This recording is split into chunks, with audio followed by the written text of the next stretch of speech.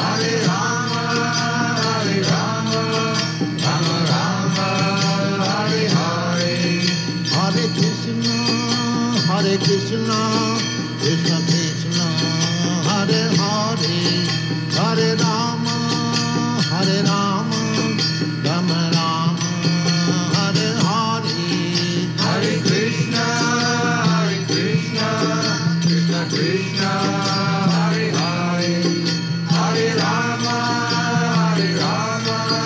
Rama Rama, Hare Hare. Hare Krishna, Krishna Krishna, Hare Hare. Hare Rama, Rama Rama, Hare Hare. Hare Krishna, Krishna Krishna, Hare Hare. Hare Rama, Rama Rama, Hare Hare. Hare Krishna, Krishna Krishna, Hare Hare. Hare Rama, Rama Rama, Hare Hare. Hare Krishna, Krishna Krishna, Hare Hare. Hare Rama, Rama Rama, Hare Hare. Hare Krishna, Krishna Krishna, Hare Hare. Hare Rama, Rama Rama, Hare Hare. Hare Krishna, Krishna Krishna, Hare Hare. Hare Rama, Rama Rama, Hare Hare. Hare Krishna, Krishna Krishna, Hare Hare. Hare Rama, Rama Rama, Hare Hare. Hare Krishna, Krishna Krishna, Hare Hare. Hare Rama, Rama Rama, Hare Hare. Hare Krishna, Krishna Krishna, Hare Hare. Hare Rama, Rama Rama, Hare Hare. Hare Krishna, Krishna Krishna, Hare Hare. Hare Rama, Rama Rama, Hare Hare. Hare Krishna, Krishna Krishna, Hare Hare. Hare Rama, Rama Rama, Hare Hare. Hare Krishna, Krishna Krishna, Hare Hare. Hare Rama, Rama Rama, Hare Hare.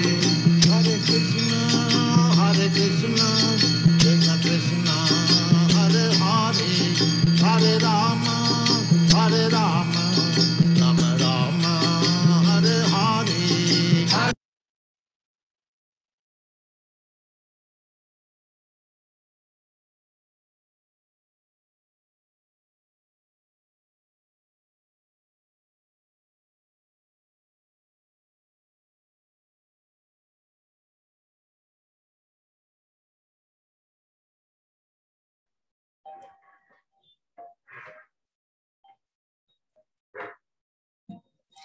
ಎಲ್ಲರಿಗೂ ಹರೇ ಕೃಷ್ಣ.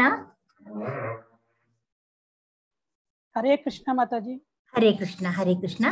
ಎಲ್ಲರೂ ಬಂದಿದ್ದೀರಾ? ಹರೇ ಕೃಷ್ಣ. ಹರೇ ಕೃಷ್ಣ ಮರಿ, ಹರೇ ಕೃಷ್ಣ. ನಾವ್ ರಾಧಾನ ಕೃಷ್ಣನ ಗೊತ್ತಾಗ್ಲಿಲ್ಲ ಮಾತಾಡ್ತಿರೋದು. ಹರೇ ಕೃಷ್ಣ. ಕೃಷ್ಣ ಮಾತಾಜಿ. ಓ ಕೃಷ್ಣನ, ಕೃಷ್ಣ ಬಂದೇ ಬಿಟ್ಟಿದ್ದಾನೆ ನಮ್ಗೆ ನೋಡಿ, ಖುಷಿಯಾಗಿ ಬಂದ್ಬಿಟ್ಟಿದ್ದಾನೆ, ಸಾಕ್ಷಾತ್ಕಾರ ಆಗ್ಬಿಟ್ಟಿದೆ ನಮ್ಗೆ. ಸೊ ಇವತ್ತು ನಾವು ಇದು ಚಾಂಟಿಂಗ್ ಇಂದ ಶುರು ಮಾಡ್ಬೇಕು. ಸೊ ಇನ್ನು 16 ಜನ ಬಂದಿದ್ದಾರೆ, ಸಾಕಷ್ಟು ಜನ ಬರ್ಬೇಕಾಗಿತ್ತು. ನಿನ್ನೆ ಮಾತ್ರ ಸ್ವಲ್ಪ ದಯವಿಟ್ಟು ನಾವೊಂದು ನಿಮ್ಮನ್ನ ವಿನಂತಿ ಮಾಡ್ಕೋತೇನೆ. ನಿಮ್ಮಲ್ಲಿ ಸ್ವಲ್ಪ ಚಾಟ್ಗಳಲ್ಲಿ ಮೆಸೇಜ್ ಬಂದಿತ್ತು, ಸ್ವಲ್ಪ ಬ್ಯಾಕ್ ಗ್ರೌಂಡ್ ಸೌಂಡ್ ತುಂಬಾ ಆಗ್ತಿತ್ತು ಅಂತ. ದಯವಿಟ್ಟು ನೀವು ಸೌಂಡ್ ಮಾಡಬೇಡಿ. ಮೈಕ್ರೋಫೋನ್ ಆನ್ ಮಾಡಿದಾಗ ನೀವು ಆದಷ್ಟು ಜಾಗೃತೆಯಿಂದ ಮಾತಾಡ್ಬೇಕು. ನೀವು ಅಲ್ಲಿ ಏನಾದ್ರೂ ಶಬ್ದ, ಬೇರೆ ಪಾತ್ರೆ ಬಿದ್ರು ಶಬ್ದ ಕೇಳಿಸುತ್ತೆ ಅಲ್ವಾ? ಎಷ್ಟು ಜನ ಬಿಟ್ಟು ಹೋಗ್ತಾ ಇದ್ದಾರೆ ಹಾಗ್ಬಿಟ್ಟು, ಆಗ ಡಿಸ್ಟರ್ಬೆನ್ಸ್ ಆಗ್ತಿದೆ ಅಂತೆ. ದಯವಿಟ್ಟು ಹಾಗೆ ಮಾಡಬೇಡಿ. ಸ್ವಲ್ಪ ಹೊತ್ತಿಗೆ ನಾನು ಎಲ್ಲರಿಗೂ ಮ್ಯೂಟ್ ಆಲ್ ಮಾಡ್ತೇನೆ. ಆಮೇಲೆ ನಿಮ್ಗೆ ಯಾರು ಹ್ಯಾಂಡ್ ರೇಸ್ ಮಾಡ್ತೀರಾ ನಾನು ಕೇಳಿದಾಗ ಅವ್ರಿಗೆ ಮಾತ್ರ ನಾನು ಮ್ಯೂಟ್ ಮಾಡ್ತೇನೆ. ತಪ್ಪು ತಿಳ್ಕೊಳ್ಬಾರ್ದು, ಯಾಕಂದ್ರೆ ನಾಯ್ಸ್ನಿಂದ ಎಲ್ಲರಿಗೂ ಡಿಸ್ಟರ್ಬೆನ್ಸ್ ಆಗುತ್ತೆ. ಇವಾಗ ನಾವು ನಿನ್ನೆ ಹಾಗೆ ಇವತ್ತು ಪಂಚತತ್ವ ಮಹಾಮಂತ್ರ ಹೇಳಿ ಪ್ರೇಯರ್ಗಿಂತ ಮೊದಲು ನಮ್ ಚಾಂಟಿಂಗ್ ಮುಗಿಸ್ಕೊಂಡ್ಬಿಡೋಣ. ಬೀಡ್ಸ್ ಕೈಲಿ ಇಟ್ಕೊಂಡಿದ್ರ ಎಲ್ರು? ಬೀಡ್ಸ್ ಇದೆಯಪ್ಪ? Very good. ಇವಾಗ ಪಂಚತತ್ವ ಮಹಾಮಂತ್ರ ಹೇಳ್ತೇನೆ. ಶ್ರೀಕೃಷ್ಣ ಚೈತನ್ಯ ಪ್ರಭು ನಿತ್ಯಾನಂದ ಶ್ರೀ ಗದಾಧರ ಶಿವಾಸಾದಿ ಗೌರಭಕ್ತ ವೃಂದ. ಸರ್ ನಮ್ಮ ಮೊದಲೇ ಚಾಂಟಿಂಗ್ ಮಾಡ್ಬೇಡ, ಆಮೇಲೆ ಶುರು ಮಾಡೋಣ.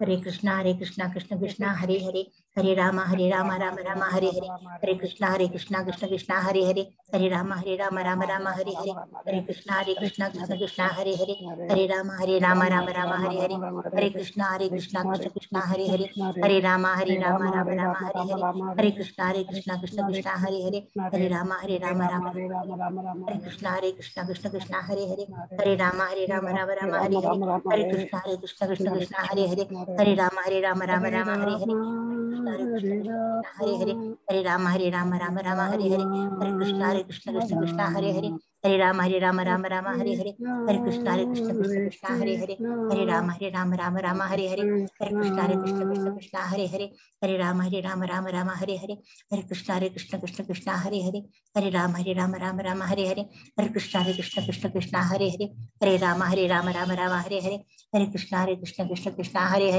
ಹರೇ ರಾಮ ರಾಮ ರಾಮ ಹರೇ ಹರೇ, ಹರೇ ಕೃಷ್ಣ ಕೃಷ್ಣ ಹರೇ ಹರೇ, ಹರೇ ರಾಮ ರಾಮ ರಾಮ ಹರೇ ಹರೇ, ಹರೇ ಕೃಷ್ಣ ಕೃಷ್ಣ ಹರೇ ಹರೇ, ಹರೇ ರಾಮ ರಾಮ ರಾಮ ಹರೇ ಹರೇ, ಹರೇ ಕೃಷ್ಣ ಕೃಷ್ಣ ಹರೇ ಹರೇ, ಹರೇ ರಾಮ ರಾಮ ರಾಮ ಹರೇ ಹರೇ, ಹರೇ ಕೃಷ್ಣ ಕೃಷ್ಣ ಹರೇ ಹರೇ, ಹರೇ ರಾಮ ರಾಮ ರಾಮ ಹರೇ ಹರೇ, ಹರೇ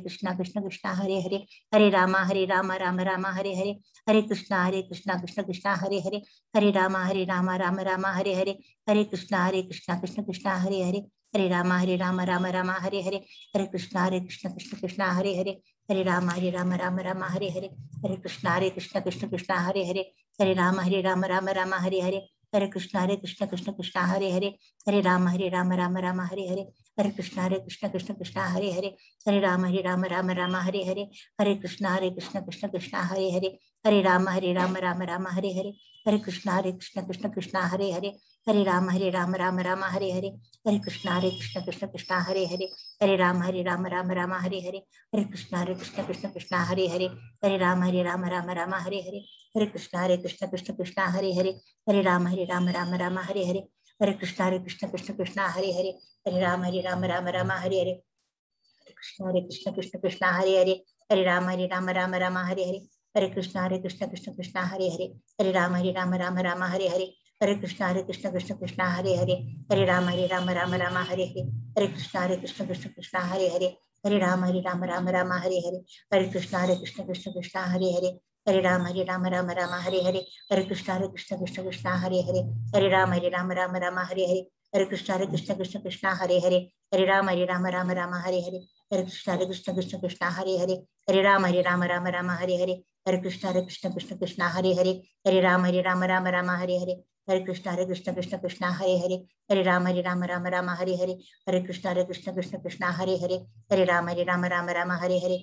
ಕೃಷ್ಣ ಹರೇ ಹರೇ, ಹರೇ ರಾಮ ರಾಮ ರಾಮ ಹರೇ ಹರೇ, ಹರೇ ಕೃಷ್ಣ ಕೃಷ್ಣ ಹರೇ ಹರೇ, ಹರೇ ರಾಮ ರಾಮ ರಾಮ ಹರೇ ಹರೇ, ಹರೇ ಕೃಷ್ಣ ಕೃಷ್ಣ ಹರೇ ಹರೇ, ಹರೇ ರಾಮ ರಾಮ ರಾಮ ಹರೇ ಹರೇ, ಹರೇ ಕೃಷ್ಣ ಕೃಷ್ಣ ಹರೇ ಹರೇ, ಹರೇ ರಾಮ ರಾಮ ರಾಮ ಹರೇ ಹರೇ, ಹರೇ ಕೃಷ್ಣ ಕೃಷ್ಣ ಹರೇ ಹರೇ, ಹರೇ ರಾಮ ರಾಮ ರಾಮ ಹರೇ ಹರೇ, ಹರೇ ಕೃಷ್ಣ ಕೃಷ್ಣ ಹರೇ ಹರೇ, ಹರೇ ರಾಮ ರಾಮ ರಾಮ ಹರೇ ಹರೇ, ಹರೇ ಕೃಷ್ಣ ಕೃಷ್ಣ ಹರೇ ಹರೇ, ಹರೇ ರಾಮ ರಾಮ ರಾಮ ಹರೇ ಹರೇ, ಹರೇ ಕೃಷ್ಣ ಕೃಷ್ಣ ಹರೇ ಹರೇ, ಹರೇ ರಾಮ ರಾಮ ರಾಮ ಹರೇ ಹರೇ, ಹರೇ ಕೃಷ್ಣ ಕೃಷ್ಣ ಹರೇ ಹರೇ, ಹರೇ ರಾಮ ರಾಮ ರಾಮ ಹರೇ ಹರೇ, ಹರೇ ಕೃಷ್ಣ ಕೃಷ್ಣ ಹರೇ ಹರೇ, ಹರೇ ರಾಮ ರಾಮ ರಾಮ ಹರೇ ಹರೇ, ಹರೇ ಕೃಷ್ಣ ಕೃಷ್ಣ ಹರೇ ಹರೇ, ಹರೇ ರಾಮ ರಾಮ ರಾಮ ಹರೇ ಹರೇ, ಹರೇ ಕೃಷ್ಣ ಕೃಷ್ಣ ಹರೇ ಹರೇ, ಹರೇ ರಾಮ ರಾಮ ರಾಮ ಹರೇ ಹರೇ, ಹರೇ ಕೃಷ್ಣ ಕೃಷ್ಣ ಹರೇ ಹರೇ, ಹರೇ ರಾಮ ರಾಮ ರಾಮ ಹರೇ ಹರೇ, ಹರೇ ಕೃಷ್ಣ ಕೃಷ್ಣ ಹರೇ ಹರೇ, ಹರೇ ರಾಮ ರಾಮ ರಾಮ ಹರೇ ಹರೇ, ಹರೇ ಕೃಷ್ಣ ಕೃಷ್ಣ ಹರೇ ಹರೇ, हरे राम राम राम हरे हरे, हरे कृष्ण कृष्ण कृष्ण हरे हरे, हरे राम राम हरे हरे, हरे कृष्ण कृष्ण कृष्ण हरे हरे, हरे राम राम हरे हरे, हरे कृष्ण कृष्ण कृष्ण हरे हरे, हरे राम राम हरे हरे, हरे कृष्ण कृष्ण कृष्ण हरे हरे, हरे राम राम हरे हरे, हरे कृष्ण कृष्ण कृष्ण हरे हरे, हरे राम राम हरे हरे, हरे कृष्ण कृष्ण कृष्ण हरे हरे, हरे राम राम हरे हरे, हरे कृष्ण कृष्ण कृष्ण हरे हरे, हरे राम राम हरे हरे, हरे कृष्ण कृष्ण कृष्ण हरे हरे, हरे राम राम हरे हरे, हरे कृष्ण कृष्ण कृष्ण हरे हरे, हरे राम राम हरे हरे, हरे कृष्ण कृष्ण कृष्ण हरे हरे, हरे राम राम हरे हरे, हरे कृष्ण कृष्ण कृष्ण हरे हरे, हरे राम राम हरे हरे, हरे कृष्ण कृष्ण कृष्ण हरे हरे, हरे राम राम हरे हरे, हरे कृष्ण कृष्ण कृष्ण हरे हरे, हरे राम राम हरे हरे, हरे कृष्ण कृष्ण कृष्ण हरे हरे, हरे राम राम हरे हरे, हरे कृष्ण कृष्ण कृष्ण हरे हरे, हरे राम राम हरे हरे, हरे कृष्ण कृष्ण कृष्ण हरे हरे, हरे राम राम हरे हरे, हरे कृष्ण कृष्ण कृष्ण हरे हरे, हरे राम राम हरे हरे, हरे कृष्ण कृष्ण कृष्ण हरे हरे, हरे राम राम हरे हरे, हरे कृष्ण कृष्ण कृष्ण हरे हरे, हरे राम हरे हरे, हरे कृष्ण कृष्ण कृष्ण हरे हरे, हरे राम राम हरे हरे, हरे कृष्ण कृष्ण कृष्ण हरे हरे, हरे राम राम हरे हरे, हरे कृष्ण कृष्ण कृष्ण हरे हरे, हरे राम राम हरे हरे, हरे कृष्ण कृष्ण कृष्ण हरे हरे, हरे राम राम हरे हरे, हरे कृष्ण कृष्ण कृष्ण हरे हरे, हरे राम राम हरे हरे, हरे कृष्ण कृष्ण कृष्ण हरे हरे, हरे राम राम हरे हरे, हरे कृष्ण कृष्ण कृष्ण हरे हरे, हरे राम राम हरे हरे, हरे कृष्ण कृष्ण कृष्ण हरे हरे, हरे राम राम हरे हरे, हरे कृष्ण कृष्ण कृष्ण हरे हरे, हरे राम राम हरे हरे, हरे कृष्ण कृष्ण कृष्ण हरे हरे, हरे राम राम हरे हरे, हरे कृष्ण कृष्ण कृष्ण हरे हरे, हरे राम राम हरे हरे, हरे कृष्ण कृष्ण कृष्ण हरे हरे, हरे राम राम हरे हरे, हरे कृष्ण कृष्ण कृष्ण हरे हरे, हरे राम राम हरे हरे, हरे कृष्ण कृष्ण कृष्ण हरे हरे, हरे राम राम हरे हरे, हरे कृष्ण कृष्ण कृष्ण हरे हरे, हरे राम राम हरे हरे, हरे कृष्ण कृष्ण कृष्ण हरे हरे, हरे राम राम हरे हरे, हरे कृष्ण कृष्ण कृष्ण हरे हरे, हरे राम राम हरे हरे, हरे कृष्ण कृष्ण कृष्ण हरे हरे, हरे राम राम हरे हरे, हरे कृष्ण कृष्ण कृष्ण हरे हरे, हरे राम राम हरे हरे, हरे कृष्ण कृष्ण कृष्ण हरे हरे, हरे राम राम हरे हरे, हरे कृष्ण कृष्ण कृष्ण हरे हरे, हरे राम राम हरे हरे, हरे कृष्ण कृष्ण कृष्ण हरे हरे, हरे राम राम हरे हरे, हरे कृष्ण कृष्ण कृष्ण हरे हरे, हरे राम राम हरे हरे, हरे कृष्ण कृष्ण कृष्ण हरे हरे, हरे राम राम हरे हरे, हरे कृष्ण कृष्ण कृष्ण हरे हरे, हरे राम राम हरे हरे, हरे कृष्ण कृष्ण कृष्ण हरे हरे, हरे राम राम हरे हरे, हरे कृष्ण कृष्ण कृष्ण हरे हरे, हरे राम राम हरे हरे, हरे कृष्ण कृष्ण कृष्ण हरे हरे, हरे राम राम हरे हरे, हरे कृष्ण कृष्ण कृष्ण हरे हरे, हरे राम राम हरे हरे, हरे कृष्ण कृष्ण कृष्ण हरे हरे, हरे राम राम हरे हरे, हरे कृष्ण कृष्ण कृष्ण हरे हरे, हरे राम राम हरे हरे, हरे कृष्ण कृष्ण कृष्ण हरे हरे, हरे राम राम हरे हरे, हरे कृष्ण कृष्ण कृष्ण हरे हरे, हरे राम राम हरे हरे, हरे कृष्ण कृष्ण कृष्ण हरे हरे, हरे राम राम हरे हरे.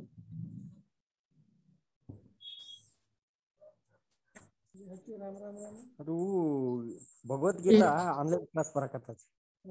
ಎಲ್ಲರದು ಇವಾಗ ಒಂದ್ ರೌಂಡ್ ಆಯ್ತಪ್ಪ. ಹರೇ ಕೃಷ್ಣ ಎಲ್ಲರಿಗೂನು. ಹರೇ ಕೃಷ್ಣ.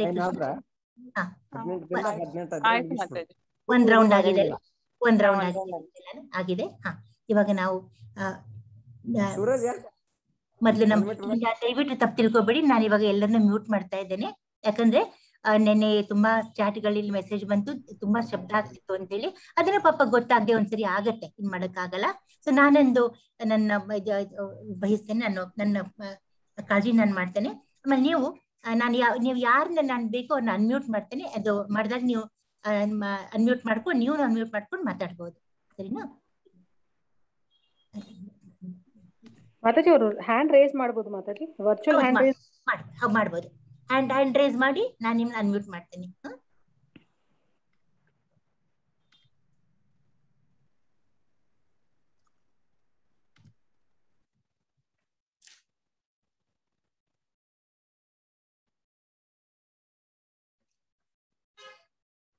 ಮತ್ತು ನಮ್ಮ ಗುರುಗಳಾದ ಶ್ರೀಲಾ ಪ್ರಭುಪಾದನವ್ರನ್ನ ಸ್ಮರಿಸ್ಕೊಂಡು, ಆಮೇಲೆ ನನ್ನ ಶಿಷ್ಯ ಗುರುಗಳಾದ ಸಾಮಾನ್ಯ ಶ್ರೀದಾಸರ ಆಶೀರ್ವಾದದಿಂದ, ಭಗವಂತನ ಅನುಗ್ರಹದಿಂದ ಈ ತರಗತಿಯನ್ನು ಶುರು ಮಾಡ್ತಾ ಇದ್ದೇನೆ. 18 ದಿನಗಳ ಇದು ಭಗವದ್ಗೀತೆಯನ್ನು ಅರಿಯುವಂತ ಈ ಒಂದು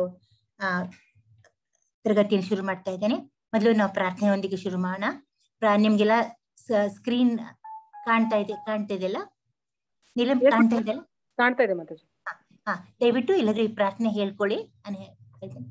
ಓಂ ಅಜ್ಞಾನತಿಮಿರಂಧಸ್ಯ ಜ್ಞಾನಾಂಜನಶಲಾಕಯಾ ಚಕ್ಷುರುನ್ಮಿಲಿತನ್ಯೇನ ತಸ್ಮೈ ಶ್ರೀ ಗುರವೇ ನಮಃ. ಶ್ರೀ ಚೈತನ್ಯೋ ಮನೋಭೀಷ್ಟಂ ಸ್ಥಾಪಿತಂ ಯೇನ ಭೂತಲೆ ಸ್ವಯಂ ರೂಪಾ ಕದಾ ಮಹ್ಯಂ ದದಾತಿ ಸ್ವಪದಾಂತಿಕಂ. ಹೇ ಕೃಷ್ಣ ಕರುಣಾ ಸಿಂಧೋ ದೀನಬಂಧೋ ಜಗತ್ಪತೆ ಗೋಪೇಶ ಗೋಪಿಕಾ ಕಾಂತ ರಾಧಾ ಕಾಂತ ನಮೋಸ್ತುತೆ. ತಪ್ತ ಕಾಂಚನ ಗೌರಾಂಗಿ ರಾಧೆ ವೃಂದಾವನೇಶ್ವರಿ ವೃಷಭಾನುಸುತೆ ದೇವಿ ಪ್ರಣಮಾಮಿ ಹರಿಪ್ರಿಯೆ. ವಾಂಛಾಕಲ್ಪತರುಭ್ಯಶ್ಚ ಕೃಪಾ ಸಿಂಧುಭ್ಯ ಏವ ಚ ಪತಿತಾನಾಂ ಪಾವನೇಭ್ಯೋ ವೈಷ್ಣವೇಭ್ಯೋ ನಮೋ ನಮಃ. ಶ್ರೀ ಕೃಷ್ಣ ಚೈತನ್ಯ ಪ್ರಭು ನಿತ್ಯಾನಂದ ಶ್ರೀ ಅದ್ವೈತ ಗದಾಧರ ಶ್ರೀವಾಸಾದಿ ಗೌರ ಭಕ್ತವೃಂದ. ಹರೇ ಕೃಷ್ಣ ಕೃಷ್ಣ ಕೃಷ್ಣ ಹರೇ ಹರೇ, ಹರೇ ರಾಮ ರಾಮ ರಾಮ ಹರೇ ಹರೇ. ಹರೇ ಕೃಷ್ಣ ಕೃಷ್ಣ ಕೃಷ್ಣ ಹರೇ ಹರೇ, ಹರೇ ರಾಮ ರಾಮ ರಾಮ ಹರೇ ಹರೇ. ಶ್ರೀ ರಾಧಾ ಗೋವಿಂದನ ನೆನೆಸ್ಕೊಂಡು ಅವರ ಅನುಗ್ರಹದಿಂದ ಈ ತರಗತಿಯನ್ನು ಶುರು ಮಾಡ್ತಾ ಇದ್ದೇನೆ. ಮೊದಲು ಎಂದಿನಂತೆ ನಮ್ಮ ನಿನ್ನೆಯ ಅಧ್ಯಾಯನ ಅದರದ್ದು ಒಂದು ಇದು ಮಾಡ್ಬೇಕು, ಕ್ವಿಕ್ ರಿವಿಷನ್ ಮಾಡ್ಬೇಕಾಗತ್ತೆ. ಸೊ ಇದನ್ನ ನಾನು ನಿಮ್ಮನ್ನ ಅನ್ಮ್ಯೂಟ್ ಮಾಡ್ತೇನೆ. ಯಾರಿಗೆ ಪ್ರಶ್ನೆ ಹ್ಯಾಂಡ್ ರೇಸ್ ಮಾಡಿ. ನೀವು ಇದನ್ನ ನಿಮ್ಗೆ ನೆನ್ನೆ ಒಂದ್ಸರ್ತಿ ನಿಮಗೆ ಇದು ಮಾಡಿಸಿದ್ದೇನೆ. ನಮ್ಮ ಶ್ರೀ ರಾಧಾ ಗೋವಿಂದ್ರಿಗೆ ಸ್ಮರಿಸ್ರಿ, ನಮಸ್ಕಾರ ಮಾಡಿ ಅವ್ರ ಅನುಗ್ರಹದಿಂದ ನಾವು ಶುರು ಮಾಡ್ತಾ ಇದ್ದೇವೆ ಪಾಠನ. ಸೊ ಇವಾಗ ಈ ಚಾಟ್ನಲ್ಲಿ 4.1 4.4 ಏವಂ ಪರಂಪರಾ ಅಂತ ಬರುತ್ತೆ. ನಿಮ್ಗೆ ಉತ್ತರ ಗೊತ್ತಿದ್ದವರು ಹ್ಯಾಂಡ್ ರೇಸ್ ಮಾಡಿ, ನಾನು ನಿಮ್ಮ ಪ್ರಶ್ನೆ ಅನ್ಮ್ಯೂಟ್ ಮಾಡ್ತೇನೆ. ಯಾರು ಹ್ಯಾಂಡ್ ರೇಸ್ ಮಾಡಿಲ್ವಲ್ಲ? ಯಾರಿಗೂ ಉತ್ತರ ಗೊತ್ತಿಲ್ವಾ? ಏವಂ ಪರಂಪರಾ ಎಲ್ಲಿ ಬರುತ್ತೆ? ಅದ್ರ ಅರ್ಥ ಏನು?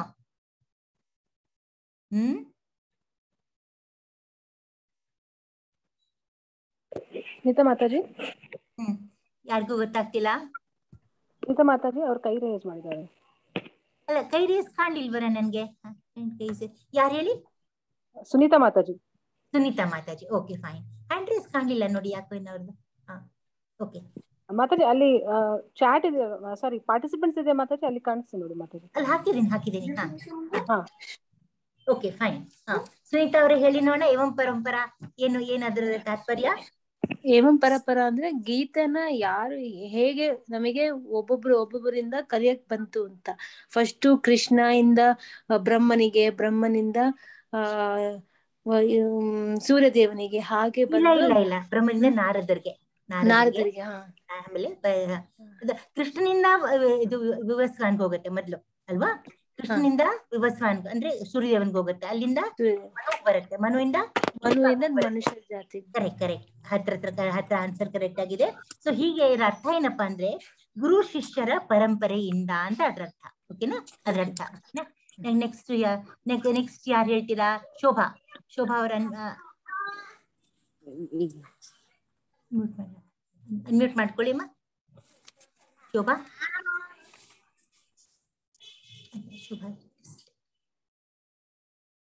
ಅನ್ಮ್ಯೂಟ್ ಆಗಿದ್ದೀರಾ?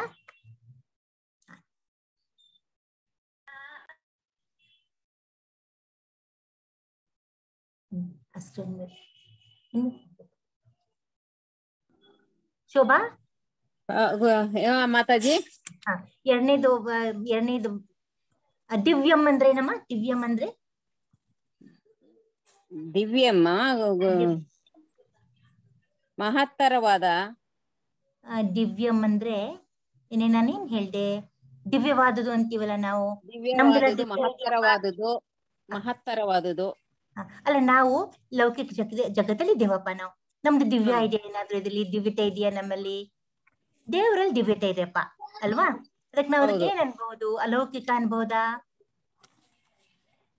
ಅಲೌಕಿಕ ಅಲ್ವಾ ಅದು? ಅಲೌಕಿಕ. ಅದು ಅಲೌಕಿಕ. ದಿವ್ಯ ಅಂದ್ರೆ ಅಲೌಕಿಕ ಅಂತ. ಎಲ್ಲಿ 4.5 ರಿಂದ 4.10 ಅದನ್ನ ಕೃಷ್ಣನ ದೈವಿಕ ಸ್ವರೂಪ ಅಂತ ದಿವ್ಯಂ ಅಂದ್ರೆ. ಓಕೆನಾ? ಆಮೇಲೆ 4.11 ರಿಂದ 15 ಮಮ ವರ್ತಮಾನು ವರ್ತಂತೆ ಅಂತ ಇದೆ. ಅಂದ್ರೆ ಎಲ್ಲಾ ಮಾರ್ಗಗಳು ಕೃಷ್ಣನಿಗೆ ದಾರಿ ಮಾಡಿ ಕೊಡುತ್ತವೆ ಅಂತ ಇದೆ. ಅದ್ರ ಇದು ಏನು ಅದೇ ಏನಂತಾನೆ ಕೃಷ್ಣ, ಏನಂತಾನೆ ಅದ್ರಲ್ಲಿ? ಯಾರು ಹ್ಯಾಂಡ್ ರೇಸ್ ಮಾಡಿದ್ದೀರಾ?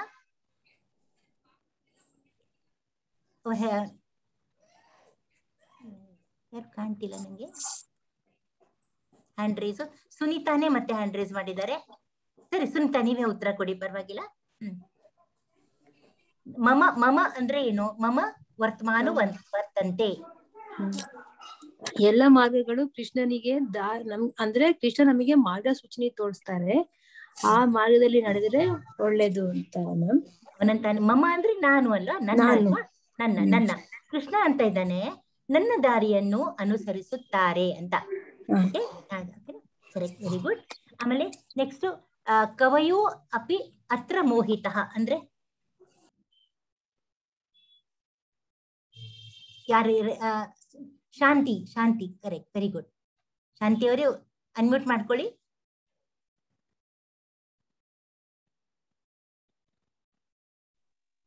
ಹಲೋ ಶಾಂತಿ, ಹೇಳಿ. ಕರ್ಮ ಅಂದ್ರೆ ಧರ್ಮನಿಷ್ಠೆ, ವಿಕರ್ಮ ಅಂದ್ರೆ ನಿಷ್ಕ್ರಿಯತೆ, ಮತ್ತು ಅಕರ್ಮ ಅಂದ್ರೆ ಸೋಮಾರಿತನ. ಅಲ್ಲಲ್ಲ, ಇದು ಕವಯೋ ಅಪಿ ಮೋಹಿತಃ ಅಂತ. ಕವಯೋ ಇದು ಕರ್ಮದ ಬಗ್ಗೆ ಮಾತಾಡ್ತಿಲ್ಲ ಈಗ ನಾವು. ಕವಯೋ ಅಪಿ ಮೋಹಿತಃ, ಅದರ್ಥ ಏನು? ಯಾವ್ದ್ರಲ್ಲಿ ಬರ್ತಿದ್ದು? ಇನ್ನೊಬ್ರು ಹ್ಯಾಂಡ್ ರೈಸ್ ಮಾಡಿದ್ರು. ಕರ್ಮ, ವಿಕರ್ಮ ಮತ್ತು ಅಕರ್ಮ. ಅದು ಅದ್ರ ಇದು ನೀವು ಹೇಳಿದ್ ಫುಲ್ ತಪ್ಪಂತ ಹೇಳ್ತಾ ಇಲ್ಲ, ಆದ್ರೆ ಬುದ್ಧಿವಂತರು ಇನ್ನೊಬ್ರು ಕೈ ರೇಸ್ ಮಾಡಿದ್ರು ನೋಡ್ತೀನಿ. ನಿಮ್ದು ಅರ್ಧ ಕರೆಕ್ಟ್ ಆಗಿದೆ. ಶೋಭಾ, ನೀವೇ ಹೇಳ್ತೀರಾ? ಶೋಭಾ? ಅಕರ್ಮ ಅಂದ್ರೆ ದೇವರ ಕರ್ಮ, ಕಾರ್ಯ, ಕೆಲಸ. ಅಪೇಕ್ಷೆ ಇಟ್ಕೊಳ್ಳೋದಿಲ್ಲ, ದೇವರ ಕಾರ್ಯನ ನಿಸ್ಸಂಕೋಚವಾಗಿ ಮನಪೂರ್ವಕವಾಗಿ ಸಲ್ಲಿಸೋದು. ಮೊದ್ಲೇ ಅವ್ರು ಕೊಟ್ಟ ಆನ್ಸರ್ ಹೀಗೆ ಹತ್ರ ಇತ್ತು, ತಪ್ಪಲ್ಲ ಅದು. ಆದ್ರೆ ಇಲ್ಲಿ ಏನಾದ್ರೆ ಕವಯೋ ಅಪಿ ಹತ್ರ ಮೋಹಿತ ಅಂದ್ರೆ ಬುದ್ಧಿವಂತರು ಕೂಡ ಈ ವಿಚಾರದಲ್ಲಿ ದಿಗ್ಭ್ರಮೆಗೊಂಡಿದ್ದಾರೆ ಅಂತ. ಇದು ಕರ್ಮ, ವಿಕರ್ಮ, ಅಕರ್ಮದ ಬಗ್ಗೆ ಅವ್ರಿಗೂ ಕೂಡ ಡೌಟ್ ಆಗಿದೆ. ಅದ ಆಕ್ಚುಲಿ ಏನಪ್ಪಾ ಅಂತಂದ್ರೆ, ನೀವ್ ಹೇಳ್ದಂಗೆ ಕರ್ಮ ಅಂದ್ರೆ ಏನು? ಕರ್ಮ ಅಂದ್ರೆ ಏನು? ಸೇವೆ ಮಾಡೋದು, ಕೆಲಸ ಮಾಡೋದು, ಕಾರ್ಯ ಮಾಡೋದು ಅಲ್ವಾ? ವಿಕರ್ಮ ಅಂದ್ರೆ ಈಗ ಅಂದ್ರೆ ಕರ್ಮ ಅಂದ್ರೆ ನಿಮ್ಮ ನಿಗದಿತವಾದಂತ ಕೆಲಸ ನೀವು ಮಾಡೋದು ನಿಮ್ದು. ಅದೇ ಏನೇ ಇರ್ಬೋದು, ಒಳ್ಳೇದಿರ್ಬೋದು, ಕೆಟ್ಟಿರ್ಬೋದು, ಹೇಳಕ್ಕಾಗಲ್ಲ. ಈಗ ಪಾಪ ಕೆಲವರು ಈಗ ಕಸ ಗುಡ್ಸೋರ್ಗೆ ಯಾವ ತರ ಕೆಲಸ ಕೊಟ್ಟಿರುತ್ತೆ ಅಂತ ಏನು ಇದಿರುತ್ತೆ. ಎಂತ ನಿಮ್ಮ ಡ್ಯೂಟಿ ನೀವು ಮಾಡೋದು, ಅದು ಬಹಳ ಇಂಪಾರ್ಟೆಂಟ್. ಅದು ಶ್ರೇಷ್ಠವಾಗಿದ್ದೋ, ಕನಿಷ್ಠವಾಗಿದ್ದೋ, ನಿಕೃಷ್ಟವಾಗಿದ್ದೋ ಅದ್ರ ಸಂಬಂಧ ಇಲ್ಲ. ಓಕೆನಾ?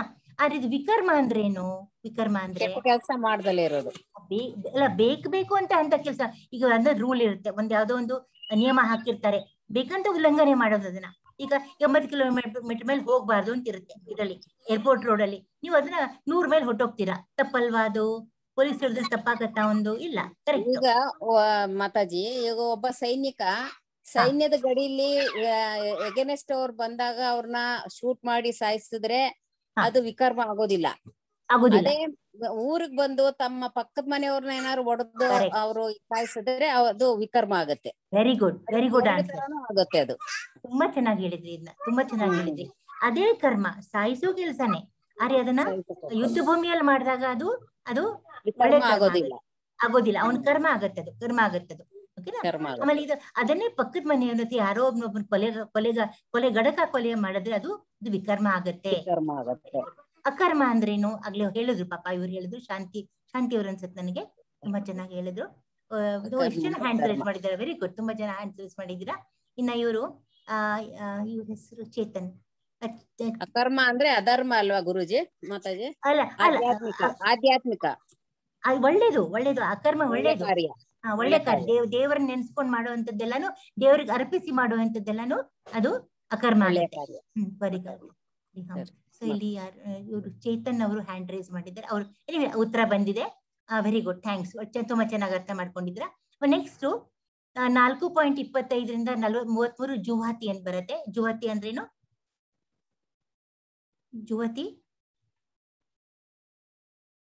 ಜುವಾತಿ ಅಂದ್ರೆ ಏನು? ಅದನ್ನೇ ಅರ್ಥ ಹೇಳಿದ್ದೆ ನಾನು ನಿಮ್ಗೆ. ಯಾರು? ಭೀಮ್ ದೇಶಪಾಂಡೆ ಅವರು, ಚೇತನ್ ಅವರು ಹ್ಯಾಂಡ್ ರೈಸ್ ಮಾಡಿದ್ದಾರೆ. ಚೇತನ್, ಹಾ, ಎಸ್, ಚೇತನ್ ಅನ್ಮ್ಯೂಟ್ ಮಾಡಿ.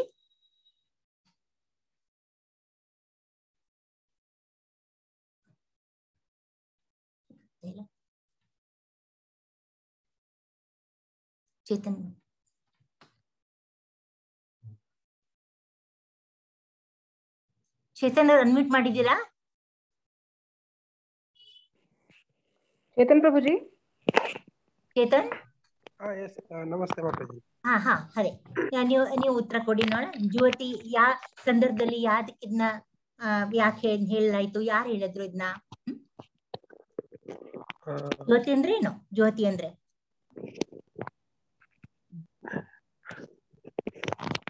ಇಲ್ಲ, ನಂಗೆ ನಾನು ಅಕರ್ಮದ ಬಗ್ಗೆ ನಾನು ರೈಸ್ ಮಾಡಿದ್ದೆ. ಹೌದಾ? ಕ್ಲೂ ಕೊಡಿ ಸ್ವಲ್ಪ. ಕ್ಲೂ ಕೊಡ್ತೇನೆ ನಿಮ್ಗೆ. ನಿನ್ನೆ ನಾವೊಂದು ಚಕ್ರ ಮಾಡಿದ್ವಿ. ಆ ಚಕ್ರದ ಹೆಸರೇನು?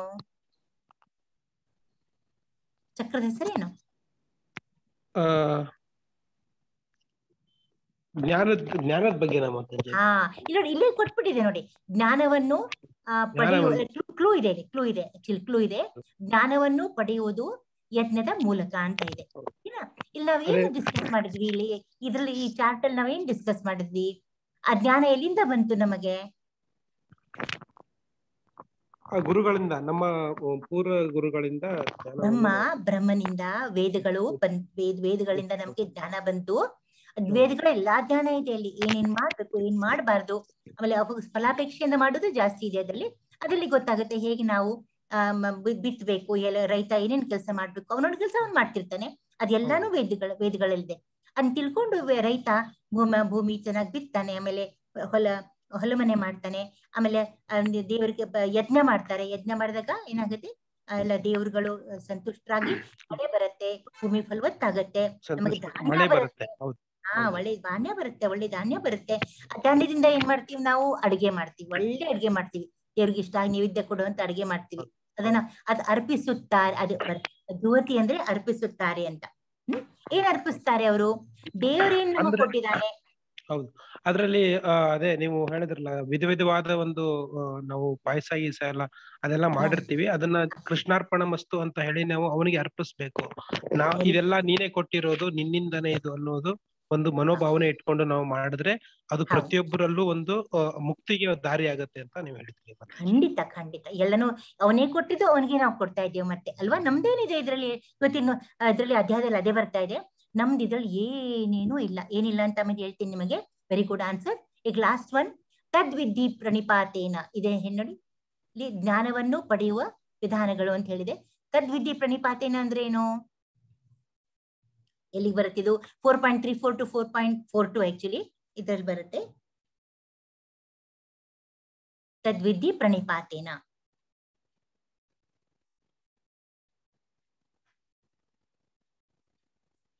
ಯಾರ ಕಡೆಯಿಂದ ಬುದ್ಧಿ ತಿಳ್ಕೊಬೇಕು ನಾವು? ಯಾರ ಕಡೆಯಿಂದ ಜ್ಞಾನ ತಿಳ್ಕೊಬೇಕು? ಯಾರ ಹತ್ರ ಹೋಗ್ತೀವಿ ನಾವು? ಫ್ರೆಂಡ್ ಹತ್ರ ಹೋಗ್ತೀವಾ? ಯಾರ ಹತ್ರ ಹೋಗ್ತೀವಿ? ಯಾರು ರೇಸ್ ಮಾಡಿದ್ದೀರಿ ಹ್ಯಾಂಡು? ಚೇತನ್ ಕುಮಾರಿ ಮತ್ತೆ ಅಥವಾ ಇವರು ಭೀಮರಾವ್ ದೇಶಪಾಂಡೆ ಅಂತ ಮಾಡಿದ್ದೀರಾ? ದೇಶಪಾಂಡೆ ಅವರೇ? ಹೌದು, ಇದರಲ್ಲಿ ಆಧ್ಯಾತ್ಮಿಕ ಗುರು ಬಗ್ಗೆ ಹೇಳಿದ್ದಾರೆ. Very good correct. ನಿಮ್ ಅಧ್ಯಾತ್ಮ ಗುರು ಅಂದ್ರೆ ಏನು? ಅದರ ಏನು ಇದ್ದಾರೆ ಅದನ್ನು ಕೊಟ್ಟಿದ್ದಾರೆ ಅದರಲ್ಲಿ. ಹೌದು ಹೌದು, ಗುರುಗಳ ಬಳಿಗೆ ನಾವು ಹೋಗಿ ವಿವಿಧ ಯತ್ನಗಳ ಜ್ಞಾನವನ್ನು ತಿಳಿಸಿಕೊಳ್ಳಬೇಕಾದದ್ದು ವೆರಿ ಗುಡ್ ಕೊಟ್ಟಿದ್ದಾರೆ. ಬಹಳ ಚೆನ್ನಾಗಿ ಹೇಳಿದ್ದೀರಾ, ಎಲ್ರು ತುಂಬಾ ಚೆನ್ನಾಗಿ ಉತ್ತರ ಕೊಟ್ಟಿದ್ದೀರಾ, ಚೆನ್ನಾಗಿ ನಿಮ್ಗೆ ಅರ್ಥ ಆಗಿದೆ. ಇವತ್ತಿನ ನಾವು ಅಧ್ಯಾಯಕ್ಕೆ ಹೋಗೋಣ. ಇದು ನೆನ್ನೆದ ಕ್ವಿಕ್ ರಿವಿಷನ್ ಆಯ್ತು ನಮ್ದು. ಇವತ್ತಿನ ಅಧ್ಯಾಯ ಅದರ ಹೆಸರು ಇದು ಅರ್ಜುನಗೊಂದು ಕೃಷ್ಣ ಪ್ರಜ್ಞೆಯಲ್ಲಿ ಕಾರ್ಯ ಮಾಡೋದು ಅಂತ ಹೇಳಿ.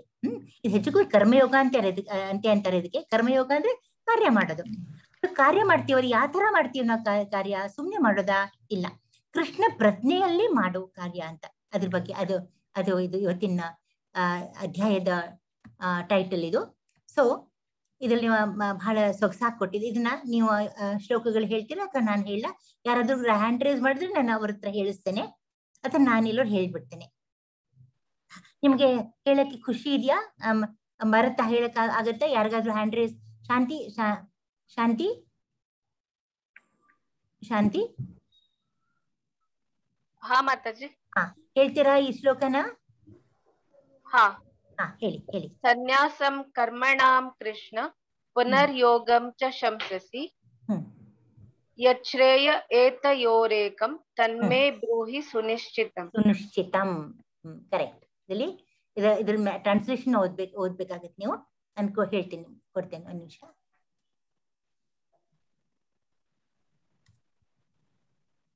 ಓಕೆ, ಇಲ್ಲಿ ಇದೆ, ಇಲ್ಲಿ ಕೊಟ್ಟಿದೆ. ಇದರ ಅನುವಾದ ಓದಿ ನೋಡೋಣ. ನಾನು ಆದಷ್ಟು ಇವತ್ತು ನಿಮಗೆ ಮುಖ್ಯವಾದ ಭಾಗಗಳನ್ನ ಹೈಲೈಟ್ ಮಾಡಿದ್ದೇನೆ, ನಿಮ್ಗೆ ಚೆನ್ನಾಗಿ ಅರ್ಥ ಆಗ್ಲಿ ಅಂತೇಳಿ. ಓದಿ, ಅನುವಾದ ಓದಿ ಅಮ್ಮ.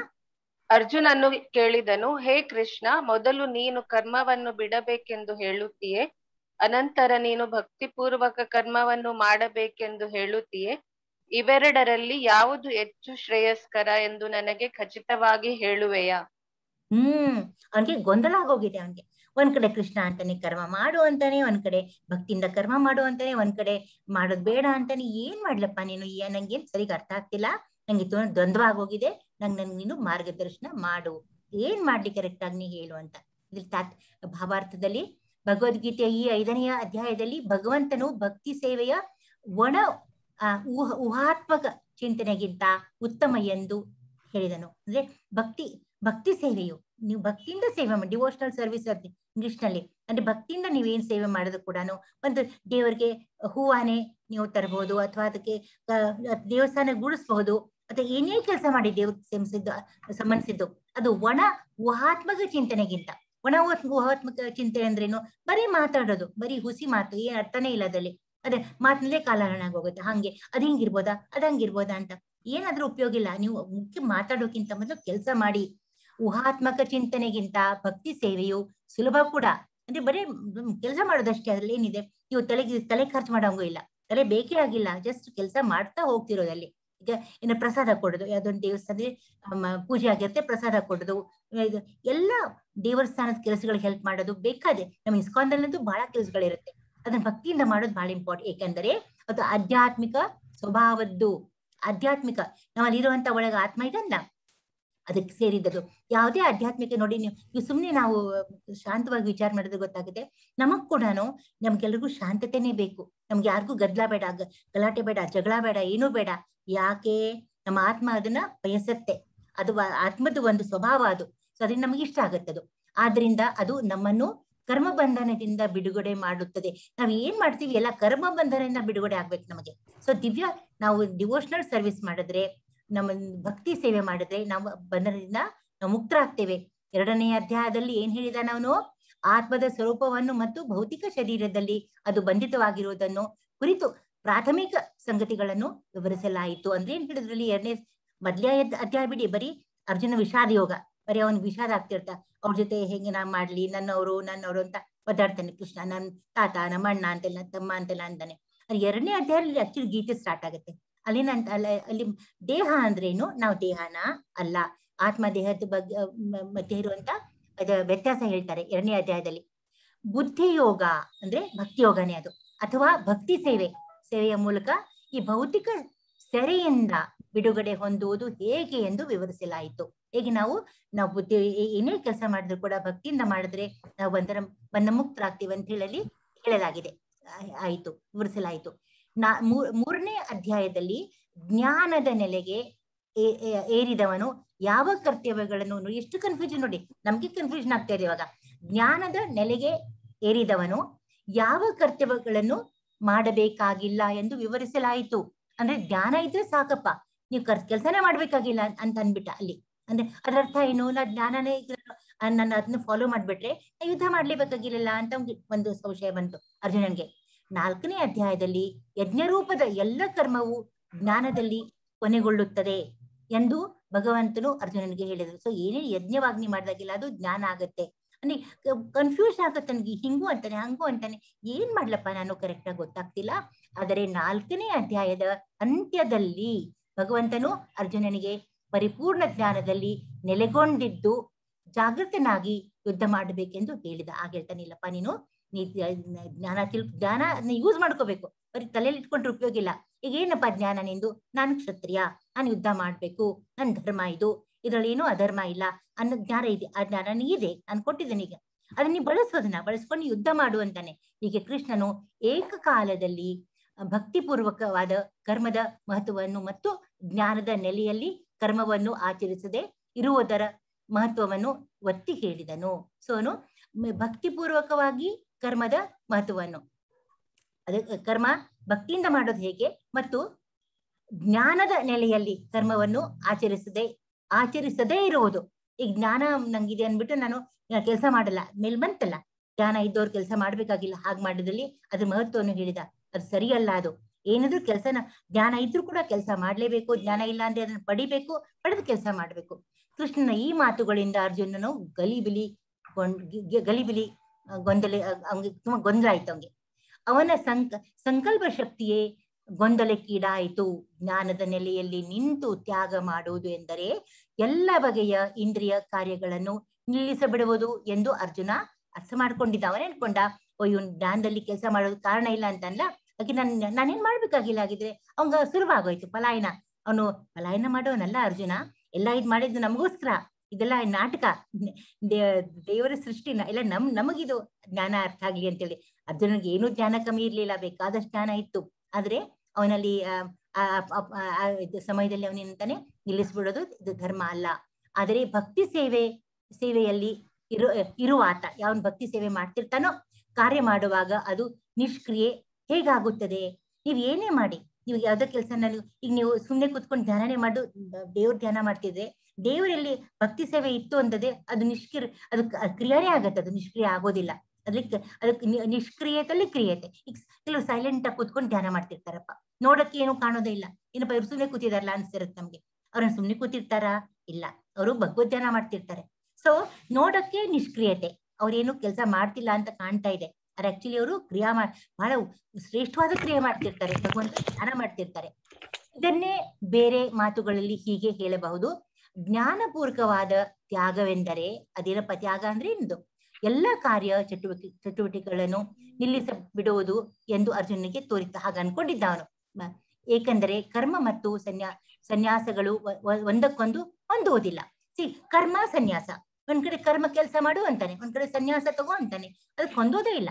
ಕರ್ಮ ಅಂದ್ರೆ ಕ್ರಿಯಾಶೀಲತೆ, ಅಂದ್ರೆ ಅಲ್ಲಿ ಆಕ್ಷನ್ ಇದೆ, ಅಲ್ಲಿ ಕೆಲಸ ಮಾಡ್ಬೇಕಾಗಿದೆ. ಸನ್ಯಾಸ ಅಂದ್ರೆ ಏನೂ ಮಾಡ್ಬೇಕಾಗಿಲ್ಲ, ಒಂದಕ್ಕೊಂದು ಅದು ಹೋಲೋದೇ ಇಲ್ಲ. ಅದಕ್ಕೆ ಒಂದ್ ಸ್ವಲ್ಪ ಗೊಂದಲ ಆಗಿತ್ತು. ಆದರೆ ಸಂಪೂರ್ಣವಾದ ಜ್ಞಾನದಲ್ಲಿ ಮಾಡುವ ಕರ್ಮವು ಪ್ರತಿಕ್ರಿಯೆಯನ್ನು ಉಂಟು ಮಾಡುವುದಿಲ್ಲ ಅಂತ ಗೊತ್ತಾಗುತ್ತೆ. ಆದುದರಿಂದ ಅದು ಅಕರ್ಮದಂತೆಯೇ, ಅದು ಅಕರ್ಮದಂತಾಗೋಗುತ್ತದು. ಯಾವಾಗ ನೀವು ಭಗವಂತನ ಸೇವೆ ಮಾಡ್ಕೊಂಡು ಏನೋ ಮಾಡ್ತೀರಿ, ಏನೇ ಮಾಡಿ ನೀವು ಮಾಡಿದಾಗ ಅದು ಅಕರ್ಮ ಆಗೋಗುತ್ತೆ. ಅಕರ್ಮ ಏನೋ ನಮ್ಗೆ ನೆನ್ನೆ ಗೊತ್ತಾಗಿದೆ, ದೇವರಿಗೆಲ್ಲ ಅರ್ಪಿಸಿ ಮಾಡುವಂಥದ್ದೇ ಅಕರ್ಮ. ಇದು ಅರ್ಜುನನಿಗೆ ತಿಳಿದಂತೆ ಕಾಣುವುದಿಲ್ಲ. ಅದಕ್ಕೆ ಇವಾಗ ಇನ್ಮೇಲೆ ತಿಳಿಯುತ್ತೆ ಅವನಿಗೆ.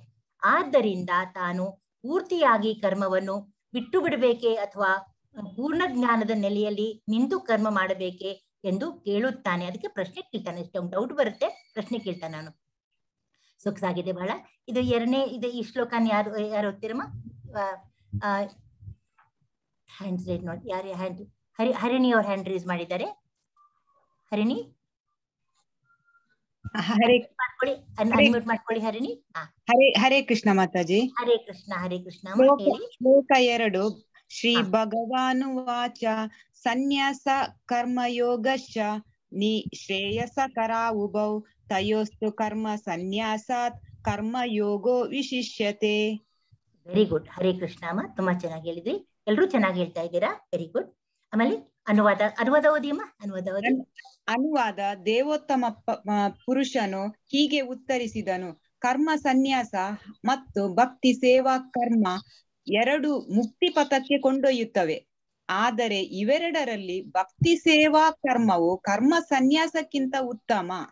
ಅವನು ಹೇಳ್ತಾನೆ, ಎರಡು ಕರ್ಮ ಸನ್ಯಾಸ ಅಂದ್ರೇನು? ಕೆಲಸ ಮಾಡದೇ ಇರೋದು.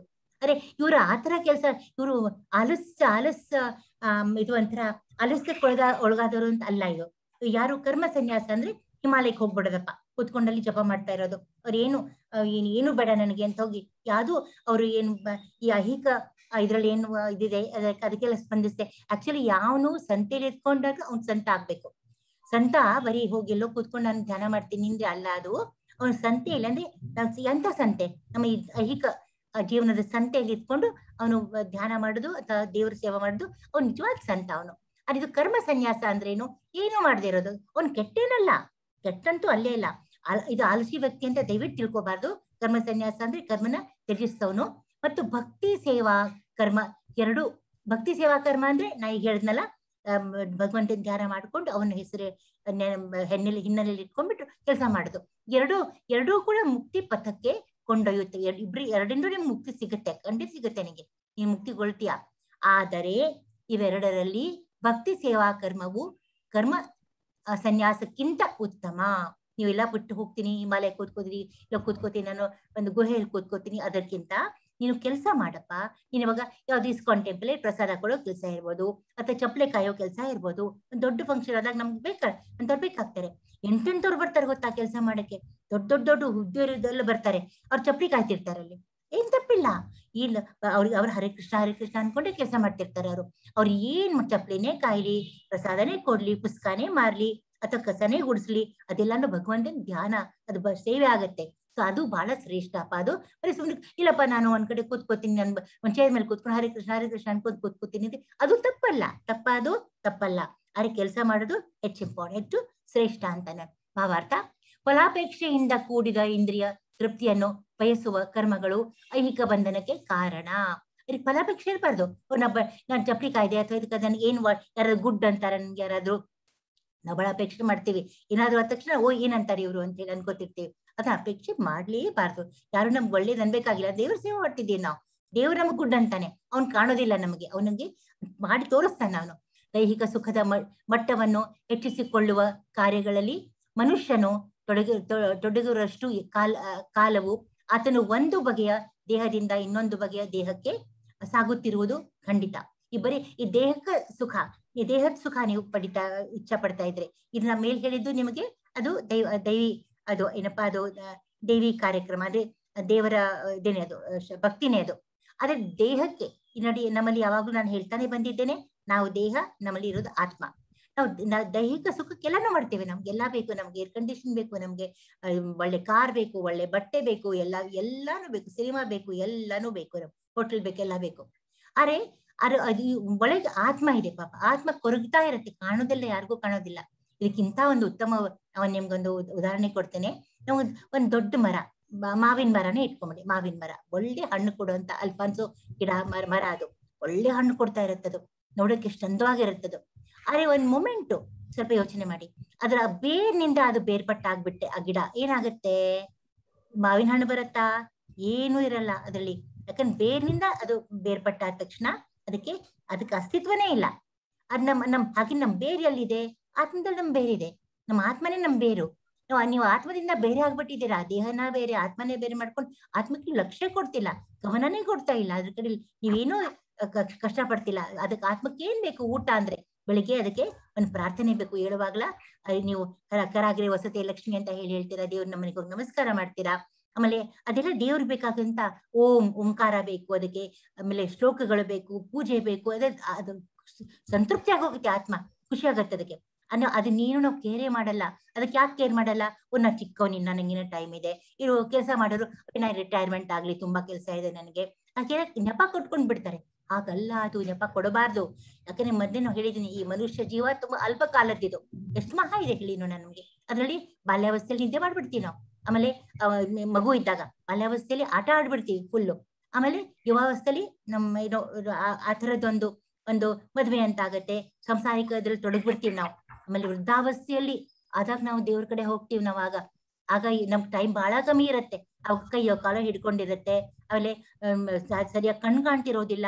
ಅವತ್ತಿನ ದೇವ್ರ ನಿಮ್ ಶಕ್ತಿನೇ ಇರೋದಿಲ್ಲ ಅಂತ ದೇವ್ರ ಪೂಜೆ ಮಾಡಕ್ಕೆ. ಅವತ್ತಿನ ದೇವ್ರ ಪೂಜೆ ಮಾಡಕ್ ಹೋದ್ರೆ ಹೆಂಗದು ನಮಗೆ ಫಲಸತಿ ಹೇಳೋಣ. ಅವಾಗ ನಮ್ಗೆ ಬಹಳ ಕೂತ್ಕೊಳಕ್ ಆಗಲ್ಲ. ಮೆಡಿಟೇಷನ್ ಕೂತ್ಕೋಬೇಕಂದ್ರೆ ಗಂಟೆಗಟ್ಲೆ ಕೂತ್ಕೋಬೇಕು. ಆಗತ್ತ ನಮ್ಗೆ? ಆಗಲ್ಲ.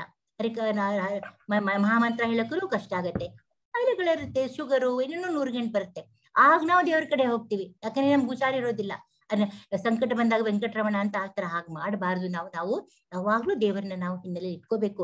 ದೇಹ ಅಸುಖವನ್ನು ಇದು ಮಾಡಿದ್ರೆ ನಮ್ಗೇನಾಗುತ್ತೆ, ನಾವು ಯಾವುದು ಮತ್ತೆ ಇದು ಜನ್ಮ ಮರಣ ಜರ ವ್ಯಾಧಿ ಈ ಚಕ್ರದಲ್ಲಿ ಸಿಕ್ಕಾಕೊಂಡ್ಬಿಡ್ತೇವೆ. ನಾವು ಸಾಧ್ಯ ಇಲ್ಲ. ಇದರಿಂದ ಐಹಿಕ ಬಂಧನವು ನಿರಂತರವಾಗಿ ಮುಂದುವರಿಯುತ್ತದೆ. ಇದನ್ನ ಇಂದ್ರಿಯ ತೃಪ್ತಿಗಾಗಿ ಜನರು ಉನ್ಮತ್ತರಾಗುತ್ತಾರೆ. ಅದು ಗೊತ್ತಿಲ್ಲ. ದೈಹಿಕ ಸುಖಾನೇ ಇಂದ್ರಿಯ ಸುಖಾನೇ ಅದು. ಯಾತನೆಗಳಿಂದ ತುಂಬಿದ ಈಗಿನ ಶರೀರವು ಹಿಂದಿನ ಜನ್ಮ. ನಿಮ್ಗೆ ಒಂದ್ ನೆನ್ಪಿಟ್ಕೋಬೇಕು ನೀವು. ಈ ಜನ್ಮ ನಾವು ತಾಳಿದೇವಲ್ಲ, ನಾವೆಲ್ಲ ಈಗ ಬಂದಿದ್ದೇವಲ್ಲ, ಈಗ ನಮಗೆ ಏನೇನೋ ಆಗಿದೆ. ಕೆಲವ್ರಿಗೆ ಎಷ್ಟೋ ಕಷ್ಟ ಆಗಿದೆ, ಕೆಲವ್ರಿಗೆ ಸುಖ ಆಗಿದೆ, ಎರಡು ಮಿಶ್ರಿತವಾಗಿದೆ. ಎರಡೂ ಇದೆ ಅದರಲ್ಲಿ. ಯಾಕೆ ಸಿಕ್ತಿ ದೇಹ ನಮ್ಗೆ? ಯಾಕಂದ್ರೆ ನಾವು ಹೋದ್ ಜನ್ಮದಲ್ಲಿ ಏನೋ ಮಾಡಿದ್ದು, ಅದರದ್ದು ಇವಾಗ ಹಾಕಿದ್ ಬೀಜ ಇವಾಗ ಬಂದು ನಾವು ಈ ದೇಹ ತಗೊಂಡು ಮತ್ತೆ ಓದಾಡ್ತಾ ಇದ್ದೇವೆ. ಮತ್ತೆ ಈ ದೇಹದಲ್ಲಿ ಕೂಡ ಏನಂತೇವೆ ನಾವು, ಯಾರಾದ್ರೂ ಇದಾದ್ರೆ ನಾನ್ ಮತ್ತೆ ನಿನ್ನ ಮಗು ತಾಯಿ ಏನಾದ್ರು ತೀರ್ ಹೋಗ್ಬಿಟ್ರೆ, ಕಾಲವಾಗ್ಬಿಟ್ರೆ ಮಗಳಂತಾಳೆ, ಅಮ್ಮ ಮುಂದಿನ ಜನ್ಮದಲ್ಲಿ ಮತ್ತೆ ನಾನ್ ನಿನ್ ಮಗಳಾಗೆ ಹುಟ್ಟಬೇಕು ಆಮೇಲೆ ಅಂತಾರೆ. ಆಮೇಲೆ ಗಂಡ ಹೆಂಡತಿನ ಇಚ್ಛೆ ಪಡ್ತಾನೆ, ಮುಂದಿನ ಜನ್ಮದಲ್ಲಿ ಹೆಂಡತಿ ಗಂಡನ ಇಚ್ಛೆ ಪಡ್ತಾಳೆ. ಆಮೇಲೆ ಸ್ನೇಹಿತರು ಹೀಗೆಲ್ಲ ಮುಂದಿನ ಜನ್ಮದ ವಿಚಾರ ಮಾಡ್ತಾರೆ ಅವರು. ನಾನೇನ್ ಅನ್ನೋದಂದ್ರೆ, ಎಲ್ಲ ನಮ್ ಬುದ್ಧಿವಂತರು ಏನ್ ಅನ್ನೋದಂತಂದ್ರೆ, ಮುಂದಿನ ಜನ್ಮ ಯಾಕೆ ಬೇಕು ನಿಮಗೆ? ಮತ್ತೆ ಅದ್ರಲ್ಲಿ ಮತ್ತೆ ತಾಯಿ ಹೊಟ್ಟೆಯಲ್ಲಿ ನಾವು ಗರ್ಭದ ಸೇರಿಸ್ಬೇಕು, ಮತ್ತೆ 9 ತಿಂಗಳು ಕಷ್ಟ ಪಡ್ಬೇಕು. ಅಲ್ಲಿ ಎಂಥ ವಾತಾವರಣದಲ್ಲಿ ಇರ್ಬೇಕು ನಾವು. ತಾಯಿ ಗರ್ಭದಲ್ಲಿ ಎಷ್ಟು ಕಷ್ಟ ಆಗುತ್ತೆ ಮಗುಗೆ, ನಮಗ್ ಗೊತ್ತಾಗಲ್ಲ ಅದು. ನಾವ್ ಅನ್ಕೋತೀವಿ ತಾಯಿಗೆ ಹೆರಿಗೆ ನೋವು ಬರುತ್ತಲ್ಲ ಅದೇ ತುಂಬಾ ದೊಡ್ಡದು ಅಂತ. ಅಲ್ಲ, ಮಗು ಹುಟ್ಟುವಾಗ ಮಗುಗಾಗೋ ನೋವು ಆಗೋದು ಅದು ತುಂಬಾ ಪಟ್ಟು ಜಾಸ್ತಿ ಇರುತ್ತೆ. ಆದ್ರೆ ಮಗು ಹೇಳ್ಕೊಳಕ್ಕಾಗಲ್ಲ. ಗಿಟಾರಂತ ಕಿರ್ಚ್ಬಿಟ್ಟು ಆಚೆ ಬರುತ್ತದು ಪಾಪ. ಬಂದ್ಮೇಲೆ ಮತ್ತೆ ಎಷ್ಟು ಕಷ್ಟಗಳು. ಯಾಕೆ ಬೇಕಿದು? ಅದಕ್ಕೆ ನಾವು ಇದಕ್ಕೆ ಮುಂದಿನ ಜನ್ಮದಲ್ಲಿ ಮತ್ತೆ ನೀವು ಸಿಗೋಣ ಅಂತ ಹೇಳ್ತೀವಲ್ಲ, ಅದಕ್ಕಿಂತ ಹೆಚ್ಚಾಗಿ ನಾವೇನನ್ಬೇಕು, ನಾವು ಗೋಲೋಕ ವೃಂದಾವನದಲ್ಲಿ ಸಿಗೋಣ. ನೀವು ಭಕ್ತಿ ಮಾಡಿ, ನಾನು ಭಕ್ತಿ ಮಾಡ್ತೇನೆ. ಇಬ್ರು ಅಲ್ಲಿಗೆ ಹೋಗೋಣ, ವೈಕುಂಠಲು ಇದಕ್ಕೆ ಹೋಗೋಣ, ಪ್ಲಾನೆಟ್ಗೆ ಹೋಗೋಣ. ಅಲ್ಲಿ ಹೋಗ್ಬಿಟ್ಟು ಅಲ್ಲಿ ನಾವು ಸಿಗೋಣ. ಅಲ್ಲಿ ಅನಂತವಾದಂತ ಸುಖ ಎಲ್ಲಾನು ಇದೆ ಅಲ್ಲಿ. ಯಾವಾಗ್ಲೂ ದೇವ್ರ ಸೇವೆ ಮಾಡ್ತಾರೆ. ಮತ್ತೆ ಇಲ್ಲ ಹುಟ್ಟಿಲ್ಲ, ಸಾವಿಲ್ಲ, ಏನೇನೂ ಇಲ್ಲ. ಅದರಿಂದ ದೇಹವು ಅಲ್ಪ ಕಾಲದ್ದಾದರೂ ಅನೇಕ ರೀತಿಗಳಲ್ಲಿ ತೊಂದರೆ ಕೊಡುತ್ತದೆ. ಆದುದರಿಂದ ಇಂದ್ರಿಯ ತೃಪ್ತಿಗಾಗಿ ಮಾಡುವುದು ಒಳ್ಳೆಯದಲ್ಲ. ಒಬ್ಬ ಮನುಷ್ಯನು ತನ್ನ ನಿಜವಾದ ಸ್ವರೂಪವನ್ನು ಕುರಿತು ಜಿಜ್ಞಾಸೆ ಮಾಡದೆ ಅವನು ಜಿಜ್ಞಾಸೆ ಮಾಡ್ಬೇಕು. ನಾನು ಯಾರಪ್ಪ ಅಂತ, ನಿಜವಾದ ಸ್ವರೂಪ ನಂದೇನು? ನಾನು ಆತ್ಮ, ಪರಮಾತ್ಮನ ಅಂಶ ನಾನು ಅಂತ ಇರುವವರೆಗೆ ಅವನು ಬದುಕಿನಲ್ಲಿ ವಿಫಲನಾದವನು ಎಂದು ಭಾವಿಸಬೇಕು. ನಿಜವಾದ ಸ್ವರೂಪವು ತಿಳಿಯುವವರೆಗೆ ಅವನು ಇಂದ್ರಿಯ ತೃಪ್ತಿಗಾಗಿ ಫಲಾಪೇಕ್ಷೆಯಿಂದ ಕರ್ಮವನ್ನು ಮಾಡ್ಬೇಕಾಗುತ್ತದೆ. ಅಲ್ಲಿ ತನಕ ಮಾಡ್ತಾನೆ ಇರ್ತಾನೆ ನಾನು. ಅದು ಮತ್ತೆ ಹುಟ್ಟು ಸಾವು ಎಲ್ಲ ಇದ್ದೇ ಇರುತ್ತೆ. ಅದ್ ನಾವು ಅದನ್ನ ತಪ್ಸ್ಕೋಬೇಕು. ಅದಕ್ಕೆ ನಾವು ಇಂಥ ಗೀತಾ ಜ್ಞಾನ ಯಜ್ಞಗಳನ್ನ ಸೇರ್ಕೋಬೇಕು. ಆಮೇಲೆ ಅದನ್ನ ಫಾಲೋ ಮಾಡ್ಬೇಕು. ಬರೀ ಸೇರ್ಬೇಕು ಅಂತ ಆಗಲ್ಲ. ಮತ್ತೆ ಗೀತೆನ ಓದ್ಬೇಕು, ನಮ್ಮ ಮಹಾಮಂತ್ರ ಹೇಳ್ಬೇಕು. ಆಮೇಲೆ ಏನಾಗುತ್ತೆ ದೇವ್ರ ಸೇವೆ ಆದಷ್ಟು ಮನೇಲಿ ಟಿವಿಗಳನ್ನೆಲ್ಲ ಕಮ್ಮಿ ಮಾಡ್ಬಿಟ್ಟು ಒಪ್ತೀನಿ ನಾನು. ಎಲ್ಲರಿಗೂ ಎಷ್ಟು ನೋಡೋದಿರ್ತದೆ ಅದ್ರಲ್ಲಿ. ಏನ್ ಬರೀ ನ್ಯೂಸ್ ಅಲ್ಲಿ ಬರೀ ಅದೇನೇ ಹೇಳ್ತಿರ್ತಾರೆ. ಅದನ್ನ ತುಂಬಾ ಮ್ಯಾಗ್ನಿಫೈ ಮಾಡಿ ಹೇಳ್ತಾರೆ. ಹಂಗಾಯ್ತು ಹಿಂಗಾಯ್ತು ಅಂತ. ನಮ್ಗೆ ಇದಕ್ಕೆ ಪ್ರಜಲ್ಪ ಅಂತೀವಿ ನಾವು. ಅಂದ್ರೆ ಇದು ಗ್ರಾಮ್ಯ ಕಥೆ. ಬರೀ ಊರಿನ ಕಥೆ ಕೇಳ್ಕೊಂಡು ಕೂತ್ಕೊಳ್ಳೋದು. ತಗೊಂಡು ಏನ್ ಮಾಡ್ಬೇಕು? ಆ ಸೀರಿಯಲ್ ನಮ್ಗೆ ನೆನಪೇ ಇರಲ್ಲ ಏನಾಯ್ತು ಅಂತೇಳಿ. ನೆಕ್ಸ್ಟ್ ಮತ್ತೆ ಕೂತಾಗ ನೆನಪು ಬರುತ್ತೆ. ನಮ್ಗೆ ಎಂಟರ್ಟೈನ್ಮೆಂಟ್ ಬೇಕು ನಮ್ಗೆ. ಅದಕ್ಕಿಂತ ಏನ್ ಎಂಟರ್ಟೈನ್ಮೆಂಟ್? ನೀವು ಹರಿನಾಮ ಸ್ಮರಣೆ ಮಾಡಿ. ಅದ್ರಲ್ಲಿ ಇರುವಂತ ಸಂತೋಷ ಎದ್ರಲ್ಲೂ ಇಲ್ಲ. ಅದ್ರಲ್ಲಿ ಇರೋ ಸವಿ ಎದ್ರಲ್ಲೆದ್ರಲ್ಲೂ ಇಲ್ಲ. ಎಂತ ನಿಮ್ಗೆ ನಿಮ್ ಭಕ್ಷ್ಯ ಕೊಟ್ಟರು ಅದ್ರಲ್ಲಿ ನಿಮ್ಗೆ ಸಿಗೋದಿಲ್ಲ. ಇಂದ್ರಿಯ ತೃಪ್ತಿಯ ಪ್ರಜ್ಞೆಯಲ್ಲಿ ಮುಳುಗಿರುವವರೆಗೆ ಮನುಷ್ಯನು ದೇಹದಿಂದ ದೇಹಕ್ಕೆ ಆಗುತ್ತಿರುತ್ತಾನೆ.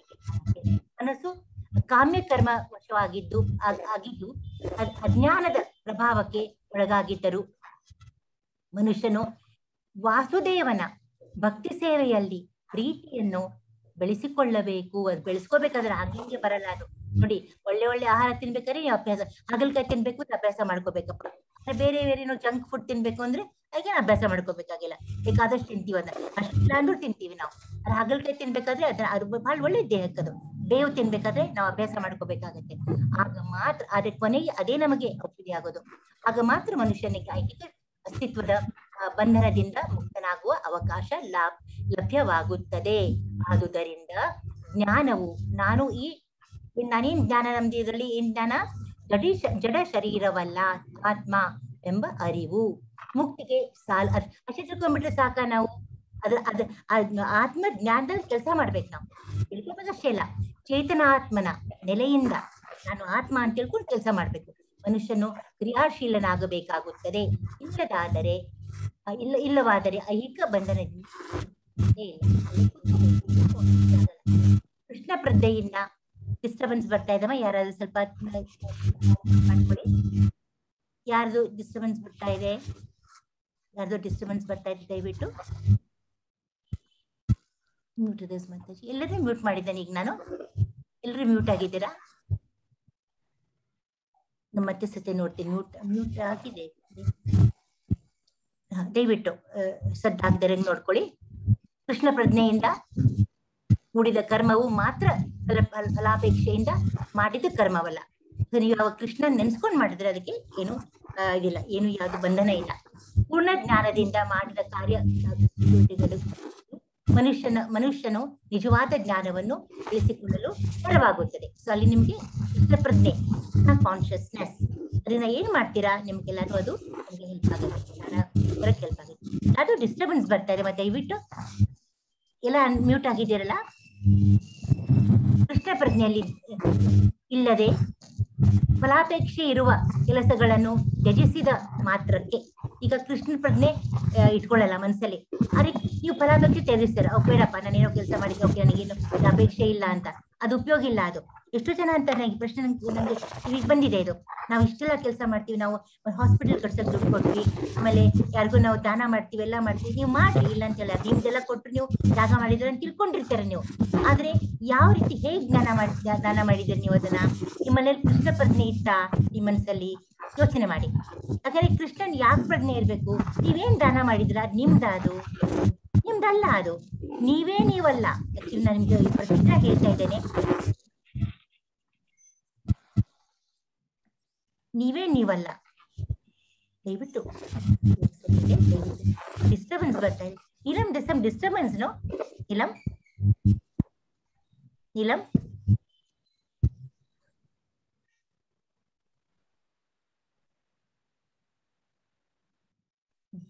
ಸರಿ ಹೋಯ್ತು. ನನ್ನ ಕಡೆ ಡಿಸ್ಟರ್ಬೆನ್ಸ್ ಇದೆ, ಇಂಟರ್ನೆಟ್ ಪ್ರಾಬ್ಲಮ್ ಇರ್ಬೋದು. ನಿಮ್ಗೆಲ್ಲ ಸರಿಯಾಗಿ ಕೇಳಿಸ್ತಾ ಇದೆಯಮ್ಮ? ಎಲ್ರಿಗೂ ಸರಿಯಾಗಿ ಕೇಳಿಸ್ತಾ ಇದೆಯಾ? ಭಾರ್ಗವ್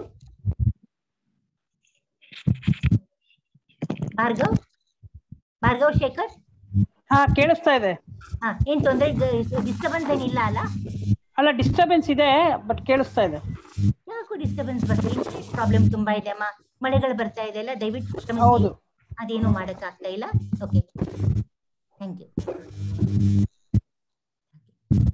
ಸೊ ನಾನು ಹೇಳ್ತಾ ಇದ್ದೇನೆ, ಸೊ ಇದರಲ್ಲಿ ಕೃಷ್ಣ ನೀವು ಎಲ್ಲ ಮಾಡ್ತೀರಾ, ಆದ್ರೆ ನೀವೇನ್ ಕೊಡ್ತಿಲ್ಲ. ಇಲ್ಲಪ್ಪ, ನಾನು ಅಷ್ಟು ಕಿಲೋ, ಕೊರೋನಾ ಬಂದಿತ್ತು ನೋಡಿ ಅಂತ ಕೆಲವರು. ಕೊರೋನಾದಲ್ಲಿ ನಾನು ಏನು ಪ್ಯಾಕೇಜ್ ಮಾಡಿದ್ದೆ, ಫುಡ್ ಪ್ಯಾಕೇಜು. ಅಲ್ಲಿ ಇಷ್ಟು ಅಕ್ಕಿ, ಬೇಳೆ, ಬೆಲ್ಲ, ಎಣ್ಣೆ ಎಲ್ಲ, ತುಪ್ಪ ಎಲ್ಲ ಕೊಟ್ಟೆ ಅಂತ ಹೇಳ್ಕೊತಾರೆ. ಅದು ಫೋಟೋ ತೆಗೆಸ್ಕೊಂಡು ಅದನ್ನ ಛಾಯಾಚಿತ್ರದಲ್ಲಿ ಇದು ನ್ಯೂಸ್ ಪೇಪರಲ್ಲೂ ಹಾಕ್ಬಿಡ್ತಾರೆ. ಅದ ಹೆಸರು ಬೇಕಾಗಿರ್ತಾರೆ. ನಾನ್ ಕೇಳೋದಂದ್ರೆ, ನೀವು ತ್ಯಾಗ ಮಾಡ್ದಂಗೆ, ಅಪ್ಪ ಇವ್ರು ತ್ಯಾಗಿಗಳು, ಇವರು ದಾನಾತ್ಮರು ಅಂತೆಲ್ಲ ಬರುತ್ತೆ ಪೇಪರ್ನಲ್ಲಿ. ನಾನ್ ಕೇಳೋದು, ನೀವೇನ್ ಕೊಟ್ರಿ? ಯಾರ್ದನ್ ಕೊಟ್ರಿ ನೀವು? ಇದು ನಿಮ್ದಾ? ಇದು ನಿಮ್ದಲ್ಲ. ಇಲ್ಲ, ಭಗವಂತಂದೇ ಭಗವಂತಗೆ ಕೊಟ್ಟಿದ್ದೀರಾ. ಈಗ ಭಗವಂತನದು ಈ ಪ್ರಪಂಚದಲ್ಲಿ ಇರೋದು ಎಲ್ಲಾನು ಭಗವಂತಂದೇ. ನಾವು ಅಷ್ಟೇನೆ. ನಮ್ಮ ಮೇಲೆ ಹೇಳ್ತಾ ಇದ್ದೇನೆ ಇದನ್ನ. ನಾವ್ ಯಾವಾಗ ಹುಟ್ಟಿದ್ವೋ ಅವಾಗ ನಾವ್ ಹೇಗ್ ಬಂದ್ವಿ ಹೇಳಿದೆ ನಿಮ್ಗೊಂದು. ತಂದೆಯ ವೀರಾಣುದಲ್ಲಿ ಒಂದು ಆತ್ಮವು ಬಂದು ತಾಯಿ ಸೇರ್ಬಿಟ್ಟು ಅಲ್ಲಿ ಒಂದು ಮಗು ಆಗಿ ಅದು ಬರುತ್ತೆ. ಅದು ಹಾಗೆ ನಮ್ ಜನ್ಮ ಆಗಿರುತ್ತೆ. ಸೊ ಅವಾಗ ನಾವಲ್ಲ, ನಾವ್ ಯಾರು? ಪರಮಾತ್ಮನ ಅಂಶ. ಅದಕ್ಕೊಂದು ದೇವ್ರು ಒಂದು ಹೊದಿಕೆ ಕೊಡ್ತಾನೆ, ದೇಹ ಅಂತ. ಅದು ನಾವಲ್ಲ, ಅದು ಯಾರು ಮಾಡಿದ್ದು? ನಾನ್ ಮಾಡಿದ್ದ ಅದನ್ನ. ಈ ಹೃದಯ, ಒಂದು ಕಿಡ್ನಿ ಆಗ್ಲಿ, ಲಿವರ್ ಆಗ್ಲಿ, ಇಂಟೆಸ್ಟೈನ್ ಎಲ್ಲ ನಮ್ಮ ಜಠರ ಇದಾಗ್ಲಿ ನಾವು ಮಾಡಿದ್ದ ಅದನ್ನ? ಇಲ್ಲ, ಭಗವಂತ ಮಾಡಿದ್ದು, ಅವನೇ ಕೊಟ್ಟಿದ್ದು. ಚರ್ಮ, ನಮ್ಮ ಸೌಂದರ್ಯ, ನಮ್ಮ ಏನು ರೂಪ ಎಲ್ಲ ಅವನು ಕೊಟ್ಟಿದ್ದು. ಇದು ನಮ್ದೇನಿದೆಯಪ್ಪ? ಏನೂ ಇಲ್ಲ. ಮುಂದೆ ನಾವು ಬರ್ತಾ ಎಲ್ಲಾನು ನಿಸರ್ಗದಲ್ಲಿ ಏನೇನು ನೀವು ಇವತ್ತು ಕಾಣ್ತಾ ಇದ್ದೀರೋ, ನಿಮ್ ಮನೇನೋ ತಗೊಳ್ಳಿ, ನಿಮ್ ಮನೆ, ನಿಮ್ಮ ಆಸ್ತಿ, ಎಲ್ಲಾನು ಇದು ನಂದು ಅಂತೀರಾ ನೀವು. ಇದು ನಿಮ್ದಲ್ಲ, ಇದು ಪರಮಾತ್ಮ ನೀವು ಕೊಟ್ಟಿದ್ದದು. ಅದನ್ನೇ ನೀವು ಇನ್ನೊಬ್ರಿಗೆ ಕೊಟ್ಟು ನಾನ್ ದಾನಿವಾದಿ ಅಂತೇನೆ. ಆ ದೇವ್ರೇನ್ ಹೇಳಿ ಹೆಸರು ಹಾಕೋತಾನ? ನಮ್ಗೆ ಇಷ್ಟು ದೇವ್ರು ಕೊಡ್ತಾ ಇದ್ದಾನಲ್ಲಪ್ಪ. ಸೂರ್ಯ ನಮ್ಗೆ ಬೆಳಕು ಕೊಡ್ತಾನೆ, ಆಮೇಲೆ ಚಂದ್ರ ತಂದು ಇದು ರಸ ತುಂಬ್ತಾನೆ ಹಣ್ಣುಗಳಲ್ಲಿ. ಅವ್ರೇನಾದ್ರು ಮಾತಾಡ್ತಾರ ನಾನ್ ಮಾಡ್ದೆ ಅಂತಾರ? ಗಿಡ ನಮಗೆ ಊಟ ಆಹಾರ ಕೊಡುತ್ತೆ, ಅದು ನಾನ್ ಕೊಟ್ಟೆ ಅನ್ನಲ್ಲ, ಯಾರು ಅನ್ನಲ್ಲ. ಮನುಷ್ಯ ಮಾತ್ರ ಬಾಯಿ ಮಾತಾಡಕ್ ಬರುತ್ತೆ, ನಾನು ಅಂತೇವಿ. ನಮ್ದು ಇದರಲ್ಲಿ ನೀವು ತ್ಯಾಗ ಮಾಡ್ತೀನಿ ಅಂತ ಅನ್ಕೊಂಡಿದ್ರೆ ಅದು ತಪ್ಪು, ಅದು ತ್ಯಾಗ ಅಲ್ಲ. ಅದನ್ನ ನೀವೇನ್ ಮಾಡ್ಬೇಕು? ಜಾಣರಾಗ್ಬಿಟ್ರೆ ಏನ್ ಕೊಟ್ಟಿದ್ರ ಪ್ರಜ್ಞೆಯಲ್ಲಿ ಮಾಡಿ ಅದನ್ನ. ಅದ್ ಮಾಡಿದ ತಕ್ಷಣ ಅದು ಪರಿಶುದ್ಧವಾಗಿ ಹೋಗುತ್ತೆ ನಿಮಗೆ. ಅದಕ್ಕೆ 100 ಮಾರ್ಕ್ಸ್ ಸಿಕ್ಬಿಡುತ್ತೆ ನಿಮ್ಗೆ. ಏನ್ ಕೊಡ್ತೀರಾ? ಕೃಷ್ಣಾರ್ಪಣ ಅಂದು ಕೊಡಿ. ಕೃಷ್ಣಾರ್ಪಣ ಅಂದಾಗ ಏನಾಗತ್ತದು? ಅದು ಪರಿಶುದ್ಧವಾಗಿ ಹೋಗುತ್ತೆ. ಅಲ್ಲಿ ಹೃದಯವು ಪರಿಶುದ್ಧವಾಗುವವರೆಗೆ ಮನುಷ್ಯನು ಫಲಾಪೇಕ್ಷತೆಯ ನೆಲೆಯಲ್ಲಿ ಕಾರ್ಯ ಮಾಡಬೇಕಾಗುತ್ತದೆ. ಆದರೆ ಕೃಷ್ಣ ಪ್ರಜ್ಞೆಯಲ್ಲಿ ಮಾಡಿದ ಕರ್ಮವು ತಂತಾನೇ ಕರ್ಮ ಫಲದಿಂದ ಮನುಷ್ಯನನ್ನು ಬಿಡುಗಡೆ ಹೊಂದಲು ನೆರವಾಗುತ್ತದೆ. ಇದರಿಂದ ಮನುಷ್ಯನು ಐಹಿಕ ನೆಲೆಗೆ ಇಳಿಯುವ ಅಗತ್ಯವಿರುವುದಿಲ್ಲ. ಅವನೆಲ್ಲ ಬಾಂಡೇಜ್ ಇಂದ ಬಿಡುಗಡೆ ಆಗೋಗುತ್ತೆ. ಕರ್ಮ ತ್ಯಾಗದಲ್ಲಿ ವ್ಯಕ್ತಿಯು ವಿಫಲನಾಗುವ ಅಪಾಯ ಇದ್ದೇ ಇದೆ. ಅದೇ ನಾನು ಮಾಡ್ತೀನಿ ಅಂದ್ರೆ ಅದರಲ್ಲಿ ಬರುತ್ತೆ. ಸಕ್ಸಸ್ಸು ಫೇಲ್ಯೂರ್ ಇರೋದಪ್ಪ. ಕೃಷ್ಣನ್ ತಂದ್ಬಿಡಿ ಮಧ್ಯ ನಿಮಗೆ ಫೇಲ್ಯೂರೇ ಇಲ್ಲ, ನಿಮ್ಗೆ ಸಕ್ಸಸ್. ಆದ್ರಿಂದ ಕೃಷ್ಣ ಪ್ರಜ್ಞೆಯಿಂದ ಕೂಡಿ ಧರ್ಮಾಚರಣೆ ಮಾಡುವುದು ಯಾವಾಗಲೂ ಕರ್ಮ ತ್ಯಾಗಕ್ಕಿಂತ ಉತ್ತಮವಾದದ್ದು. ನೀವು ಕೆಲಸ ಮಾಡ್ಬೇಕು, ಕೆಲಸ ಮಾಡದೇ ಇದ್ರೆ ತಪ್ಪದು. ಕೆಲಸ ಮಾಡ್ಬೇಕು, ಕೃಷ್ಣ ಪ್ರಜ್ಞೆಯಿಂದ ಕೆಲಸ ಮಾಡ್ಬೇಕು. ಕೃಷ್ಣ ಪ್ರಜ್ಞೆ ಇಲ್ಲದ ಕರ್ಮ ತ್ಯಾಗವು ಅಪೂರ್ಣವಾದದ್ದು. ಆಮೇಲೆ ನಮ್ಮ ರೂಪಾ ಗೋಸ್ವಾಮಿ ಅವರು ಬಹಳ ಚೆನ್ನಾಗಿ ಹೇಳಿದ್ದಾರೆ ಇದನ್ನ. ಇಲ್ಲಿ ಪ್ರಾಪಂಚಿಕತೆಯ ಬುದ್ಧ ಹರಿ ಸಂಬಂಧಿ ವಸ್ತುತನಃ ಮುಮುಕ್ಷುಭಿ ಪರಿತ್ಯಾಗೋ ವೈರಾಗ್ಯಂ ಫಲ್ಗು ಕಥ್ಯತೆ ಅಂತ.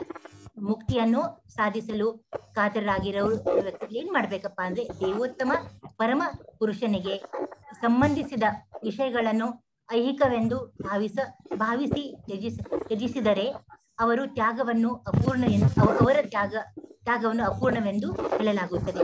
ಅವ್ರು ದೇವ್ರಿಗೆ ಸಂಬಂಧಿಸದೇ ಇಲ್ಲ. ಇದು ನಿಮ್ದು ಈಗ ಐಹಿಕ ಅಂತ ಅನ್ಕೊಂಡ್ಬಿಟ್ರೆ ತಪ್ಪಾಗತ್ತೆ. ಅದು ದೈವಿಯಾದ ಎಲ್ಲಾನು. ಅಸ್ತಿತ್ವದಲ್ಲಿರುವ ಪ್ರತಿಯೊಂದು ವಸ್ತುವು ಭಗವಂತನಿಗೆ ಸೇರಿದ್ದು. ಯಾರು ಯಾವ ವಸ್ತುವಿನ ಮೇಲೆ ತಮ್ಮ ಒಡೆತನವನ್ನು ಸಾಧಿಸಬಾರದು. ಇದ್ಯಾವುದು ನಮ್ದಲ್ಲ, ಎಲ್ಲಾನು ಪರಮಾತ್ಮಂದೇ ಇದು ಎನ್ನುವ ಅರಿವಿನಿಂದ ಮಾಡಿದ ತ್ಯಾಗವು ಸಂಪೂರ್ಣವಾದದ್ದು.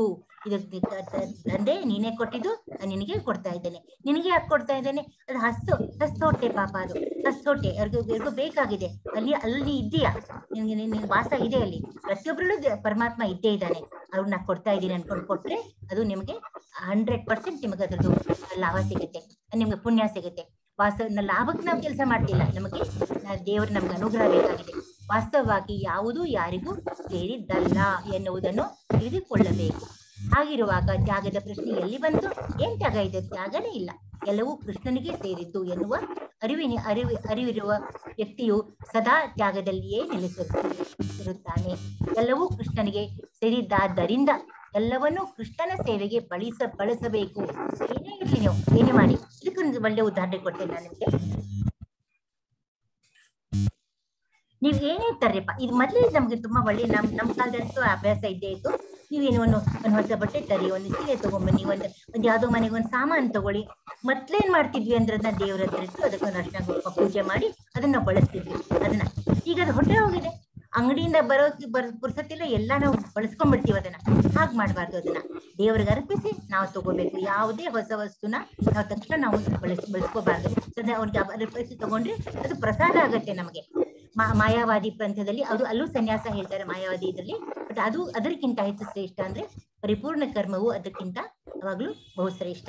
ಈಗ ನಾವು 3ನೇ ಶ್ಲೋಕಕ್ಕೆ ಹೋಗ್ತಾ ಇದ್ದೇವೆ. ಯಾರೇನ್ ಹೇಳ್ತೀರಾ 3ನೇ ಶ್ಲೋಕ? ಯಾರು ಹರಿಣಿ,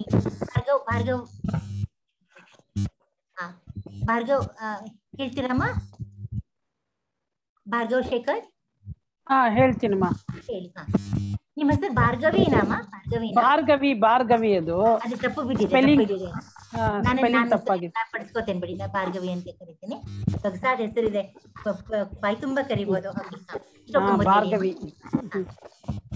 ಜ್ಞೇಯ ಸ ನಿತ್ಯ ಸನ್ಯಾಸಿ ಯೋ ನ ದ್ವೇಷ್ಟಿನ ಕಾಂಕ್ಷತಿ ನಿರ್ಧನ್ಯೋ ಹಿ ಮಹಾಬಾಹೋ ಸುಖ ಬಂಧಾತ್ ಪ್ರಮುಚ್ಯತೆ. ಅನುವಾದ ಓದಿ. ಪ್ರಮುಚ್ಯತೆ ಕರ್ಮ ಫಲದಲ್ಲಿ ತಿರಸ್ಕಾರವಾಗಲಿ ಅಪೇಕ್ಷೆಯಾಗಲಿ ಇಲ್ಲದವನನ್ನು ನಿತ್ಯ ಸನ್ಯಾಸಿ ಎಂದು ತಿಳಿಯಬೇಕು. ಮಹಾಬಾಹುವಾದ ಅರ್ಜುನನೇ, ದ್ವಂದ್ವಗಳಿಂದ ಮುಕ್ತನಾದ ಇಂತಹ ಮನುಷ್ಯನು ಸುಲಭವಾಗಿ ಐಹಿಕ ಬಂಧನದಿಂದ ಪಾರಾಗುತ್ತಾನೆ ಮತ್ತು ಸಂಪೂರ್ಣವಾಗಿ ಮುಕ್ತನಾಗುತ್ತಾನೆ. ಇಲ್ಲಿ ಕರ್ಮಫಲದಲ್ಲಿ ತಿರಸ್ಕಾರವಾಗಲಿ ಅಪೇಕ್ಷೆ ಆಗಲಿ, ಇದರಲ್ಲಿ ಕರ್ಮಫಲದಲ್ಲಿ ನಂಗೆ ಅದು ಬೇಕಂತೂ ಇಲ್ಲ, ಬೇಡ ಅಂತೂ ಇಲ್ಲ. ಕೊಟ್ರೆ ತಿರಸ್ಕಾರ ಮಾಡಬಾರ್ದು, ಅದು ದೇವ್ರ ಪ್ರಸಾದ. ಅದು ಅದೇ ಬರ್ಲಿಲ್ಲ ಅಂದ್ರೆ ಯೋಚನೆ ಮಾಡಬಾರ್ದು. ನಾನು ನಿನ್ನೆ ಮತ್ತೆ ಹೂವಿನ ಕಥೆ ಹೇಳ್ತಿದ್ದೆ, ಹೂವು ಏರಿಸ್ತೀವಿ ನಾವು, ಅದು ಎಲ್ಲಿ ಬೀಳತ್ತೋ ಗೊತ್ತಿಲ್ಲ, ಬೀಳಿಕೆ ಇಲ್ಲ, ದೇವ್ರ ಮೇಲೆ ಇರ್ಬೋದು ಸಂತೋಷ, ಎಲ್ಲಿ ಬಿದ್ದು ಅದನ್ನ ನನ್ಗೆ ಸ್ವೀಕಾರ ಮಾಡ್ಬೇಕು ಅದನ್ನ.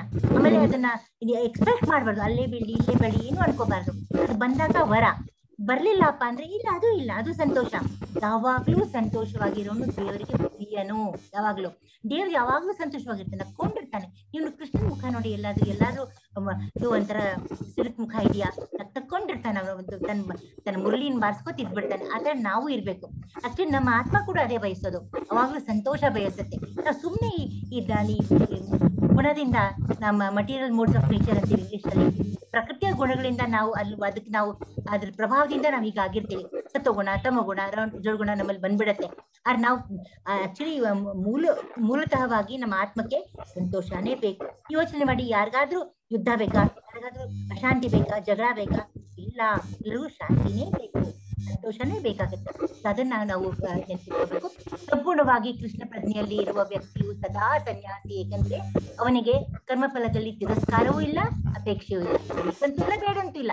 ಕೊಟ್ಟರೆ ತಗೋತಾರೆ, ಕೊಡ್ದಿದ್ದು ಬಿಡ್ತಾರೆ, ಬೇಜಾರು ಮಾಡ್ಕೊಳ್ಳಲ್ಲ. ಭಗವಂತನ ಪ್ರೀತಿಪೂರ್ವಕ ಸೇವೆಗೆ ಮುಡಿಪಾದ ಇಂತಹ ತ್ಯಾಗಿಯು ಜ್ಞಾನವುಳ್ಳವನು.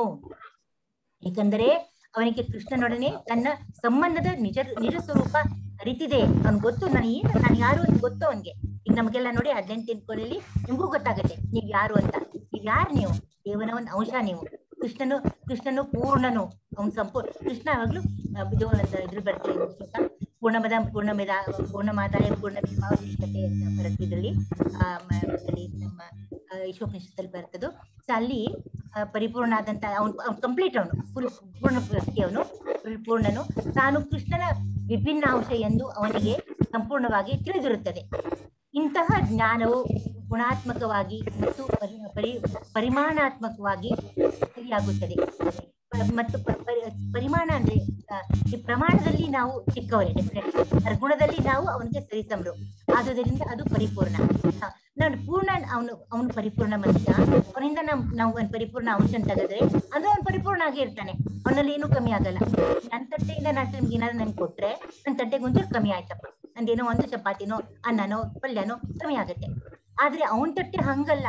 ಅವ್ನು ಎಷ್ಟು ಜನಕ್ಕೂ ಈ ಪ್ರಪಂಚಕ್ಕೆಲ್ಲ ಹಂಚಿದ್ರು ಅವನ ತಟ್ಟೆ ಮತ್ತೆ ಫುಲ್ಲೆ, ಅವನು ಯಾವಾಗ್ಲೂ ಫುಲ್ಲೆ, ಅವನು ಪರಿಪೂರ್ಣ. ಅವನು ಕೃಷ್ಣನೊಂದಿಗೆ ಒಂದಾಗಿರುವ ಪರಿಕಲ್ಪನೆ ಸರಿಯಲ್ಲ, ಅದಕ್ಕೆ ನಾವು ಅನ್ಕೋಬಾರ್ದು. ಕೆಲವರು ಅಂತಾರೆ, ಹೌದಾ ಕೃಷ್ಣ ನಮ್ಮ ಆತ್ಮ ಅಂದ್ರೆ ಕೃಷ್ಣ ಅಂಶನ, ನಾವು ಸೇಮ್ ಆಗಿಟ್ವಲ್ಲ, ನೀವು ಸೇಮ್ ಆಗಿದ್ರೆ ಅನ್ಕೋತಾರೆ ಕೃಷ್ಣನ್ಗೆ. ಹಾಗಲ್ಲ. ಅದು ಸಾಗರದ ನೀರು, ಸಾಗರದಿಂದ ತಗೊಂಡ ಒಂದು ತೊಟ್ಟ ನೀರು, ಅದು ಎರಡು ಉಪ್ಪೇ ಇರುತ್ತೆ. ಆದ್ರೆ ಸಾಗರ ಮಹಾಸಾಗರ, ಉಪ್ಪಿನ ಒಂದು ತೊಟ್ಟಿರುತ್ತಲ್ಲ, ಅದೊಂದು ತೊಟ್ಟಷ್ಟೇ, ಒಂದು ಹನಿ ಅಷ್ಟೇ. ಅದು ಹೆಂಗ್ ಸಮ ಆಗಕ್ಕೆ ಸಾಧ್ಯ? ಪ್ರಮಾಣದಲ್ಲಿ ಅದು ಸರಿ ಆಗೋದಿಲ್ಲ. ಕಲ್ಪನೆ ಸರಿಯಲ್ಲ, ಅದು ತಿಳ್ಕೋಬಾರ್ದು. ಬಹಳ ಜನ ಇಕ್ವೇಟ್ ಮಾಡ್ಕೋತಾರೆ, ನಾನು ಕೃಷ್ಣ ಒಂದೇ ಅನ್ಕೋಬಾರ್ದು. ಆದುದರಿಂದ ಅದು ಪರಿಪೂರ್ಣ ಕೃಷ್ಣ. ಏಕೆಂದರೆ ಭಾಗವು ಪೂರ್ಣಕ್ಕೆ ಸಮಾನ ಆಗಲು ಸಾಧ್ಯವೇ ಇಲ್ಲ. ನಾವೊಂದು ಭಾಗ, ಅವನು ಪರಿಪೂರ್ಣ. ಗುಣದಲ್ಲಿ ಒಂದೇ ಆದರೂ ಪರಿಮಾಣದಲ್ಲಿ ಬೇರೆ ಎನ್ನುವ ತಿಳುವಳಿಕೆಯು ಸರಿಯಾದ ಆಧ್ಯಾತ್ಮಿಕ ಜ್ಞಾನ. ತಿಳ್ಕೋಬೇಕು ನಾವು. ಇದರಲ್ಲಿ ನಾವು ಅಣು, ಅವನು ವಿಭು ಅಂದ್ರೆ ಮಹಾಸಾಗರ. ಇದರಿಂದ ಮನುಷ್ಯನು ತನ್ನಲ್ಲಿಯೇ ಗುಣನಾಗುತ್ತಾನೆ. ಆಗ ಅವನು ಯಾವುದಕ್ಕಾಗಿಯೂ ಆಸೆ ಪಡಬೇಕಾಗಿಯೂ ಇಲ್ಲ, ವಿಷಾದ ಪಡಬೇಕಾಗಿಯೂ ಇಲ್ಲ, ಎಲ್ಲೂ ಇಲ್ಲ, ವಿಷಾದಿಸಬೇಕಾಗೂ ಇಲ್ಲ. ಅವನ ಮನಸ್ಸಿನಲ್ಲಿ ದ್ವಂದ್ವವಿಲ್ಲ, ಎಲ್ಲ ಅವನು ಕರೆಕ್ಟ್ ಆಗಿ ತಗೋತಾನೆ. ಅಂದ್ರೆ ಅವನು ಏನು ಮಾಡಿದರೂ ಅದು ಕೃಷ್ಣನಿಗಾಗಿನೇ, ಫುಲ್ ಕೃಷ್ಣಾರ್ಪಣ. ಹೀಗೆ ದ್ವಂದ್ವಗಳ ನೆಲೆಯಿಂದ ಬಿಡುಗಡೆ ಹೊಂದಿ ಅವನು ಈ ಏಕ ಜಗತ್ತಿನಲ್ಲಿ ಇರುವಂತೆಯೇ ಮುಕ್ತನಾಗುತ್ತಾನೆ. ಅಲ್ಲಿ ಮುಕ್ತಿ ಸಿಕ್ಬಿಡುತ್ತೆ ಅವನಿಗೆ. ಪ್ರೆಸೆಂಟೇಶನ್ ಸ್ವಲ್ಪ ಹೋದಾಗಿ ಗೊತ್ತಾಗುತ್ತೆ. ಇಲ್ಲಿ ನಾವು ನೋಡ್ತಿದ್ವಿ, ಇಲ್ಲಿ ನಾವು ಇದು ನೋಡ್ತಿದ್ವಿ, ಈ ಶ್ಲೋಕ ಇದು ಹೇಳಾಗಿದೆ, ಎಲ್ಲೆಲ್ಲ ಏನೇನು ಬರುತ್ತೆ ಅಂತ ಹೇಳಿದ್ದೀನಿ. ಆಮೇಲೆ ಇದು 2ನೇ ಶ್ಲೋಕ ಓದಿದ್ದೀರಾ. ಆಮೇಲೆ ಇಲ್ಲಿ ಒಂದು ಬರುತ್ತೆ, ಫಲಾಪೇಕ್ಷೆಯಿಂದ ಮಾಡಬಾರ್ದಂದಕ್ಕೆ ಇಲ್ಲಿ ಡ್ರಗ ಅಂತ ಮಹಾರಾಜ ಇದ್ದಪ್ಪ, ಇವನೊಬ್ಬ ರಾಜ ಇದ್ದ. ಅವನೇನ್ ಮಾಡ್ತಿದ್ದ ಅಂದ್ರೆ ಅವನಿಗೆ ಫಲಾಪೇಕ್ಷೆಯಿಂದ ಎಲ್ಲ ಮಾಡ್ತಿದ್ದ. ಅವನು ಒಳ್ಳೆ ರಾಜ, ಎಲ್ಲ ಕೊಡ್ಬೇಕಂತ ಮಾಡಿ ಹೇಳಿದ್ದಲ್ಲ, ಆ ತರ ದಾನ ಧರ್ಮ ಎಲ್ಲ ಮಾಡ್ತಿದ್ದ. ಅವ್ನಿಗೆ ಒಂದು ಪ್ರಪಗಂಡ ಬೇಕಿತ್ತು, ಅವ್ನಿಗೆ ಸ್ವಲ್ಪ ಹೆಸರು ಬೇಕಾಗಿತ್ತು ಅವನಿಗೆ. ಸೊ ಅವ್ನಿಗೆ ಸರಿಯಾಗಿ ದೇವ್ರ ಬುದ್ಧಿ ಕಲಿಸ್ಕೊಡ್ತಾನೆ. ಹೇಗಂದ್ರೆ ಅವನು ಎಲ್ಲರಿಗೂ ಇದ್ ಮಾಡ್ತಾನೆ, ಹಸುಗಳನ್ನ ಕೊಡ್ತಾನೆ, ದಾನವಾಗಿ ಕೊಡ್ತಾನೆ, ಯಜ್ಞ ಮಾಡ್ತಾನೆ, ಎಲ್ರಿಗೂ ಹಸುಗಳನ್ನ ಕೊಡ್ತಾನೆ. ಅದೇನಾಗುತ್ತೆ, ಬೈ ಮಿಸ್ಟೇಕ್ ಒಂದ್ ತಪ್ಪಿನಿಂದ ಏನಾಗುತ್ತೆ, ಯಾರಿಗೋ ಹಸು ಕೊಟ್ಟಿರ್ತಾನೆ ಒಬ್ರಿಗೆ, ಆ ಹಸು ಇವನ ಹತ್ರ ವಾಪಸ್ ಬಂದ್ಬಿಡುತ್ತದೆ. ಆ ಹಸು ಗೊತ್ತೇ ಆಗಲ್ಲ, ಎಷ್ಟು ಹಸುಗಳು ಅದೊಂದು ಅನ್ಕೊಂಡ್ಬಿಡ್ತಾನೆ, ಮತ್ತೆ ಆ ಹಸು ಕೊಡ್ತಾನೆ. ಅಂದ್ರೆ ಈಗಾಗ್ಲೇ ದಾನ ಮಾಡಿದ ಹಸುನ ಮತ್ತೆ ದಾನ ಮಾಡಕ್ ಹೋಗ್ತಾನೆ ಅವನು. ಆಗೇನಾಗತ್ತೆ, ಇಬ್ರು ಬ್ರಾಹ್ಮಣರು ಇರ್ತಾರೆ, ಅವ್ರಿಗೆ ತಮ್ಮ ಹಸು ವಾಪಸ್ ಹೋಯ್ತು ಅಂತ ಗೊತ್ತಾಗತ್ತೆ ಅವ್ರಿಗೆ. ಅವ್ರು ವಾಪಸ್ ಬರ್ತಾರೆ, ನೃಗ ಮಹಾರಾಜ ಹತ್ರ ಬರ್ತಾರೆ. ಇವ್ರೇನ್ ಮಾಡ್ತಿರ್ತಾನೆ ಅವಾಗ, ಅದೇ ಹಸುವಿನ ಮತ್ತೊಬ್ಬರಿಗೆ ದಾನ ಕೊಡ್ತಿರ್ತಾನೆ. ಅವ್ನ್ ಗೊತ್ತಿರೋದ್ರ ಪಾಪ, ಗೊತ್ತಿಲ್ಲದೆ ಮಾಡ್ತಿರ್ತಾನೆ.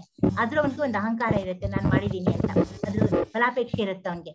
ಸೊ ಅವ್ರು ಸುಮ್ನೆ ಬಿಡ್ತಾರ, ಅವ್ರು ಇಲ್ಲ ನಂಗೆ ಕೊಟ್ಟ ಹಸು ಇದು, ನಮ್ಮ ಹಸು ಇದು, ಮತ್ತೆ ಹೇಗ್ ದಾನ ಮಾಡ್ತೀಯಾ ಅಂತ ಅವ್ನಿಗೆ ಕೇಳ್ತಾರೆ. ನೋಡಿ, ಇಷ್ಟು ಚಿಕ್ಕ ಚಿಕ್ಕ ವಿಷಯಗಳಿಗೆ ನಮ್ಗೆ ಪಾಪ ಅಂಟ್ಕೊಳುತ್ತೆ, ನಾವು ಯೋಚನೆ ಮಾಡ್ಲಿಲ್ಲ. ಆಕ್ಚುಲಿ ರಾಜಂದು ಅವನದೇ ಸಂಪತ್ತು, ಅವನದೇ ಹಸುಗಳು, ಆದ್ರೆ ಮನಸ್ಸು ಮಾತ್ರ ಸ್ವಲ್ಪ ಕೊಡ್ಬೇಕು, ನಾ ಫಲಾಪೇಕ್ಷೆಯಿಂದ ಮಾಡಿರ್ತಾನೆ. ಅದೇನೋ 100% ತಪ್ಪಂತ ಲೌಕಿಕ ಜಗದಲ್ಲಿ ಹೇಳೋದು ಕಷ್ಟ ಆಗತ್ತೆ. ಆದ್ರೂ ಈ ಬ್ರಾಹ್ಮಣರು ವಾಪಸ್ ಬಂದಾಗ ಅದೇ ಒಂದು ಪುಟ್ಟೆ ಒಂದು ತಪ್ಪಾಗೋಗುತ್ತೆ. ಅವನು ತಪ್ಪಾಗ್ಬಿಟ್ಟು ಏನಾಗುತ್ತೆ, ಆಗ ಅವನಿಗೆ ಶಾಪ, ಅಂದ್ರೆ ಅವ್ನಿಗೆ ಶಾಪ ಕೊಡಲ್ಲ ಪಾಪ. ಅವನೇನ್ ಮಾಡ್ತಾನೆ, ಮುಂದಿನ ಜನ್ಮದಲ್ಲಿ ಅದು ಅವನಿಗೆ ಹಲ್ಲಿಯಾಗಿ ಹುಟ್ಬಿಡ್ತಾನ. ಅವನು ಹಳ್ಳಿಯಾಗಿ ಹುಟ್ಟಿ ಒಂದು ಬಾವಿಯಲ್ಲಿ ಇರ್ತಾನ. ಅವನಿಗೇನು ವರ ಇರತ್ತೆ ಅಂದ್ರೆ, ಕೃಷ್ಣ ಬಂದು ಅವನ ಮುಟ್ಟಿದಾಗ್ಲೇ ಅವನಿಗೆ ಮತ್ತೆ ಮುಕ್ತಿ ಸಿಗೋದು ಅಂತ. ಆಗ ಕೃಷ್ಣ ಅಲ್ಲಿ ಬಂದಾಗ ಕೈ ಇದೆ ಇದು, ಅವನ ಮುಟ್ಟಿದಾಗ ಇಲ್ಲಿ ಜೊತೆ ಆಡ್ತಿರ್ತಾನೆ, ಮಕ್ಕಳ ಜೊತೆ ಆಡ್ತಿರ್ತಾನೆ. ಅವಾಗ ಇಲ್ಲಿ ಬಂದಾಗ ಅವನಿಗೆ ತಾಕ ತಕ್ಷಣ ಅವನಿಗೆ ಮುಕ್ತಿ ಸಿಗತ್ತೆ. ಕೃಷ್ಣ ಆಗ ಅವನು ಅಪರಾಧ ಅವನಿಗೆ ಪಶ್ಚಾತ್ತಾಪ ಆಗತ್ತೆ. ಕೃಷ್ಣನ್ಗೆ ಸಾರಿ ಕೃಷ್ಣ, ನಾನು ತಪ್ಪು ಹಿಂಗ್ ಮಾಡ್ಬಾರ್ದಾಗಿತ್ತು, ನಾನು ಫಲಾಪೇಕ್ಷೆಯಿಂದ ಮಾಡಿದ್ದು ದಾನ ಅದು, ಅದರಿಂದ ನನಗೆ ಹೀಗಾಯ್ತು, ಇನ್ಮೇಲೆ ನಾನು ಹಾಗೆ ಮಾಡಲ್ಲ ಅಂತ ಹೇಳಿ ಅವನು ಅಲ್ಲಿಂದ ಮುಕ್ತನಾಗ್ತಾನೆ. ಇದು ದುರ್ಗ ಮಹಾರಾಜದ ಕಥೆ, ಬಹಳ ಫೇಮಸ್ ಕಥೆ ಇದು, ಬಹಳ ಹೆಸರಾಂತ ಕಥೆ ಇದು. ಸೊ ಇದನ್ನ ಹೇಳಿದ್ದು ರೂಪ ಗೋಸ್ವಾಮಿ ಅವ್ರು ಹೇಳಿದ್ದು. ಈಗ 3ನೇ ಶ್ಲೋಕ ಬರ್ತಾ ಇದೀವಿ ನಾವು. 3ನೇ ಶ್ಲೋಕ ಓದ್ಬೇಕಮ್ಮ. ಈಗ 3ನೇದು ಆಯ್ತು, ಆಕ್ಚುಲಿ ನಾವು 4ನೇದಕ್ಕೆ ಹೋಗ್ಬೇಕು ಇವಾಗ. 4ನೇ ಶ್ಲೋಕ 3ನೇದಾಗಿದೆ. ಇಲ್ಲಿ ಒಂದು ಬರುತ್ತೆ, ಇಲ್ಲಿ ಇವ್ರು ಯಾರಂದ್ರೆ ರಘುನಾಥ್ ದಾಸ್ ಠಾಕೂರ್ ಅಂತ ಹೇಳಿ, ಇವರು ಬಹಳ ನಾಮಾಚಾರಿ ಅಂತ ಇವ್ರ ಹೆಸರು. ಮುಂದೆ ಇವರೇ ನಮ್ಮ ಹರೇ ಕೃಷ್ಣ ಮಹಾಮಂತ್ರನ, ಅಂದ್ರೆ ಇವರು ನಮ್ಗೊಂದು ಮಾದರಿ. ಇವರು ಆಕ್ಚುಲಿ ಅವರು ಹುಟ್ಟಿನಿಂದ ಅವರು ಮುಸ್ಲಿಮ್ರು. ಅರೆ ನಮ್ಮ ಚೈತನ್ಯ ಮಹಾಪ್ರಭುಗಳ ಇದರಿಂದ ಅವರ ಇದರಲ್ಲಿ ಬಂದು ಅವರ ನೆಲೆಯಲ್ಲಿ ಬಂದು ಅವರು ಪ್ರಭಾವಿತವಾಗ್ಬಿಟ್ಟು ಬಹಳ ಅವರು ನಾಮಸ್ಮರಣೆ ಮಾಡ್ತಿರ್ತಾರೆ. ಎಷ್ಟಪ್ಪ ಅಂದ್ರೆ, ಈಗ ನಾವು 16 ಬೆಳಗ್ಗೆ ನಾವು ಇಷ್ಟು ಒದ್ದಾಡ್ತೀವಿ, ಒಂದ್ ರೌಂಡ್ ಮಾಡಕ್ ಒದ್ದಾಡ್ತೀವಿ ನಾವು. ಅವ್ರು ದಿನಕ್ಕೆ 3 ಲಕ್ಷ ಮಾಡ್ತಿದ್ರಂತೆ. 3 ಲಕ್ಷ ಸುಮ್ನೆ ಮಲ್ಕೋತಿದ್ರು ಅಷ್ಟೇ, ಮಲ್ಕೊಂಡು ಎದ್ದೇ ಬಿಡ್ತಿದ್ರು. ಎದ್ಬಿಟ್ಟು ಊಟನೂ ಕಮ್ಮಿನೇ ಅವ್ರದ್ದು, ಇಷ್ಟು ಊಟ ಮಾಡ್ತಿದ್ರು, ಧ್ಯಾನ ಮಾಡ್ತಿದ್ರು. ಹಾಗೇನಾಗ್ತಿ ಒಬ್ಳು ಪರೀಕ್ಷೆ ಮಾಡಕ್ಕಂದ್ಬಿಟ್ಟು ಇವಳು ಒಂದು ವೇಶ್ಯೆ ತರ ಅವಳು ಬರ್ತಾಳೆ. ಬಂದು ವೇಶ್ಯೆ ಪಾಪ ಅವ್ರ ಇದನ್ನ ಸಂಗತಿನ ಬಯಸ್ತಾನೆ. ಅವರು ಕೂಲ್ ಆಗುತ್ತಾ, ಕೋಪ ಮಾಡ್ಕೊಳ್ಳಲ್ಲ. ಅವ್ರೇನಂತ ಗೊತ್ತಾ, ಹೌದಾ, ನಾನು ಸ್ವಲ್ಪ ಟೈಮ್ ಕೊಡು, ಇವಾಗ ಜಪ ಮಾಡ್ಬೇಕು, ನಾನು 3 ಲಕ್ಷ ಜಪ ಮಾಡ್ಬೇಕು, ಅದಾದ್ಮೇಲೆ ನಿನ್ಗೆ ಏನ್ ಬೇಕಾದ್ರೆ ನಾನು ನಿಂಗೆ ಕೊಡ್ತೇನೆ ಅಂತ. ಅವಳು ಕಾಯ್ತಾಳೆ. ಒಂದಿನ ಎಲ್ಲ 3 ಲಕ್ಷ ಆಗೋದಿಲ್ಲ. ಮತ್ತೆ ನೆಕ್ಸ್ಟ್ ಡೇನು ಕಾಯ್ತಾಳೆ ಅವಳು. ಮತ್ತೆ ಅದೇ ಮತ್ತೆ ಕತೆ ನೆಕ್ಸ್ಟ್ ಮರ್ದಿನೂ ಮತ್ತೆ ಹೇಳ್ತಾರೆ ಅವರು, ನನ್ ಜಪ ಮುಗಿಲಿ, ನಿಮ್ಗೆ ಏನ್ ಬೇಕಾದ್ರೆ ನಾನು ಕೊಡ್ತೇನೆ ಅಂತಾರೆ. ಕೋಪ ಮಾಡ್ಕೊಳ್ಳಲ್ಲ ಅವರು. ಅವ್ನು ಹೇಗೆ ಅವ್ರು ದಾರಿಗೆ ತರ್ತಾರೆ ಅಂತ ನೋಡ್ಬೇಕಾಗಿ ತುಂಬಾ ಚೆನ್ನಾಗಿದೆ ಇದು. 2ನೇ ದಿನ ಆಗುತ್ತೆ, ಅವಳೇ ಸೋತ್ಬಿಡ್ತಾಳೆ. ಸೋತ್ಬಿಟ್ಟು ಅವಳೇ ಆಕ್ಚುಲಿ ಪರಿವರ್ತನೆ ಆಗ್ಬಿಡ್ತಾಳೆ. ಅವಳೇ ಮತ್ತೆ ಹರಿನಾಮ ಸಂಕೀರ್ತನೆ ಮಾಡಕ್ ಶುರು ಮಾಡ್ಬಿಡ್ತಾಳೆ.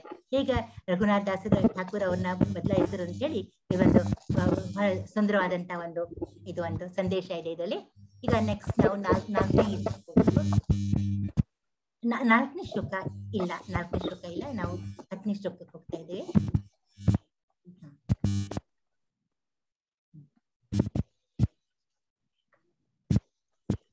ಓಕೆ, ಇದನ್ನ ಯಾರು ಓದ್ತೀರಮ್ಮ? ಯಾರು? ಭಾರ್ಗಿವಿ, ಸ್ಮಿತಾ, ಸ್ಮಿತಾ ಅವರೇ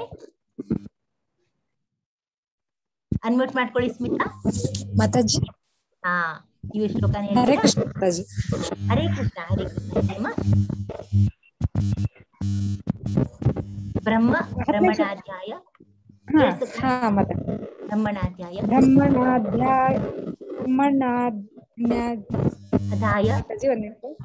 ಬ್ರಹ್ಮಣ್ಯಾಧ್ಯಾಯ ಕರ್ಮಾಣಿ ಸಂಗಂ ತ್ಯಕ್ತ್ವಾ ಕರೋತಿ ಯಃ ಲಿಪ್ಯತೆ ನ ಸ ಪಾಪೇನ ಪದ್ಮಪತ್ರ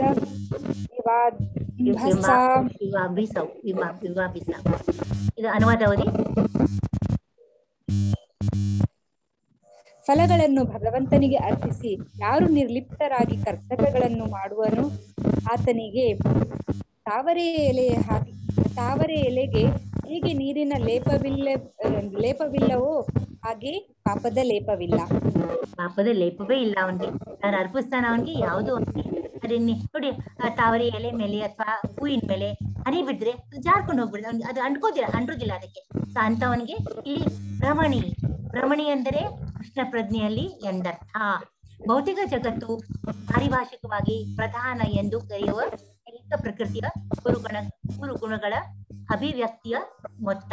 ಅಂದ್ರೆ ನಾ ಹೇಳ್ತಿರ್ತೀನಿ ಯಾವಾಗ್ಲೂ, ಪ್ರಕೃತಿಯ 3 modes ಆಫ್ ಮಟೀರಿಯಲ್ ನೇಚರ್ ಅಂತೀವಲ್ಲ, ಸತ್ವಗುಣ, ರಜೋಗುಣ, ತಮಗುಣ, ನಮ್ಗೆ ಹೇಗೆ ಉಂಟಾಗುತ್ತೆ ಅಂದ್ರೆ ಇದು ನಮ್ಗೆ ಒಂದು ನಿಮಿಷ. Hello Neelam, hello.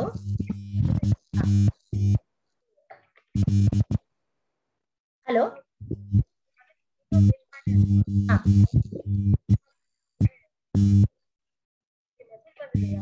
ಏನಂದ್ರೆ ಉಂಟಾ?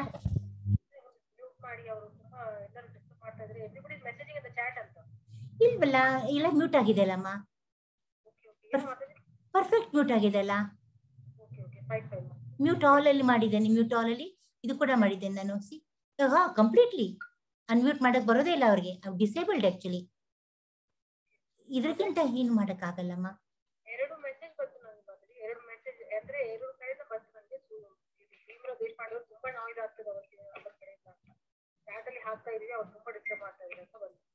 Actually I muted. No, I mute ಮಾಡ್ಬಿಟ್ಟು ಡಿಸೇಬಲ್ ಮಾಡ್ಬಿಟ್ಟಿದ್ದೀನಿ ಅವ್ರನ್ನ. ಕಾಂಟ್ ಫುಲ್ ಕಂಪ್ಲೀಟ್ ಮ್ಯೂಟ್ ಆಗಿದೆ ಅವರು. ಅದನ್ನ ಚೆಕ್ ಮಾಡಿದೆ ಇವಾಗ.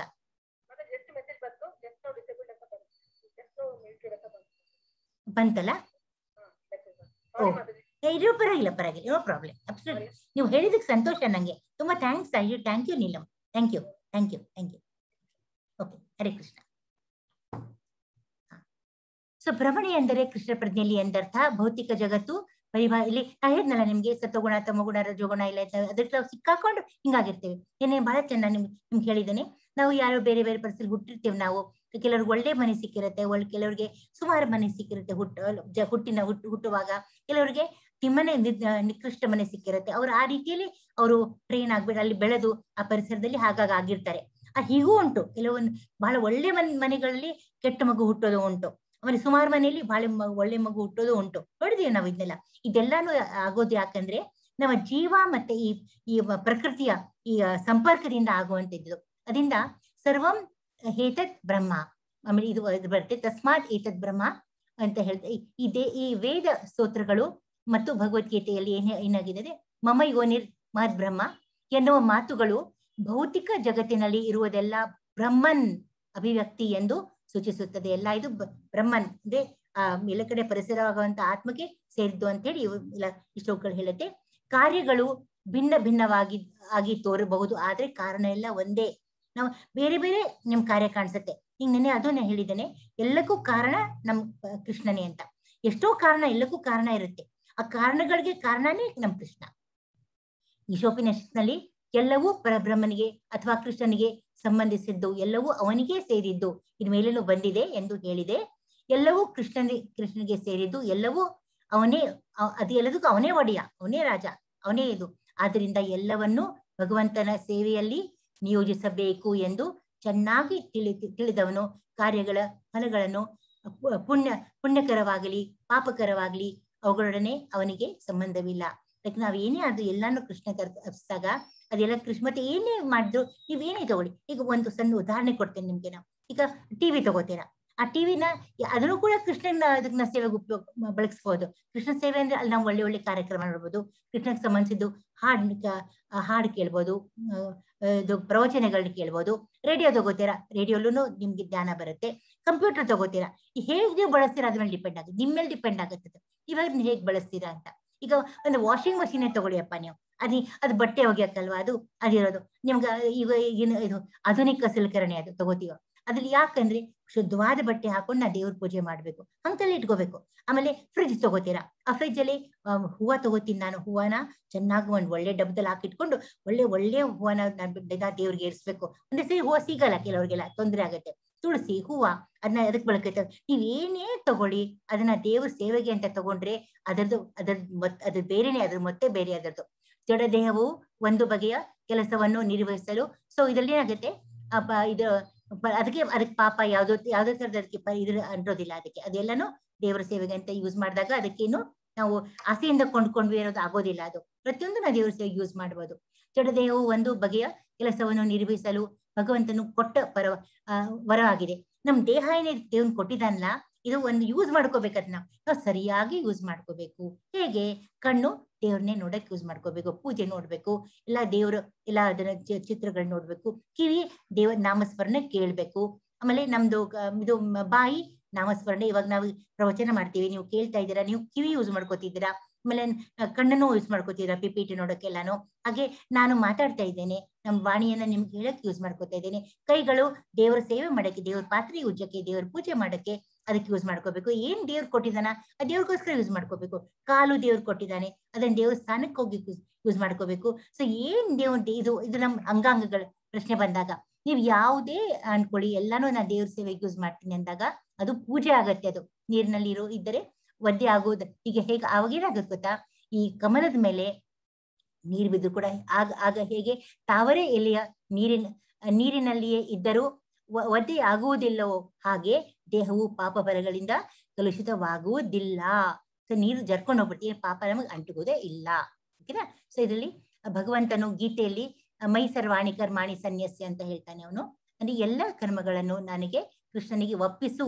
ನೀ ಏನ್ ಮಾಡ್ತೀಯಾ ಎಲ್ಲ ಕೃಷ್ಣಾರ್ಪಣೆ ಅನ್ಬಿಡು, ಮುಗೀತು, ಇಂದಾಯ್ತು ಕೆಲಸ ಅಷ್ಟೇ ಎಂದು ಹೇಳುತ್ತಾನೆ. ಇದರಿಂದ ನಿರ್ಣಯಿಸಬಹುದಾದ ಏನೆಂದರೆ, ಕೃಷ್ಣ ಪ್ರಜ್ಞೆಯಲ್ಲಿರುವ ಮನುಷ್ಯನು ಐಹಿಕ ಶರೀರ ಮತ್ತು ಇಂದ್ರಿಯಗಳ ಕಲ್ಪನೆಗೆ ಅನುಗುಣವಾಗಿ ಕರ್ಮ ಮಾಡುತ್ತಾನೆ. ಅವನು ನಾರ್ಮಲಿ ಹಾಗೆ ಮಾಡ್ತಿರ್ತಾನೆ. ಹೇಗ್ ಮಾಡ್ತಾನೆ? ನಾನು ಕೃಷ್ಣ ಪ್ರಜ್ಞೆಯಲ್ಲಿ ಇಲ್ದೇ ಇರೋವನು ತನ್ನ ದೇಹ ತನ್ನ ಇಂದ್ರಿಯಗಳಿಗೆ ಇದಕ್ಕೆ ಇಷ್ಟ ಆಗೋ ತರ ಮಾಡ್ತಿದ್ದ. ಆದರೆ ಕೃಷ್ಣ ಪ್ರಜ್ಞೆಯಲ್ಲಿ ಇರುವವನು, ಇನ್ಮೇಲೆ ಯಾವನು ಕೃಷ್ಣ ಪ್ರಜ್ಞೆಯಲ್ಲಿ ಯಾರು ಇರೋದಿಲ್ಲ ಅವನೇನ್ ಮಾಡ್ತಾನೆ, ಎಲ್ಲ ತನ್ನ ಇಂದ್ರಿಯಗಳಿಗೆ ಅನುಕೂಲವಾದ ಕೆಲಸಗಳು ಮಾಡ್ತಿರ್ತಾನೆ. ಆದರೆ ಕೃಷ್ಣ ಪ್ರಜ್ಞೆಯಲ್ಲಿ ಇರುವ ಮನುಷ್ಯ ದೇಹವು ಕೃಷ್ಣನ ಸ್ವತ್ತು ಮತ್ತು ಅದು ಕೃಷ್ಣನ ಸೇವೆಯಲ್ಲಿ ನಿರತವಾಗಿರಬೇಕು ಎನ್ನುವ ತಿಳುವಳಿಕೆಯಿಂದ ಕರ್ಮ ಮಾಡುತ್ತಾನೆ. ಇದು ಬಹಳ ಸೊಗಸಾಗಿ ಕೊಟ್ಟಿದೆ ಇದರಲ್ಲಿ. ಅದು ಇನ್ಮೇಲೆ ನಮ್ಗೆ ನಮ್ ಜೀವನ ಬದಲಾಗಿ ಹೋಗುತ್ತೆ ಇದರಿಂದ. ನೋಡಿ, ಇವರೇ ನಮ್ಮ ಪ್ರಭುಗಳು ನಮಸ್ಕರಿಸ್ಬೇಕು ಅವ್ರು. ನಾವು ಅವ್ರ ಪಾಪ ಏನು 70ನೇ ಇಳಿ ವಯಸ್ಸಿನಲ್ಲಿ ಪಾಪ ಎಲ್ರೂ ಕೂತ್ಕೊಂಡು ಮನೆಯಲ್ಲಿ ಕೈಯೋ ಕಾಲೋ ಹಿಡ್ಕೊಂಡು ಕೂತಿರ್ತಾರೆ. ಆ ಹೊತ್ತಲ್ಲಿ ಅವ್ರ ಗುರುಗಳ ಆಜ್ಞೆ ಆಗಿರುತ್ತೆ. ಅವರು ವಿದೇಶಕ್ಕೆ ಹೋಗ್ಬಿಟ್ಟು ಎಲ್ಲಾ ಕಡೆ ನಮ್ಮ ಕೃಷ್ಣ ನಾಮ ಸಂಕೀರ್ತನೆ ಪ್ರಚಾರ ಮಾಡ್ತಾರೆ. ಎಷ್ಟು ದೇವಸ್ಥಾನಗಳ ಸ್ಥಾಪನೆ ಮಾಡ್ತಾರೆ, ಅಲ್ಲಿ ಇರುವಂತ ಜನನ ಉದ್ಧಾರ ಮಾಡ್ತಾರೆ. ಇವರು ಆಕ್ಚುಲಿ ನಿಜವಾದ ಭಕ್ತರು, ನಮ್ಮ ದೇವರಿಗೆ ಪ್ರಿಯರಾದಂಥವ್ರು. ಆಮೇಲೆ ಇವಾಗ ಈ ಶ್ಲೋಕ ಯಾರು ಓದ್ತೀರಮ್ಮ? ವಿಜ್ಞಾ ಹ್ಯಾಂಡ್ ರೈಸ್ ಮಾಡಿದ್ದೀರಾ ಯಾರಾದ್ರೂ? ಹ್ಯಾಂಡ್ ರೈಸ್ ಯಾರು ಮಾಡಿಲ್ವಲ್ಲ? ಹರಿಣಿ. ಓಕೆ, ಹರಿಣಿ ನೀವೇ. ಹರಿಣಿ ಶ್ಲೋಕ ನೋದಿಯಮ್ಮ, ಅನ್ಮ್ಯೂಟ್ ಮಾಡ್ಕೊಳ್ಳಿ. ಹರೇ ಕೃಷ್ಣ ಮಾತಾಜಿ. ಹರೇ ಕೃಷ್ಣ. ಹರೇ ಕೃಷ್ಣ ಅಂತ ಇದೆಯಮ್ಮ? ಅಂತ ಇದೆಯಾ? ಶ್ಲೋಕ 22. ಏಹಿ ಸಂಸ್ಪರ್ಶಜ ಭೋಗ ದುಃಖ ಯೋನಯ ಏವತೆ ಆದ್ಯಂತವಂತಹ ಕೌಂತೆಯ ನ ತೇಷು ರಮತೆ ಬುಧಃ. ಬುಧಃ. ಅನುವಾದ. ವಿಷಯೇಂದ್ರಿಗಳ ಸಂಪರ್ಕವು ದುಃಖವನ್ನುಂಟು ಮಾಡುವುದರಿಂದ ವಿವೇಕಿಯಾದವನು ಅದರಲ್ಲಿ ತೊಡಗುವುದಿಲ್ಲ. ಕುಂತಿ ಪುತ್ರನಾದ ಅರ್ಜುನನೇ, ಇಂತಹ ಸುಖಗಳಿಗೆ ಆದಿಯೂ ಅಂತ್ಯವೂ ಉಂಟು. ಆದುದರಿಂದ ವಿವೇಕಿಯಾದವನು ಅವುಗಳಲ್ಲಿ ಸಂತೋಷ ಪಡುವುದಿಲ್ಲ. ಹರೇ ಕೃಷ್ಣ ಮಾತಾಡಿ. ಹರೇ ಕೃಷ್ಣ, ಹರೇ ಕೃಷ್ಣ. ಸೊ ಅವನು ಏನ್ ಮಾಡ್ತಾನೆ ಇಲ್ಲಿ, ಇದನ್ನು ತುಂಬಾ ಚೆನ್ನಾಗಿ ಕೊಟ್ಟಿದೆ ಇದರಲ್ಲಿ ತಾತ್ಪರ್ಯ. ಅವನು ಯಾವನು ಇಂದ್ರಿಯ ಸುಖಗಳ, ಅದು ಯಾವುದು ಶಾಶ್ವತ ಅಲ್ಲ, ಅದೆಲ್ಲಾನು ಇವತ್ತಿದೆ ನಾಳಿರೋದಿಲ್ಲ. ಸೊ ಅದ್ರಲ್ಲಿ ಅವ್ನು ತೊಡ್ಕೊಳ್ಳೋದಿಲ್ಲ. ಅವನಿಗೆ ಜ್ಞಾನ ಇದೆ ಅದರದ್ದು. ಆ ಜ್ಞಾನ ಬಳಸ್ಕೊಂಡು ಯಾವನು ವ್ಯವಹರಿಸ್ತಾನೋ ಅವನು ಉತ್ತಮನ. ಅವನು ಇದು 18ನೇದು ಇದೀವಲ್ಲ. ಸಾರಿ ಒಂದ್ ಮಿಸ್ ಆಯ್ತು ಅಂತ ಕಾಣತ್ತಮ್ಮ. ಸಾರಿ, ಇದು ಅದ್ರಲ್ಲಿ ಇಲ್ಲ, PPT-ಯಲ್ಲಿ ಇಲ್ಲ. ಇದನ್ನು ಓದ್ಬೇಕು. ಯಾರು ಓದ್ತೀರಾ? ಇದಕ್ಕಿಂತ ಮೊದಲು ಇದನ್ನ ಹರಿಣಿಯವರೇ ಓದ್ತೀರಾ? ಹರಿಣಿ. ಹರೇ ಕೃಷ್ಣ ಮಾತಾಜಿ. ನೀವು ಇದು ಮೊದಲು ಓದಿ. ವಿದ್ಯಾ ವಿನಯ ಸಂಪನ್ನೆ. ಶ್ಲೋಕ 18. ವಿದ್ಯಾ ವಿನಯ ಸಂಪನ್ನೆ ಬ್ರಾಹ್ಮಣೆ ಗವಿಹಸ್ತಿನಿ ಶುನಿಚೈವ ಶ್ವಪಾಕೆ ಚ ಪಂಡಿತಾಃ ಸಮದರ್ಶಿನಃ. ಎಷ್ಟು ಸೊಗಸಾದ ಇದು ಶ್ಲೋಕ ಇದೆ. ಇದು ಓದಿ, ಅನುವಾದ ಓದಿ. ಅನುವಾದ: ನಮ್ರರಾದ ಜ್ಞಾನಿಗಳು ನಿಜವಾದ ಜ್ಞಾನವನ್ನು ಪಡೆದವರಾದುದರಿಂದ ವಿದ್ಯಾ ವಿನಯ ಸಂಪನ್ನನಾದ ಬ್ರಾಹ್ಮಣನನ್ನು, ಹಸುವನ್ನು, ಆನೆಯನ್ನು, ನಾಯಿಯನ್ನು, ನಾಯಿಯ ಮಾಂಸವನ್ನು ತಿನ್ನುವವನನ್ನು, ಅಂತ್ಯ ಜನನ್ನು ಒಂದೇ ರೀತಿ ಕಾಣುತ್ತಾರೆ. ಹರೇ ಕೃಷ್ಣ, ಹರೇ ಕೃಷ್ಣ, ಹರೇ ಕೃಷ್ಣ. ಇನ್ನು ಯಾರು ವಿಜ್ಞಾ ಯಾರಿಗೆ ವಿದ್ಯಾ ತುಂಬಿ ಇರುತ್ತೋ ಅವರು ಯಾವಾಗ್ಲೂ ತುಂಬಿದ ಕೂಡ ತುಳ್ಕೋದಿಲ್ಲ ಅಂತಾರಲ್ಲ, ಅವರು ಎಲ್ಲರೂ ಸಮವಾಗಿ ನೋಡ್ತಾರೆ. ಅವ್ರಿಗೆ ಜ್ಞಾನ ಇರುತ್ತೆ, ನಿಜವಾದ ಜ್ಞಾನ ಇರುತ್ತೆ ಅವ್ರಿಗೆ. ಬ್ರಾಹ್ಮಣ ಅಂದ್ರೆ ಏನು, ಹಸು, ಆನೆ ಮತ್ತೆ ನಾಯಿ ಪ್ರಾಣಿಗಳು ಅಲ್ಲ, ಈ ಬೇರೆ ಬೇರೆ ಪ್ರಾಣಿಗಳು ಅವನು ಸಮನಾಗಿ ನೋಡ್ತಾನೆ, ಬ್ರಾಹ್ಮಣನು ಸಮನಾಗಿ ನೋಡ್ತಾನೆ. ಒಂದು ಎಲ್ಲ ಅದೇ ಇನ್ನ ನಾನ್ ವೆಜಿಟೇರಿಯನ್ ತಿನ್ನೋರ್ನು ಸಮನಾಗಿ ನೋಡ್ತಾನೆ. ಯಾರು ಅವನು ಅವನಿಗೆ ಭೇದ ಕಾಣೋದಿಲ್ಲ. ಅವನು ವಿದ್ಯೆಯಿಂದ ವಿನಯ, ವಿದ್ಯೆ ಒಂದೇ ಉಪಯೋಗ ಇಲ್ಲ ನಮ್ ಲೈಫಲ್ಲಿ. ನಮ್ಗೆ ಜೊತೆಗೆ ವಿನಯ ಇರ್ಬೇಕು. ವಿನಯ ಅಂದ್ರೆ ಏನು, ಎಲ್ಲರೂ ನಮ್ಮವರು ಅಂತ ಒಪ್ಕೊಳ್ಳುವಂತ ನಮ್ಗೆ ಹೃದಯ, ವಿಶಾಲವಾದ ಹೃದಯ ಇರ್ಬೇಕಾಗತ್ತೆ. ಸೊ ಅವನು ವಿದ್ಯಾವಂತನು. ಸೊ ಕೃಷ್ಣ ಪ್ರಜ್ಞೆ ಇರುವ ಮನುಷ್ಯನು ಯಾವುದೇ ವರ್ಗಗಳಲ್ಲಿ ಅಥವಾ ಜಾತಿಗಳಲ್ಲಿ ವ್ಯತ್ಯಾಸವನ್ನು ಮಾಡುವುದಿಲ್ಲ. ಸಾಮಾಜಿಕ ದೃಷ್ಟಿಯಿಂದ ಬ್ರಾಹ್ಮಣನು, ಅಂತ್ಯಜನನು ಅಂದ್ರೆ ಈ ಒಂಥರ ಮೀಟ್ ಈಟರ್ಸ್ ಅಂತಾರಲ್ಲ, ಬೇರೆ ಇದು ತಿನ್ನೋರು, ನಾನ್ ವೆಜಿಟೇರಿಯನ್ ತಿನ್ನೋರು ಬೇರೆ ಬೇರೆ ಇರಬಹುದು. ನಾಯಿ, ಹಸು ಮತ್ತು ಆನೆಗಳು ಪ್ರಾಣಿ ವರ್ಗದ ದೃಷ್ಟಿಯಿಂದ ಬೇರೆ ಬೇರೆ ಇರಬಹುದು. ಆದರೆ ದೇಹದ ಈ ವ್ಯತ್ಯಾಸಗಳು ವಿದ್ವಾಂಸನಾದ ಆಧ್ಯಾತ್ಮವಾದಿಯ ದೃಷ್ಟಿಯಿಂದ ಅರ್ಥವಿಲ್ಲದವು. ಇನ್ನೊಂದು ಹೇಳ್ತೇನೆ ನಿಮ್ಗೆ, ಇದ್ರಲ್ಲಿ ಇನ್ನೊಂದು ಬರುತ್ತೆ, ಇದ್ರಲ್ಲಿ ಕೊಟ್ಟಿದ್ದಾರೆ ನಿಮ್ಗೆ, ನಮ್ಮ ಇದ್ರಲ್ಲಿ ಬರುತ್ತೆ ಆಕ್ಚುಲಿ, ಶಾಸ್ತ್ರಗಳು ಬರುತ್ತೆ. ಒಂದೊಂದ್ಸತಿ ವಿಕಾರ ಇರುತ್ತೆ ಪಾಪ ಮನುಷ್ಯನಿಗೆ. ಪರಮಜ್ಞಾನಿ ಅವನು, ಆದ್ರೆ ಆ ವಿಕಾರನ ನೋಡೋದಿಲ್ಲ ಇವನು. ಅವನು ಸುಂದರವಾಗಿದ್ದಾನೋ ಸುಂದರವಾಗಿಲ್ವೋ ಅದ್ ನಮಗ್ ಸಂಬಂಧ ಇಲ್ಲ. ಅವ್ನ್ ಜ್ಞಾನ ಇದೆ ತಾನೆ, ನಮಗ್ ಜ್ಞಾನ ಬೇಕು. ಈಗ ನಾವೊಂದು ಕಾಲೇಜ್ಗೆ ಹೋಗ್ತೀವಿ, ಪಾಠ ನಮ್ಗೆ ಮಾಡ್ತಿರ್ತಾರೆ ನಮ್ ಗುರುಗಳು, ಅವರು ಹೇಗಿದ್ದಾರೆ ನೋಡೋದೇ ಇಲ್ಲ. ಪಾಠ ಬಿ ನಮಗೆ ಬಹಳ ಇಂಪಾರ್ಟೆಂಟು. ಸೊ ಪಾಠ ನಾವು ಗಮನ ಕೊಡ್ತೀವಿ. ಇದಕ್ಕೆ ಪರಮ ಪ್ರಭುವಿನೊಂದಿಗೆ ಅವುಗಳ ಸಂಬಂಧವೇ ಕಾರಣ. ಯಾಕಂದ್ರೆ ಭಗವಂತನು ಭಗವಂತನ ಸ್ವಾಂಶ, ಎಲ್ಲರಲ್ಲೂ ಅವನ್ ದೇವ್ರನ್ನೇ ಕಾಣ್ತಾನೆ. ಅವನು ಪ್ರತಿಯೊಂದರಲ್ಲೂ ಅವ್ನ್ ದೇವ್ರು ಕಾಣಿಸ್ತಾನೆ. ಅವಾಗ ಅವನಿಗೂ ಭೇದ ಭಾವ ಮಾಡೋದಿಲ್ಲ. ಸೊ ವಿಷಯದಲ್ಲಿ ಒಂದಕ್ಕೆ ತೋರಿಸುತ್ತಾನೆ. ಪರಮಾತ್ಮನಿಗೆ ಸ್ವಲ್ಪ ಸ್ಕಿಪ್ ಮಾಡೋಣ. ಪರಮಾತ್ಮನಿಗೆ ಭಗವಂತರು ಆತ್ಮ ಮತ್ತು ಪರಮಾತ್ಮರ ಸದೃಶ ಲಕ್ಷಣಗಳೆಂದರೆ ಅವರಿಬ್ಬರು ನೋಡಿ, ಆತ್ಮ ಪರಮಾತ್ಮ ಡಿಫ್ರೆನ್ಸ್ ಹೇಳಿದ್ನಲ್ಲ. ಏನಪ್ಪ ಡಿಫ್ರೆನ್ಸ್ ಅಂತಂದ್ರೆ, ಆತ್ಮ ಯಾವಾಗ್ಲೂ ಇಬ್ಬರಿಗೂ ಪ್ರಜ್ಞೆ ಉಂಟು. ಅದಕ್ಕೂ ದೇವ್ರಿಗೂ ಪ್ರಜ್ಞೆ ಇದೆ, ನಮಗೂ ಪ್ರಜ್ಞೆ ಇದೆ. ಇಬ್ಬರಿಗೂ ಇಬ್ರು ನಿತ್ಯರೇ, ಇಟರ್ನಲ್ ಅಂದ್ರೆ ಯಾವತ್ತೂ ಅವಕ್ಕೆ ಸಾವೇ ಇಲ್ಲ. ದೇಹಕ್ಕೆ ಸಾವಿದೆ, ಆತ್ಮಕ್ಕೆ ಸಾವಿಲ್ಲ. ಮತ್ತೆ ಆನಂದಮಯರು, ಯಾವಾಗ್ಲೂ ಸಂತೋಷವಾಗಿರ್ತಾರೆ. ಆದರೆ ಇದರಲ್ಲಿ ವ್ಯತ್ಯಾಸ ಏನಪ್ಪಾ ಅಂದ್ರೆ ಈ ಪ್ರಮಾಣದಲ್ಲಿ, ಪ್ರಜ್ಞೆಯ ದೇಹದ ವ್ಯಾಪ್ತಿಗೆ ದೇವರು ಪರಮಾತ್ಮ ಎಲ್ಲರ ದೇಹದಲ್ಲೂ ಇದ್ದಾನೆ. ಅದ್ ನಮ್ಮ ಆತ್ಮ ನಮ್ಮ ದೇಹದಲ್ಲಿ ಮಾತ್ರ ಸೀಮಿತವಾಗಿದೆ. ಸೊ ಆತ್ಮ ತುಂಬಾ ಚೆನ್ನಾಗಿದೆ, ಸೊಗಸಾದಂತ ಒಂದೊಂದು ಬಿಡಕ್, ಮುತ್ತುರತ್ನ ಬಿಡಕ್ ಇಷ್ಟಾನೇ ಆಗೋದಿಲ್ಲ. ಅದನ್ನ ನಾವು ನಮ್ ಟೈಮ್ ಗಮನ ನೋಡ್ಬೇಕಾಗತ್ತೆ. ಇಲ್ಲಿ ಈ ಶ್ಲೋಕದಲ್ಲಿ ನೆಕ್ಸ್ಟ್ ಶ್ಲೋಕದಲ್ಲಿ ಇದು ಬರುತ್ತೆ. ಇಲ್ಲಿ ನೋಡಿ, ಇಲ್ಲಿ ನಿಮ್ಗೆ ಕಾಣ್ತಾ ಇಲ್ಲ, ಇಲ್ಲಿ ಇಂದ್ರಿಯ ಸುಖಕ್ಕೆ ಬಿದ್ರೆ ಏನಾಗತ್ತೆ ತೊಂದರೆ ಅಂತ ಹೇಳಿ ಇಲ್ಲಿ ಮಿಣಕ್ ಹುಳ ಇದೆ ಹಿಂದೆ, ಈ ಚಿತ್ರದಿಂದ. ಇಲ್ಲಿ ಒಂದು ಹೂವ ಇದೆ. ಆ ಹೂವ ಹೇಗಂದ್ರೆ ಯಾವ್ದಾದ್ರು ಚಿಟ್ಟೆ ಒಳಗೆ ಸಿಕ್ಕಾಕೊಂಡ್ಬಿಟ್ರೆ ಮುಚ್ಕೊಂಡ್ಬಿಡುತ್ತೆ, ಅದು ಸ್ವಲ್ಪ ಸಿಕ್ಕಾಕೊಂಡ್ಬಿಡುತ್ತೆ, ಉಸಿರುಗಟ್ಬಿಡುತ್ತೆ ಅದಕ್ಕೆ.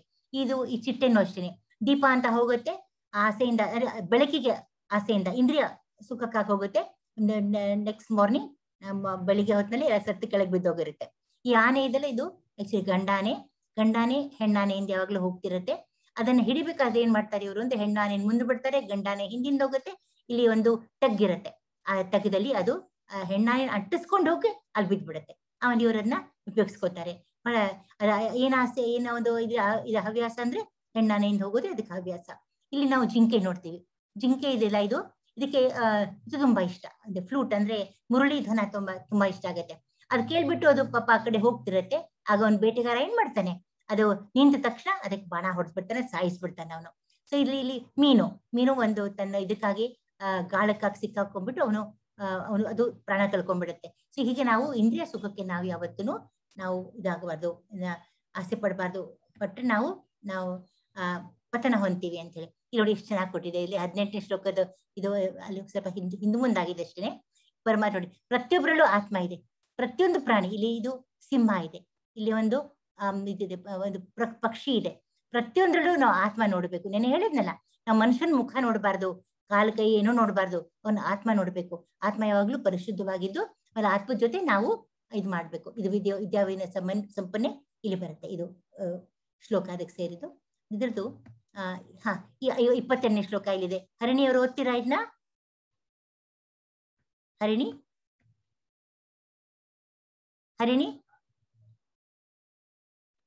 ಅವರೇ, ಹರೇ ಕೃಷ್ಣ ಮಾತಾಜಿ. ಇದನ್ನ ಓದಿದ್ದೀರಾ ಅಂತ ಕಾಣುತ್ತಲ್ಲ, ಓದಿದ್ದೀರಾ ಇದನ್ನ ನೀವು? ತಾತ್ಪರ್ಯ ಓದ್ತೀನಿ ಮಾತಾಜಿ. ತಾತ್ಪರ್ಯ ಓದಿ, ಮೀನಿಂಗ್ ಓದಿ. ಒಂದೇ ಶ್ಲೋಕ ಇದಾಗೋಯ್ತು. ವಿಷಯೇಂದ್ರಿಗಳ ಸಂಪರ್ಕವು ದುಃಖವನ್ನುಂಟು ಮಾಡುವುದರಿಂದ ವಿವೇಕಿಯಾದವನು ಅದರಲ್ಲಿ ತೊಡಗುವುದಿಲ್ಲ. ಕುಂತಿ ಪುತ್ರನಾದ ಅರ್ಜುನನೇ, ಇಂತಹ ಸುಖಗಳಿಗೆ ಆದಿಯೂ ಅಂತ್ಯವೂ ಉಂಟು. ಆದುದರಿಂದ ವಿವೇಕಿಯಾದವನು ಅವುಗಳಲ್ಲಿ ಸಂತೋಷ ಪಡುವುದಿಲ್ಲ. ಹರೇ ಕೃಷ್ಣ ಮಾತಾ. ಕರೆಕ್ಟ್. ಇದೇ ಚಿತ್ರ, ಇದಕ್ಕೆ ಇದು ಎಕ್ಸಾಂಪಲ್, ಇದು ಎಕ್ಸ್ಪ್ಲನೇಷನ್ ಅಂದ್ರೆ ಇದಕ್ಕೆ ವಿವರಣೆ. ಇದು ಹೇಗೆ ನೋಡಿ, ಈ ಪ್ರತಿಯೊಂದು ಒಂದು ಚಿಟ್ಟೆ ಇದು ನೋಡಿ, ಇದು ಚಿಟ್ಟೆ ಇದೆ ಇಲ್ಲಿ. ಅದಿರು ಸಿಕ್ಕಾಕೊಂಡ್ಬಿಡುತ್ತೆ. ಕೆಲವು ಪ್ರಾಣಿ, ಕೆಲವು ಹೂಗಳು ಹಾಗಿದೆ, ಅದು ಸಿಕ್ಕಾಕೊಂಡ್ರೆ ಅದು ಕತ್ತಾದ ತಕ್ಷಣ ಮುಚ್ಕೊಂಡ್ಬಿಡುತ್ತೆ. ಹಾಗೆ ಚಿಟ್ಟೆ ಇದೆಲ್ಲ ಇದು ಅಲ್ಲಿ ಸಿಕ್ಕಾಕೊಂಡ್ಬಿಡುತ್ತೆ. ಅದು ಯಾತಕ್ಕೆ ಹೋಗಿರುತ್ತೆ, ಅದು ಮಧು, ಅದು ಒಂಥರ ಮಧುಕರ, ಅದು ಪೋಲನ್ ಅಂತೀವಲ್ಲ ನಾವು, ಸೆಂಟರ್ ನಲ್ಲಿ ಇರುತ್ತಲ್ಲ, ಅದು ರುಚಿ ಇರುತ್ತೆ ಬಹಳ, ಅದು ತಿನ್ನಕ್ಕಂತ ಹೋಗುತ್ತದು. ಸಲಿ ಸಿಕ್ಕಾಕೊಂಡ್ಬಿಡುತ್ತೆ. ಈ ಆನೆ ಹೀಗೆ ನಾವು ವಿವರಿಸಿದ್ದೇನೆ. ಇದ್ರದ್ದು ಅರ್ಥ ಇದು. ಆಮೇಲೆ ಕೊನೆಗೆ ನಾವು ಬರ್ತಾ ಇದ್ದೇವೆ. ಇದು ಅಫ್ಕೋರ್ಸ್ ಇದು ಕಷ್ಟ ಇಲ್ಗಡೆ ನೋಡ್ತಾ ಇದೀವಿ. ಈ ಕೊನೆ ಶ್ಲೋಕ ಇದು. ಮತ್ತೆ ಹರಿಣಿಯವರೇ ಓದ್ಬೇಕಾ ಇದನ್ನು ಕೂಡ? ಹರಿಣಿಯವರೇ ಅನ್ಮ್ಯೂಟ್ ಮಾಡಿದ ಅವರೊಬ್ಬರ. ಹರಿಣಿಯವರೇ, ಹರೇ ಕೃಷ್ಣ ಮಾತಾಜಿ. ಇದನ್ನು ಓದ್ಬಿಡಿ, ನೀವು ಯಾರು ಕೈ ಎತ್ತಾ ಇಲ್ಲ, ನೀವೇ ಓದ್ಬಿಡಿ. ಬೇರೆ ಒಂದ್ ನಿಮಿಷ ತುಂಬಾ ಹ್ಯಾಂಡ್ಸ್ ರೈಸ್ ಕಾಣ್ತಾ ಇದೆ. ಶಾಂತಿ ಪರಶುರಾಮ್ ಭಂಡಾರಿ, ಶಾಂತಿ ಒಂದ್ಸರಿ ಓದಿದ್ರಿ. ಸಾರಿ ಅಮ್ಮ, ಇವ್ರಿಗೆ ಹೇಳ್ತೇನೆ. ಪರಶುರಾಮ್ ಅವರೇ, ಪರಶುರಾಮ್ ಭಂಡಾರಿ,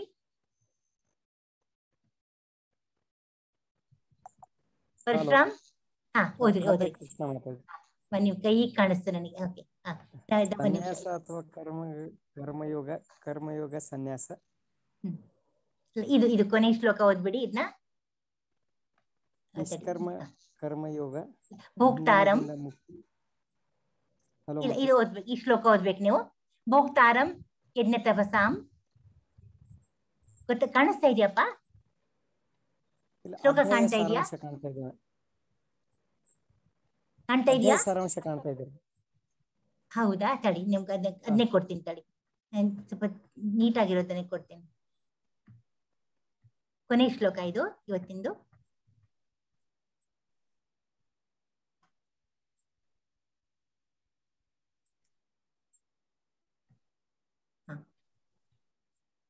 ಓದಿ ಇದ್ದ ಕಾಣ್ತಲ್ಲ ಪರಶುರಾಮ್ ಅವರೇ? ಇಲ್ಲ ಬಂದಿಲ್ಲ ಮೇಡಮ್. ಯಾಕೆ ಬಂದಿಲ್ಲ? ಬರ್ಬೇಕಲ್ಲ. ಭೋಕ್ತಾರಂ ಯಜ್ಞ ತಪಸ. ಭೋಕ್ತಾರಂ ಯಜ್ಞ ತಪಸಾಂ ಸರ್ವಲೋಕ ಮಹೇಶ್ವರಂ ಸುಹೃದಂ ಸರ್ವಭೂತಾನಾಂ ಜ್ಞಾತ್ವಾ ಮಾಂ ಶಾಂತಿ ಮುಚ್ಚತಿ. Very good. ಅನುವಾದ ಓದಿ. ಭೋಕ್ತಾರಂ ಯಜ್ಞ ತಪಸ್ಸು ಮತ್ತು ವ್ರತಗಳ ಸರ್ವಲೋಕ ಎಲ್ಲ ಲೋಕ ಅದು ಬೇಡ, ಅನುವಾದ ಓದ್ರಿ, ಅನುವಾದ ಓದಿದ್ರೆ ಸಾಕು. ನನ್ನ ವಿಷಯವಾಗಿ ಸಂಪೂರ್ಣ ನನ್ನ ವಿಷಯ ಸಂಪೂರ್ಣ ಪ್ರಜ್ಞೆಯನ್ನಿಟ್ಟುಕೊಂಡು ಎಲ್ಲ ಯಜ್ಞಗಳ ಮತ್ತು ತಪಸ್ಸುಗಳ ಕಟ್ಟಕಡೆಯ ಭೋಕ್ತ ನಾನೇ, ಎಲ್ಲ ಲೋಕಗಳ ಮತ್ತು ದೇವತೆಗಳ ಪರಮ ಪ್ರಭು ನಾನೇ, ಮತ್ತು ಎಲ್ಲ ಜೀವಿಗಳ ಉಪಕಾರಿಯೂ ಹಿತೈಷಿಯೂ ನಾನೇ ಎಂದು ಅರಿತ ಮನುಷ್ಯನು ಐಹಿಕ ದುಃಖಗಳ ಯಾತನೆಯಿಂದ ಮುಕ್ತನಾಗಿ ಶಾಂತಿಯನ್ನು ಪಡೆಯುವನು. Very good, very good. ಇದರ ಅರ್ಥ ಇದ್ದೇನೆ.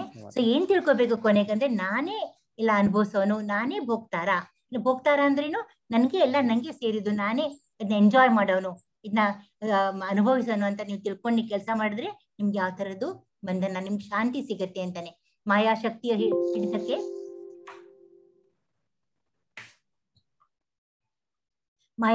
ಹಿಡಿತಕ್ಕೆ ಸಿಕ್ಕ ಎಲ್ಲ ಬದ್ಧ ಆತ್ಮಗಳಿಗೂ ಐಹಿಕ ಜಗತ್ತಿನಲ್ಲಿ ಶಾಂತಿಯನ್ನು ಪಡೆಯುವ ಕಾತರತೆ ಇವರು. ಎಲ್ಲರಿಗೂ ಶಾಂತಿ ಬೇಕು, ಯಾರಿಗೂ ಶಾಂತಿ ಬೇಡ, ಇವ್ರಿಗೂ ಶಾಂತಿನೇ ಎಲ್ಲರಿಗೂ ಬೇಕು. ಆದರೆ ಅವರಿಗೆ ಶಾಂತಿಯ ಸೂತ್ರವು ಗೊತ್ತಿರುವುದಿಲ್ಲ. ಹೇಗೆ ಶಾಂತಿ ಪಡಿಬೇಕು ಅವ್ರಿಗೆ ಗೊತ್ತಿರೋದಿಲ್ಲ. ಅದನ್ನು ಭಗವದ್ಗೀತೆಯ ಈ ಭಾಗದಲ್ಲಿ ವಿವರಿಸಲಾಗಿದೆ. ಅತ್ಯಂತ ಶ್ರೇಷ್ಠ ಶಾಂತಿ ಸೂತ್ರ ಇದಿಷ್ಟೇ. ಏನಪ್ಪಾ ಅಂದ್ರೆ, ಎಲ್ಲ ಮನುಷ್ಯರ ಕಾರ್ಯಗಳ ಫಲವು ಕೃಷ್ಣದ್ದೇ. ಎಲ್ಲ ಏನ್ ಮಾಡ್ತೀರ ಅದು ಫಲ ಎಲ್ಲ ಕೃಷ್ಣನ್ಗೆ ಹೋಗ್ಬೇಕಾಗಿದ್ದು ಅಂತ ನೀವು ತಿಳ್ಕೊಬೇಕು. ನಿಮಗೇನು ಬರ್ಬೇಕಾಗಿದ್ದು ಇದ್ರಲ್ಲಿ ಇಲ್ಲ. ಅವನೇ ಎಲ್ಲ ಲೋಕಗಳ ಮತ್ತು ಎಲ್ಲ ದೇವತೆಗಳ ಒಡೆಯ, ಎಲ್ಲಕ್ಕೂ ಅವನೇ ಒಡೆಯ ಅವನು. ಆದುದರಿಂದ ಮಾನವರು ಸರ್ವಸ್ವವನ್ನು ಭಗವಂತನ ದಿವ್ಯ ಸೇವೆಗೆ ಅರ್ಪಿಸಬೇಕು. ಬಹಳ ಇಂಪಾರ್ಟೆಂಟು. ಅವನಿಗಿಂತ ಯಾರೂ ಶ್ರೇಷ್ಠರಲ್ಲ. ದೇವತೆಗಳಲ್ಲಿ ಶ್ರೇಷ್ಠರಾದ ಶಿವ ಮತ್ತು ಬ್ರಹ್ಮರಿಗಿಂತ ಅವನು ಶ್ರೇಷ್ಠ. ವೇದಗಳಲ್ಲಿ ಭಗವಂತನನ್ನು ಶ್ವೇತಾಶ್ವತ ಉಪನಿಷತ್ತಲ್ಲಿದೆ, ಈಶ್ವರಾಣಾಂ ಪರಂ ಮಹೇಶ್ವರಂ ಎಂದು ವರ್ಣಿಸಿದೆ. ಮಾಯೆಯ ಪ್ರಭಾವದಿಂದ, ಇದೆಲ್ಲ ಮಾಯಾ. ಈಗ ನಾವು ಅನ್ಕೋತೀವಲ್ಲ, ಇದೆಲ್ಲ ನಂದು, ಇದು ನಾನು, ಇದೆಲ್ಲ ಮಾಯೆ. ಇದು ಆಕ್ಚುಲಿ ಇದು ನಾನು ದೇಹ ಅನ್ಕೊಳ್ಳೋದು, ಇದು ಮಾಯೆ. ಇದು ಮಾಯೆ ಯಾರು ಮಾಡಿದ್ರಪ್ಪ? ಇದನ್ನ ಯಾರು ಸೃಷ್ಟಿ ಮಾಡಿದ್ದು? ಅದು ದೇವ್ರೇ, ಅವನೇ ಮಾಡಿದ್ದು. ಅವನೇ ಮಾಯಾನೂ ಹುಟ್ಟಿಸ್ತಾನೆ. ಅತ್ಲಾಗೆ ಓಡು ಅಂತಾನೆ, ಹಿಡಿ ಅಂತಾನೆ. ಆತರ ಒಂದು ಮಾಯೆ ಒಂದು. ಸೊ ಅದ್ ಮಾಯಿಂದ ನಾವು ಈ ತರ ವಿಚಾರ ಮಾಡ್ತಿರ್ತೀವಿ, ಎಲ್ಲ ನಂದು ನಂದು ಅನ್ಕೊಂಡು. ಮಾಯ ಪ್ರಭಾವದಿಂದ ಜೀವಿಗಳು ತಾವು ಕಂಡದಕ್ಕೆಲ್ಲ ಒಡೆಯರಾಗ್ಬೇಕೆಂದು ಪ್ರಯತ್ನಿಸುತ್ತಾರೆ. ಎಲ್ಲ ನಂದು ಮಾಡ್ಕೋಬೇಕು ಅನ್ಕೋತಿರ್ತಾರೆ. ಈ ಮನೆ ನಂದು, ನಾನ್ ಕಟ್ಟಿಸ್ತೆ, ಇದೆಲ್ಲ ನಂದು ಅಂತ ಅನ್ಕೋತೇನೆ ನಾನು. ಆದರೆ ಅದೆಲ್ಲ ಅವ್ನ ಮಾಯ, ಅವನದೇನೂ ಇಲ್ಲ ಇದರಲ್ಲಿ. ಆದ್ರೆ ಇವತ್ತಿದ ನಾಳಿಲ್ಲ, ಅದು ಹೊಟ್ಟೋಗುತ್ತೆ. ಗೊತ್ತಾಗುತ್ತೆ ಈ ಮಾಯೆ ಎಷ್ಟು ಪ್ರಬಲವಾಗಿದೆ ಅಂತ. ವಾಸ್ತವವಾಗಿ ಅವರು ಭಗವಂತನ ಮಾಯಾಶಕ್ತಿಯ ಪ್ರಭಾವಕ್ಕೆ ಒಳಗಾಗಿದ್ದಾರೆ. ಪಾಪ ಅವ್ರದ್ದು ತಪ್ಪಿಲ್ಲ, ಇದು ದೇವರ ಮಾಯೆ ಸೃಷ್ಟಿ. ಇದು ಭಗವಂತನು ಐಹಿಕ ಪ್ರಕೃತಿಯ ಒಡೆಯ, ಅವನೇ ಎಲ್ಲ ಒಡೆಯ. ಬದ್ಧ ಆತ್ಮರು ಐಹಿಕ ಪ್ರಕೃತಿಯ ಅತ್ಯಂತ ಕಟ್ಟುನಿಟ್ಟಿನ ನಿಯಮಗಳಿಗೆ ಒಳಗಾಗಿದ್ದಾರೆ. ಕಠಿಣ ನಿಯಮ ಅಂದ್ರೆ ಏನು?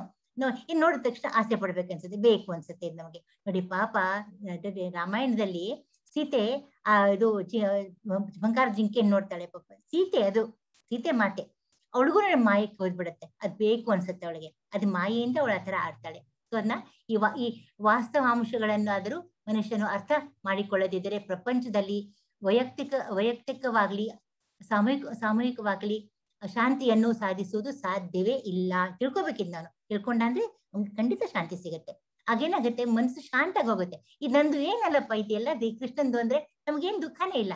ಸೋತ್ರು ಅಷ್ಟೇ, ಗೆದ್ರು ಅಷ್ಟೇ, ಎಲ್ಲ ಒಂದೇ. ನಮ್ಗೇನ್ ಇದೆ ಇದ್ರಲ್ಲಿ? ಕೃಷ್ಣ ಪ್ರಜ್ಞೆಯ ಅರ್ಥ ಇದು.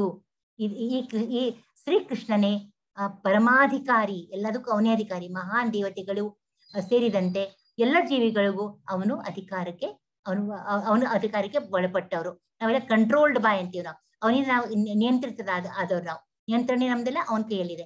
ಸೂತ್ರಧಾರಿ ಪರಮಾತ್ಮನೇ. ಕೃಷ್ಣ ಪ್ರಜ್ಞೆಯಲ್ಲಿ ಮಾತ್ರ ಮನುಷ್ಯನಿಗೆ ಸಂಪೂರ್ಣ ಶಾಂತಿಯ ಸಾಧ್ಯ. 5ನೆಯ ಅಧ್ಯಾಯವು ಕೃಷ್ಣ ಪ್ರಜ್ಞೆ. ನಾವು ಓದ್ತಿರೋ ಅಧ್ಯಾಯ ಏನಿದೆ ಅಂದ್ರೆ ಕೃಷ್ಣ ಪ್ರಜ್ಞೆಯ ಕಾರ್ಯ ಸಾಧ್ಯ ವಿವರಣೆ. ಅದೇ ಕೊಡ್ತಾರೆ. ಹೇಗ್ ಮಾಡ್ಬೇಕು ಕಾರ್ಯನ? ಕೃಷ್ಣ ಪ್ರಜ್ಞೆಯಲ್ಲಿ ಮಾಡ್ಬೇಕು. ಇದು ಸಾಮಾನ್ಯವಾಗಿ ಕರ್ಮಯೋಗ ಎಂದರೆ ಹಾಗೆ ಅದನ್ನ ಕರೀತಾರೆ. ಆಕ್ಚುಲಿ ಅದು ಯಾವ ತರ ಕರ್ಮಯೋಗ? ಇದು ದೇವದಲ್ಲಿ ಕೃಷ್ಣ ಪ್ರಜ್ಞೆಯಲ್ಲಿ ಕರ್ಮಯೋಗವು ಮುಕ್ತಿಯನ್ನು ತಂದುಕೊಡಲು ಹೇಗೆ ಸಾಧ್ಯ ಎನ್ನುವ ಪ್ರಶ್ನೆಗೆ ಉತ್ತರ ಇಲ್ಲಿದೆ. ಕೃಷ್ಣ ಪ್ರಜ್ಞೆಯಲ್ಲಿ ಕೆಲಸ ಮಾಡುವುದೆಂದರೆ ಭಗವಂತನೇ ಪರಮಾಧಿಕಾರಿ ಎನ್ನುವ ಸಂಪೂರ್ಣ ಅರಿವಿನಲ್ಲಿ ಕೆಲಸ ಮಾಡುವುದು. ಇಂತಹ ಕೆಲಸವು ಆಧ್ಯಾತ್ಮಿಕ ಅರಿವಿನಿಂದ ಭಿನ್ನವೇನಲ್ಲ. ಸೊ ನಿಮ್ಗೆ ಈ ಅರಿವು ಬಂತು ಅಂದ್ರೆ ನೀವು ಅರ್ಧ ನೀವು ಗೆದ್ದಂಗೆ. ನಿಮ್ಗೆ ಆಧ್ಯಾತ್ಮಿಕತೆ ಬಂತು ಅಂತ ಅರ್ಥ. ಅದ್ ಬಂತು ಅಂದ್ರೆ ಸ್ಪಿರಿಚುಯಾಲಿಟಿ ಅಂತೀವಿ ಇಂಗ್ಲಿಷ್ ನಲ್ಲಿ. ಅದನ್ನ ಅದ್ ಬಂತು ಅಂದ್ರೆ ನೀವು ಏರ್ಕೊಂಡು ಹೋಗ್ತಾ ಇರ್ತೀರಾ. ಹಾಗೇನೆ ಅಷ್ಟಾಂಗ ಯೋಗ ಬೇಕಾಗಿಲ್ಲ. ಅಷ್ಟಾಂಗ ಯೋಗದಲ್ಲಿ ಯಮ ನಿಯಮ ಇಲ್ಲ ಪ್ರತ್ಯಾಹಾರ ಬೇರೆ ಬೇರೆ ಸ್ಟೆಪ್ಸ್ ಇದೆ. ಒಂದೊಂದು ಸ್ಟೆಪ್ ಏರ್ಕೊಂಡು ಮೆಟ್ಲು ಏರ್ಕೊಂಡು ಹೋಗ್ತಿರ್ತೀರ. ಇರ್ರಿ ಒಂದ್ ಬುದ್ಧಿ ಯೋಗ ಭಕ್ತಿ ಯೋಗ ಮಾಡ್ಬಿಟ್ರೆ ನೀವು ಒಂದೇ ಸತಿಗೆ ನಿಮ್ಮ ಮೇಲ್ಗಡೆ ಪರಮಾತ್ಮನ ಕಡೆ ಹೋಗ್ತೀರಾ. ನೇರವಾದ ಕೃಷ್ಣ ಪ್ರಜ್ಞೆಯ ಅದೇ ಭಕ್ತಿ ಯೋಗ. ಜ್ಞಾನ ಯೋಗವು ಭಕ್ತಿ ಯೋಗಕ್ಕೆ ದಾರಿ. ಜ್ಞಾನ ಪುಸ್ತಕ ಓದ್ತೀರಾ ಎಲ್ಲ ಮಾಡ್ತೀರಾ, ಅದೇನ್ ದಾರಿ ತೋರ್ಸತ್ತೆ, ಎಲ್ಲಿ ತೋರ್ಸತ್ ದಾರಿ ಅದು. ಭಕ್ತಿ ಯೋಗನೇ ಅಂತಿಮ ಘಟ್ಟ ನಮ್ದು. ಕೃಷ್ಣ ಪ್ರಜ್ಞೆ ಅಂದರೆ ಪರಮ ಸತ್ಯದೊಂದಿಗೆ ತನ್ನ ಸಂಬಂಧದ ಸಂಪೂರ್ಣ ತಿಳುವಳಿಕೆಯನ್ನು ಇಟ್ಟುಕೊಂಡು ಕೆಲಸ ಮಾಡುವುದು. ಈ ಅರಿವಿನ ಪರಿಪೂರ್ಣತೆಯ ಸಂಪೂರ್ಣ ಕೃಷ್ಣ ಜ್ಞಾನ ಅಥವಾ ದೇವೋತ್ತಮ ಪರಮ ಪುರುಷನ ಜ್ಞಾನ. ಅದೇ ಜ್ಞಾನ, ಅವನು ಕೃಷ್ಣ ಜ್ಞಾನ. ಪರಿಶುದ್ಧವಾದ ಆತ್ಮನು ಭಗವಂತನ ವಿಭಿನ್ನಾಂಶ ಆಗಿ ಅವನ ನಿರಂತರ ಸೇವಕ. ಅವನಿಂದ ನಾವು ಬೇರ್ಪಟ್ಲಾದ ಒಂದು ಅಂಶ ಅಂತ ನಮ್ಗೆ ಗೊತ್ತಿದೆ ತಾನೆ. ನಾವು ಇಟರ್ನಲ್ ಸರ್ವೈಟರ್ಸ್ ಅಂತೀವಿ ಇಂಗ್ಲಿಷ್ ನಲ್ಲಿ. ಅಂದ್ರೆ ನಾವು ನಿರಂತರವಾಗಿ ಅವನ ಸೇವೆ ಮಾಡ್ತಾನೆ ಇರ್ಬೇಕು ನಾವು ಮಾಯೆಯ ಮೇಲೆ. ಆಮೇಲೆ ನಾವು ಅಕಸ್ಮಾತ್ ಬೇಡ್ಕೊಂಡ್ರೆ ಜನ್ಮ ಅಂತ ಬಂತು ಅಂತ ಇಟ್ಕೊಳ್ಳಿ, ಅಕಸ್ಮಾತ್ ನಮ್ಗೆ ಅಲ್ಲ ಬಂದೇ ಬರುತ್ತೆ. ಅಕಸ್ಮಾತ್ ಅನ್ನೋದೇ ಇಲ್ಲ, ಯಾಕಂದ್ರೆ ನಾವು ಇನ್ನ ಲೆವೆಲ್ ರೀಚ್ ಆಗಿಲ್ಲ, ಹೈ ಲೆವೆಲ್ ರೀಚ್ ಆಗಿಲ್ಲ. ಹಾಗೇನ್ ಕೇಳ್ಕೋಬೇಕು ದೇವ್ರನ್ನ, ಪ್ರತಿ ಜನ್ಮದಲ್ಲೂ ದೇವ ನಿನ್ ಸೇವೆ ನನಗ್ ನೀನ್ ಕೊಡು. ಮಾಯೆಯ ಮೇಲೆ ಪ್ರಭುತ್ವ ನಡೆಸುವ ಬಯಕೆಯಿಂದ ಆತ್ಮನಿಗೆ ಮಾಯೆಯ ಸಂಪರ್ಕವಾಗುತ್ತದೆ. ಅವನ ಹಲವು ಕಷ್ಟಗಳಿಗೆ ಇದೇ ಕಾರಣ. ಅದು ಮಾಯೆಯಿಂದ ನಾವು ಕಷ್ಟಪಡ್ತಿರ್ತೀವಿ. ಜಡವಸ್ತುವಿನೊಡನೆ ಸಂಪರ್ಕವಿರುವಷ್ಟು ಕಾಲವು ಆತನು ಭೌತಿಕ ಅಗತ್ಯಗಳ ಪ್ರಕಾರ ಕೆಲಸ ಮಾಡ್ಬೇಕಾಗತ್ತೆ. ಎಷ್ಟು ನೀವು ಈ ವಿಷಯ ಸುಖದಲ್ಲಿ ನೀವು ಇದು ಮಾಡ್ತಿರೋ ಅದಕ್ಕೆ ನೀವು ಹೀಗೆ ನೀವು ಹುಟ್ಟೋದು ಎಲ್ಲ ನಿಮ್ಗೆ ಆಗ್ಬೇಕಾಗತ್ತೆ. ಆ ಚಕ್ರದಲ್ಲಿ ನೀವು ಸಿಕ್ಕಾಕೊಂಡ್ಬಿಡ್ತೀರಾ. ಆದರೆ ಕೃಷ್ಣ ಪ್ರಜ್ಞೆಯು ಮನುಷ್ಯನನ್ನು ಜಡವಸ್ತುವಿನ ವ್ಯಾಪ್ತಿಯಲ್ಲಿದ್ದಾಗಲೇ ಆಧ್ಯಾತ್ಮಿಕ ಜೀವನಕ್ಕೆ ಅವನನ್ನು ಕೊಂಡೊಯ್ಯುತ್ತದೆ. ಏಕೆಂದರೆ ಅದು ಐಹಿಕ ಜಗತ್ತಿನಲ್ಲಿ ಕಾರ್ಯ ಮಾಡುತ್ತಿರುವಾಗಲೇ ಆಧ್ಯಾತ್ಮಿಕ ಪ್ರಜ್ಞೆಯನ್ನು ಎಚ್ಚರಗೊಳಿಸುತ್ತದೆ. ಅದೇ ನೋಡಿ ನಾನು ಹೇಳಿದ್ನಲ್ಲ, ಯಾರೇ ಆಗ್ಲಿ ನೀವು ಏನೇ ಕೆಲಸ ಮಾಡಿ ಅದನ್ನ ಕೃಷ್ಣನ ಜ್ಞಾಪಕ ಇಟ್ಕೊಂಡು ಮಾಡಿದ್ರೆ ನೀವು ಜಡವಸ್ತುನೇ ಇದ್ರಲ್ಲೇ ನಿಮ್ದು ಆಸಕ್ತಿ ಇರ್ಬೋದು, ಅದ್ ನಿಮ್ಗೆ ಖಂಡಿತ ಮುಕ್ತಿ ಸಿಗತ್ತೆ. ಯಾಕೆ ನೀವು ಕೃಷ್ಣ ನೆನೆಸ್ಕೊತಾ ಇದ್ದೀರಾ. ಮನುಷ್ಯನು ಮುನ್ನಡೆದಷ್ಟು ಅವನು ಜಡವಸ್ತುವಿನ ಹಿಡಿತದಿಂದ ಪಾರಾಗುತ್ತಾನೆ. ಇದರಲ್ಲಿ ಮುಂದುವರಿಬೇಕು, ಅವನು ಕೃಷ್ಣ ಪ್ರಜ್ಞೆ ಮುಂದುವರಿಬೇಕು. ಅಲ್ಲಿ ವರದ ಅಂತಂದ್ರೆ ಜಡವಸ್ತುವಿಂದ ಅವನು ಪಾರಾಗ್ತಾನೆ, ಅವನಿಗೆ ಬಂಧನವಿರೋದಿಲ್ಲ. ಭಗವಂತನು ಯಾರ ವಿಷಯದಲ್ಲಿಯೂ ಪಕ್ಷಪಾತಿ ಅಲ್ಲ. ಪಾಪ ಅವನು ಯಾರನ್ನೂ ಪಕ್ಷಪಾತ ಮಾಡಲ್ಲ. ಎಲ್ಲರೂ ಯಾರವನು ಹತ್ರ ಬರ್ತಾರೆ ಅವ್ರಿಗವನು ಸರಿಯಾದ ನ್ಯಾಯನ ಕೊಡ್ತಾನೆ. ಎಲ್ಲವೂ ಕೃಷ್ಣ ಪ್ರಜ್ಞೆಯಲ್ಲಿ ಮನುಷ್ಯನು ಕರ್ತವ್ಯಗಳನ್ನು ಕಾರ್ಯಶೀಲವಾಗಿ ನಿರ್ವಹಿಸುವುದನ್ನೇ ಅವಲಂಬಿಸಿದೆ. ನಾವು ಎಷ್ಟು ಮಟ್ಟಿಗೆ ನಾವು ಪ್ಯೂರ್ ಆಗಿ ಮಾಡ್ತೀವಿ ಅದ್ರ ಮೇಲೆ ಡಿಪೆಂಡ್ ಆಗಿದೆ, ನಮ್ಮ ಮೇಲೆ ಡಿಪೆಂಡ್ ಆಗಿದೆ ಎಲ್ಲಾನು. ಕೃಷ್ಣ ಪ್ರಜ್ಞೆಯು ಮನುಷ್ಯನಿಗೆ ಎಲ್ಲ ರೀತಿಗಳಲ್ಲಿ ಇಂದ್ರಿಯಗಳನ್ನು ನಿಯಂತ್ರಿಸಿ ನೋಡಿ ಮುಖ್ಯವಾಗಿ ಏನ್ ಹೇಳ್ಕೊಂಡ್ ಬಂದಿದೀವಿ ಎಲ್ಲ ಚಾಪ್ಟರ್ ನಲ್ಲಿ. ಇಂದ್ರಿಯಗಳು ನಿಯಂತ್ರಿಸ್ರಿ ನೀವು. ಅದು ಒಂದು ಚಿತ್ರ ತೋರಿಸ್ತೇನೆ ನಿಮ್ಗೆ. ಹೇಗೆ ಅದು ನಮ್ಮ ಬುದ್ಧಿ ನಮ್ಮ ಲಗಾಮ ಇಟ್ಕೊಂಡು ಕುದುರೆಗಳನ್ನ ಹದಬಸ್ತಲ್ಲಿ ಇಟ್ಕೊಂಡಿರುತ್ತೆ. ಆತರ ನಾವು ನಮ್ಮ ಇಂದ್ರಿಯಗಳನ್ನ ಹದಬಸ್ತಲ್ಲಿ ಇಟ್ಕೋಬೇಕು. ಕಾಮಕ್ರೋಧಗಳ ಪರಿಣಾಮವನ್ನು ಗೆಲ್ಲುವುದಕ್ಕೆ ನೆರವಾಗುತ್ತದೆ. ಕೃಷ್ಣ ಪ್ರಜ್ಞೆಯಲ್ಲಿ ಸ್ಥಿರವಾಗಿ ನಿಂತು ಕಾಮಕ್ರೋಧಗಳನ್ನು ಹತೋಟಿಯಲ್ಲಿ ಇಟ್ಟುಕೊಳ್ಳುವ ಮನುಷ್ಯನು ವಾಸ್ತವಿಕವಾಗಿ ಆಧ್ಯಾತ್ಮಿಕ ಘಟ್ಟದಲ್ಲಿ ಬ್ರಹ್ಮ ನಿರ್ವಾಣದಲ್ಲಿ ಉಳಿಯುತ್ತಾನೆ. ಇದಕ್ಕೆ ಬ್ರಹ್ಮ ನಿರ್ವಾಣ ಅಂತಾರೆ. ಯಾವಾಗಂತಾರೆ, ನಾವು ಇಂದ್ರಿಯಗಳನ್ನ ನಾವು ಕಂಟ್ರೋಲ್ ಇಟ್ಕೋತೀವಿ, ಆಮೇಲೆ ಸಿಟ್ ಮಾಡ್ಕೊಳ್ಳಲ್ಲ, ಕಾಮ ಇಲ್ಲ, ಕ್ರೋಧ ಇಲ್ಲ ಅಂದಾಗ ನಾವು ಯಾವ ಸ್ಥಿತಿಯಲ್ಲಿ ಇರ್ತೀವಿ? ಬ್ರಹ್ಮ ನಿರ್ವಾಣ ಸ್ಥಿತಿಯಲ್ಲಿ ಇರ್ತೇವೆ ನಾವು. ಅಷ್ಟಾಂಗ ಯೋಗದ ಅಭ್ಯಾಸದಿಂದ ಏನಾಗುತ್ತೆ, ಮೆಟ್ಮೆಟ್ಲಲ್ಲಿ ಹತ್ಕೊಂಡು ಹೋಗ್ತೀವಿ, ಒಂದೇ ಸತಿಗೆ ನಾವು ಹತ್ತು ಬಿಡ್ತೀವಿ. ಆದರೆ ಇವೆಲ್ಲ ಭಕ್ತಿಪೂರ್ವಕ ಸೇವೆಯಿಂದ ಪರಿಪೂರ್ಣತೆಯನ್ನು ಪಡೆಯಲು ಪೂರ್ವಭಾವಿ ಸಿದ್ಧತೆ. ಯಾವ್ದು ಪೂರ್ವಭಾವಿ ಸಿದ್ಧತೆ? ಅಷ್ಟಾಂಗ ಯೋಗ.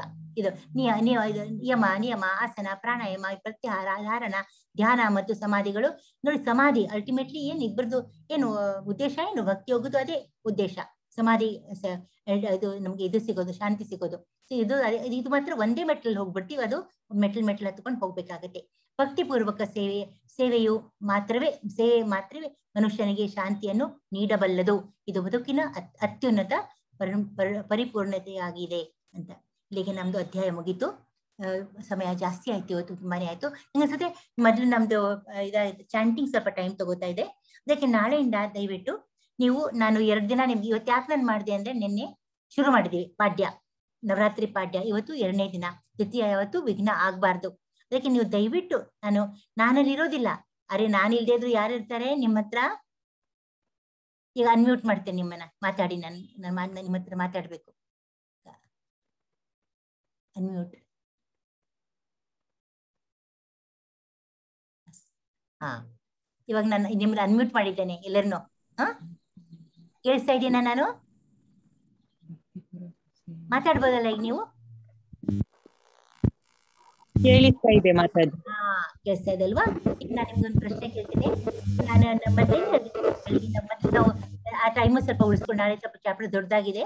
ಶುರುವಿನಲ್ಲಿ ನಾವು 5 ನಿಮಿಷ 10 ನಿಮಿಷ ನಮ್ಗೆ ಚಾಂಟಿಂಗ್ ಹೋದ್ರೆ ಸ್ವಲ್ಪ ಟೈಮ್ ಕಮ್ಮಿ ಟೈಮ್ ಸಿಗುತ್ತೆ. ನೀವು ಮನೆಯಲ್ಲಿ ಕ್ಲಾಸ್ ಸೇರೋ ಮೊದಲು ಚಾಂಟಿಂಗ್ ಮಾಡಿ ಸೇರ್ಬೇಕು ಅಂತ ಹೇಳ್ತೇನೆ ನಾನು. ಓಕೆನಾ? ನಾನು ನಿಮ್ಮ ಮನೆಗೆ ಬರ್ತೀನಾ ನೋಡಕ್ಕೆ? ಬರ್ತೀನಾ? ಇಲ್ಲ, ನಾನ್ ಬರಲ್ಲ. ಅರೆ ಯಾರಿರ್ತಾರೆ? ಯಾರಿರ್ತಾರೆ?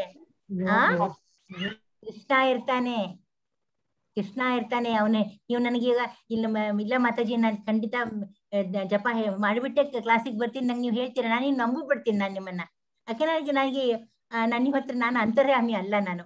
ಅರೆ ಕೃಷ್ಣ ಮಾತ್ರ ನಿಮ್ ಜೊತೆಗೆ ಇರ್ತಾನೆ. ಅವನಿಗೆ ಗೊತ್ತಾಗತ್ತೆ ಅವನು ನೀವು ಹೇಗೆ ಚಾಂಟ್ ಮಾಡಿದಿರೋ ಇಲ್ವೋ ಅಂತ ಹೇಳಿ. ಅದ್ ನನಗೆ ಹೇಗೋ ಸೂಚನೆ ಬರುತ್ತೆ ಅದು.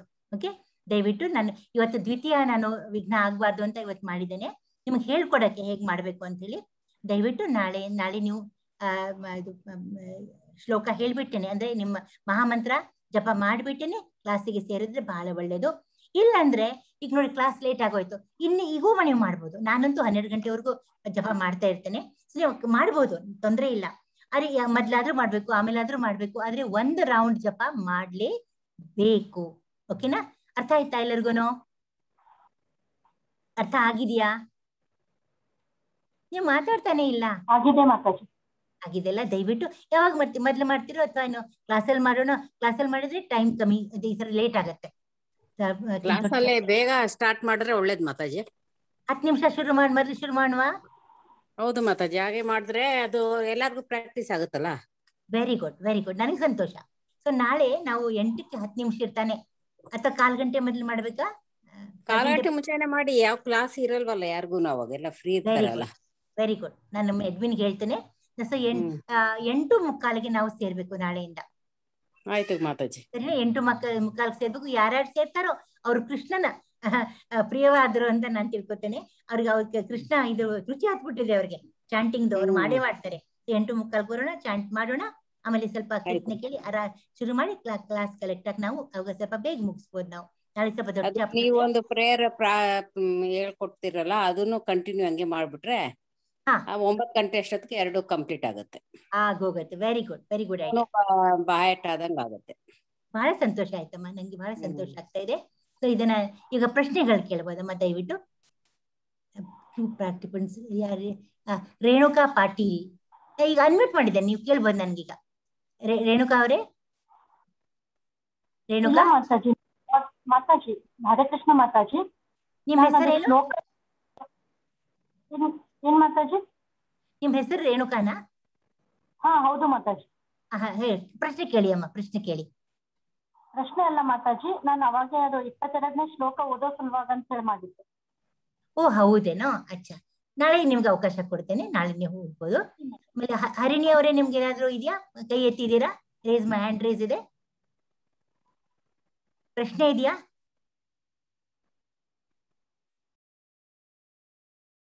ಯಾರಿಗೂ ಪ್ರಶ್ನೆ ಇಲ್ವಾ? ಅರ್ಥ ಆಯ್ತಾ ಪಾಠ?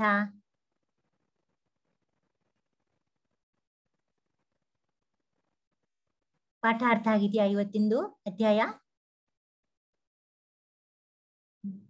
ನೀವು ಮಾತಾಡ್ಬೋದು, ಅನ್ಮ್ಯೂಟ್ ಮಾಡ್ಕೊಂಡು ಮಾತಾಡ್ಬೋದಮ್ಮ ಶೋಭಾ ಅವರೇ.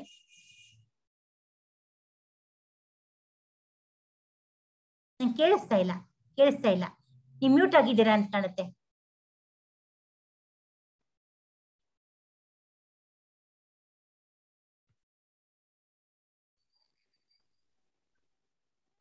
ಈಗ ಕೇಳಿಸ್ತಾ ಇದೆ. ಹೇಳಿ. ಇಲ್ಲ ಪ್ರಶ್ನೆ ಏನಿಲ್ಲ, ಎಲ್ಲ ಅರ್ಥ ಆಯ್ತು. ನಾಳೆ ನೀವು ಕೇಳೋ ಕ್ವಶನ್ಗೆ ನಾವು ಪ್ರಿಪೇರ್ ಆಗ್ಬೇಕಷ್ಟೇ. ಆಗ್ಬೇಕು. ರಿವಿಷನ್ ಮಾಡ್ಬೇಕಲ್ಲ, ಕ್ವಿಕ್ ರಿವಿಷನ್ ಮಾಡ್ತೀವಲ್ಲ, ಹಾಗೆ ನೀವು ಉತ್ತರ ಕೊಡ್ಬೇಕು ನನಗೆ. ನಾಳೆ 6th ಅಧ್ಯಾಯ ನಾಳೆ 6ನೇ ಅಧ್ಯಾಯ. ಹೌದು 6ನೇ ಅಧ್ಯಾಯ. ಅಧ್ಯಾಯ 5ನೇ ಅಧ್ಯಾಯದ ಇವತ್ತು ಕೇಳಿರೋದಕ್ಕೆ ಅದಕ್ಕೆ ನಾವು ಉತ್ತರ ನಾಳೆ ಹೇಳ್ಬೇಕು. ನಾಳೆ ಹೇಳ್ಬೇಕು. Correct correct. ಹರಣಿಯವರ ಡೌಟ್ ಇದೆಯಾ? ಹೇಳಿ. ಶ್ಲೋಕ ಒಂದು ಹೇಳೋದಕ್ಕೆ ನನ್ಗೂ ಅವಕಾಶ ಕೊಡಿ. ಓ ಎಸ್, ಖಂಡಿತ ಖಂಡಿತ ನಾಳೆ ಹೇಳ್ಬೇಕು ನೀವು. ನಾಳೆ ತುಂಬಾ ದೊಡ್ಡ ಚಾಪ್ಟರ್ ಇದೆ, ಖಂಡಿತ ನಾಳೆ ಹೇಳಲೇಬೇಕು. ನಿಮ್ಮನ್ನ ನಾನು ನೆನ್ಪಿಟ್ಕೋತೇನೆ, ನಾನು ಕೇಳ್ತೇನೆ ನಾಳೆ ನಿಮ್ಮನ್ನ.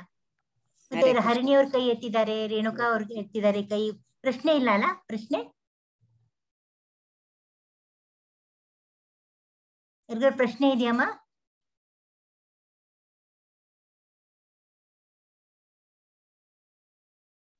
ಹರೇ ಕೃಷ್ಣ ಮಾತಾಜಿ.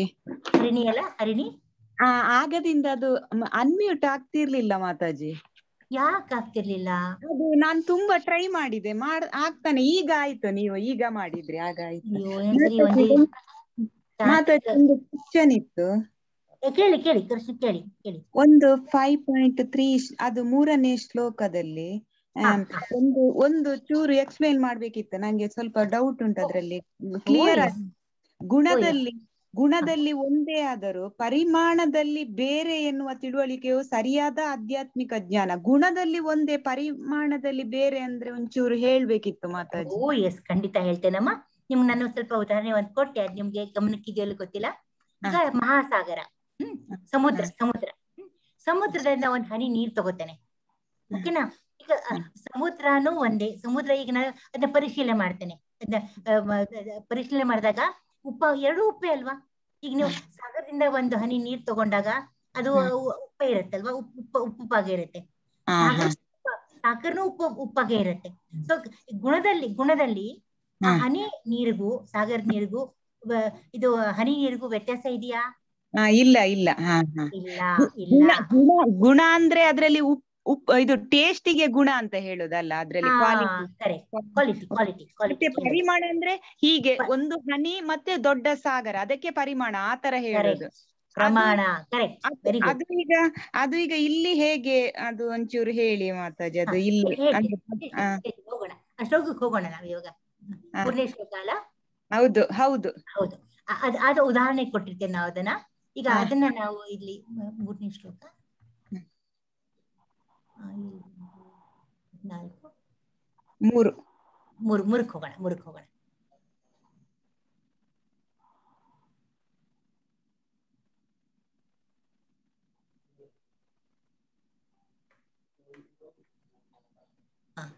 ಇದೆ ಅನ್ಸುತ್ತೆ 3ನೇ ಶ್ಲೋಕ. ಎಸ್, 3ನೇ ಶ್ಲೋಕ. ಸ ನಿತ್ಯ ಸನ್ಯಾಸಿ ಯೋನ ದ್ವೇಷ್ಟಿನ ಕಾಂಕ್ಷತಿ ನಿರ್ದ್ವಂದೋ ಹಿ ಮಹಾಬಾಹೋ ಸುಖಂ ಬಂಧಾರ್ ಪ್ರಮುಚ್ಯತೆ. ಕರ್ಮ ಫಲದಲ್ಲಿ ತಿರಸ್ಕಾರವಾಗಲಿ ಅಪೇಕ್ಷೆಯಾಗಲಿ ಇಲ್ಲದವನು ನಿತ್ಯ ಸನ್ಯಾಸಿ ಎಂದು ತಿಳಿಯಬೇಕು. ಬಾಹುವಾದ ಅರ್ಜುನನೇ, ದ್ವಂದ್ವಗಳಿಂದ ಮುಕ್ತನಾದ ಇಂತಹ ಮನುಷ್ಯನು ಸುಲಭವಾಗಿ ಐಹಿಕ ಬಂಧನದಿಂದ ಪಾರಾಗುತ್ತಾನೆ ಮತ್ತು ಸಂಪೂರ್ಣವಾಗಿ ಮುಕ್ತನಾಗುತ್ತಾನೆ. ಇದರ ತಾತ್ಪರ್ಯ. ಇಲ್ಲಿ ಬರುತ್ತೆ ಇಲ್ಲಿ ನಿಮ್ದು ಸೆಂಟೆನ್ಸ್ ಎಲ್ಲಿ ಬರುತ್ತೆ? ಇಲ್ಲಿದಲ್ಲ, ನೀವು ಹೇಳಿದ್ದು ಇಲ್ಲಿ ಬರುತ್ತೆ. ಕೃಷ್ಣನೊಂದಿಗೆ ಒಂದಾಗಿರುವ ಪರಿಕಲ್ಪನೆಯು ಸರಿಯಲ್ಲ. ಯಾಕೆ ನೋಡಿ, ನಾವ್ ಅನ್ಕೋತೀವಾಗ ಈಗ ನೀವ್ ಯಾರು ಅಂತ ಕೇಳ್ತೀನಿ. ಈಗ ನಿಮ್ಗೆ ಇಷ್ಟು ಜ್ಞಾನ ಬಂದಿದೆಯಲ್ಲ, ನೀವ್ ಅಂತ ನಾವ್ ಪರಮಾತ್ಮನ ಅಂಶ ಅಂತೀರಾ ನೀವು ಅಲ್ಲ? ಈಗ ಗೊತ್ತಿಲ್ಲ. ಹಾಗೆ ಕೆಲವ್ರು ಏನಂತಾರೆ ಗೊತ್ತಾ, ನಾನ್ ಪರಮಾತ್ಮ ಅಂಶನೇನೋ. ಹಾಗೆ ವೆರಿ ಗುಡ್, ನಾನು ಪರಮಾತ್ಮ ಒಂದೇ ಅನ್ಬಿಡ್ತಾರೆ. ನನ್ಗೆ ಅವ್ನಿಗೇನು ವಿಶೇಷ ಆಗಿದೆ, ನಾನು ಸೇಮ್ ಅನ್ಬಿಡ್ತಾರೆ. ನಾವು ಯಾಕೆ ನಾನು ಪೂಜೆ ಮಾಡ್ಬೇಕು ಅಂತ, ನಾನು ಅಷ್ಟು ಪರಿಶುದ್ಧವಾಗಿದ್ದೇನಲ್ಲ ಪರಮಾತ್ಮ ಅಂತ ಅಂತಾರೆ. ಆದ್ರೆ ಅದು ತಪ್ಪು ಅಂತ ಹೇಳ್ತಾನೆ ನಾನು. ಏಕೆಂದರೆ ಭಾಗವು ಪೂರ್ಣಕ್ಕೆ ಸಮನಾಗಲು ಸಾಧ್ಯವಿಲ್ಲ. ನಾವು ಪರಮಾತ್ಮನ ಒಂದು ಭಾಗಪ್ಪ, ಅದು ಪೂರ್ಣಕ್ಕೆ ಸಮಾನ ಆಗುದಿಲ್ಲ. ಅವರೇ ಭಗವಂತನೇ ಪೂರ್ಣ ಅಂತ ಅಲ್ಲ? ಕರೆಕ್ಟ್, ಅವನು ಪೂರ್ಣ, ನಾವು ಒಂದು ಭಾಗ ಅಷ್ಟೇನೆ. ನಾವು ಹೇಗ್ ಸಮ ಆಗ್ತೀವಿ? ಆಗೋದಿಲ್ಲ. ಗುಣದಲ್ಲಿ ಒಂದೇ ಆದರೂ ಪರಿಮಾಣದಲ್ಲಿ ಬೇರೆ ಎನ್ನುವ ತಿಳುವಳಿಕೆಯು ಸರಿಯಾದ ಆಧ್ಯಾತ್ಮಿಕ ಜ್ಞಾನ.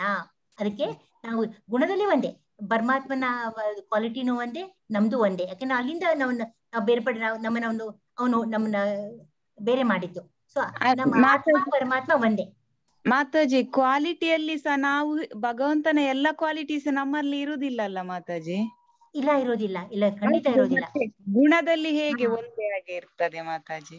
ಅದಕ್ಕೇನೆ ನಾವು ಸಮ ಅಲ್ಲ ಅಂತ ಹೇಳುದು. ಈಗ ನೋಡ್ತಾ ಇದ್ರೆ 64 ಗುಣಗಳಿರುತ್ತೆ ಪರಮಾತ್ಮನಿಗೆ. ಬರ್ತಾ ಬರ್ತಾ ನಾರಾಯಣಿಗೆ 60 ಬರುತ್ತೆ, ಆಮೇಲೆ ಈಶ್ವರಿಗೆ 55 ಬರುತ್ತೆ. ಅದು ಕಮ್ಮಿ ಹಾಕೊಂಡ್ ಬರುತ್ತೆ. ನಮ್ಮಲ್ಲಿ ಇನ್ನ ಕಮ್ಮಿ ಇದೆ, ತುಂಬಾನೇ ಕಮ್ಮಿ ಇದೆ. ಆ ತರ ಗುಣ ಅಲ್ಲ ಇದು. ಆದ್ರೆ ಆಕ್ಚುಲಿ ಈ ಪರಮಾತ್ಮನಿಂದ ಬೇರ್ಪಟ್ಟ ಇದು ಆತ್ಮ ಇದು. ಅದನ್ನ ನೋಡಿದಾಗ ನಾವು ಪರಮಾತ್ಮನ ಅಂಶ ಅಂತೀವಿ ನಾವು. ಆತ್ಮ ಏನು? ಆತ್ಮ ಪರಮಾತ್ಮನ ಅಂಶ. ಸರಿಯಾ? ಆ ದೃಷ್ಟಿಯಿಂದ ನಾವು ಪರಮಾತ್ಮನ ಅಂಶ, ಆ ದೃಷ್ಟಿಯಲ್ಲಿ ನಾವು ಗುಣದಲ್ಲಿ ಒಂದೇ ಅಂತ. ಕರೆಕ್ಟ್. ನೋಡಿದ್ರೆ ಏನ್ ಗೊತ್ತಾ, ಆಗ ನೋಡಿದ್ರೆ ನಾವು ಕೃಷ್ಣ ಮತ್ತೆ ನಾರಾಯಣ ಆಮೇಲೆ ಈಶ್ವರ ಬರ್ತಾ ಬರ್ತಾ ಅಲ್ಲೇನೆ ವ್ಯತ್ಯಾಸ ಇದೆ. ಕೃಷ್ಣನಿಗೆ ಫುಲ್ 64 ಫುಲ್ ಗುಣಗಳಿದೆ, ಬೇರೆಯವ್ರಿಗೆ ಕಮ್ಮಿ ಹಾಕೊಂಡ್ ಬರುತ್ತೆ. ಮನುಷ್ಯನಿಗಂತೂ ತುಂಬಾನೇ ಕಮ್ಮಿ ಇದೆ. ಆ ಗುಣಗಳೆಲ್ಲ ಇದು ನಾವು ಮನುಷ್ಯನ ಅಂಶ ಆಗಿರೋದ್ರಿಂದ ನಾವು ಈಕ್ವಲ್ ಅಂತ ಅನ್ಕೋತಾರೆ ಜನ. ನಾವು ನೀನು ಸೇಮ್ ಅನ್ಕೋತಾರೆ. ಅಲ್ಲ, ಆತರ ಅಲ್ಲ. ಪರಿಮಾಣದಲ್ಲಿ ನಾವು ಬಹಳ ವ್ಯತ್ಯಾಸ ಇದೆ. ಅವನು ಪರಮಾತ್ಮ, ನಾವು ಆತ್ಮ. ಯಾಕಪ್ಪ ವ್ಯತ್ಯಾಸ ಇದೆ? ಪರಮಾತ್ಮ ಎಲ್ರಲ್ಲೂ ಇದ್ದಾನೆ. ಒಂದು ಇರುವೆಯಲ್ಲಿದ್ದಾನೆ, ಒಂದು ಗಿಡದಲ್ಲಿದ್ದಾನೆ, ಕೋಶದಲ್ಲಿದ್ದಾನೆ, ಆಮೇಲೆ ಆನೆಯಲ್ಲಿದ್ದಾನೆ. ನೀವು ಯಾವುದೇ ಜೀವಿ ಹೆಸರು ತಗೊಳ್ಳಿ ಈ ಪ್ರಪಂಚದಲ್ಲಿ, ಅಲ್ಲಿ ಪರಮಾತ್ಮ ಇದ್ದಾನೆ. ಬಟ್ ನನ್ನ ಆತ್ಮ ಇದೆಯಾ ಅಲ್ಲಿ? ಇಲ್ಲ. ನನ್ನ ಆತ್ಮ, ನಿಮ್ಮ ಆತ್ಮ ನಿಮಗೆ ಸೀಮಿತವಾಗಿದ್ದದಲ್ವಾ? ಹೌದು, ನಿಮಗ್ ಮಾತ್ರ ಸೀಮಿತವಾಗಿತ್ತು. ಅಥವಾ ಪರಿಮಾಣದಲ್ಲಿ ಅದು ವ್ಯತ್ಯಾಸ. ಅದೇ ಅರ್ಥ ಮಾಡಿದ್ದು. ಧನ್ಯವಾದಗಳು ಮಾತಾಡಿ. ಅರ್ಥ ಆಯ್ತು. Very good. Thank you. Thanks. Thank you Mataji. Hare Krishna. Hare Krishna Mataji.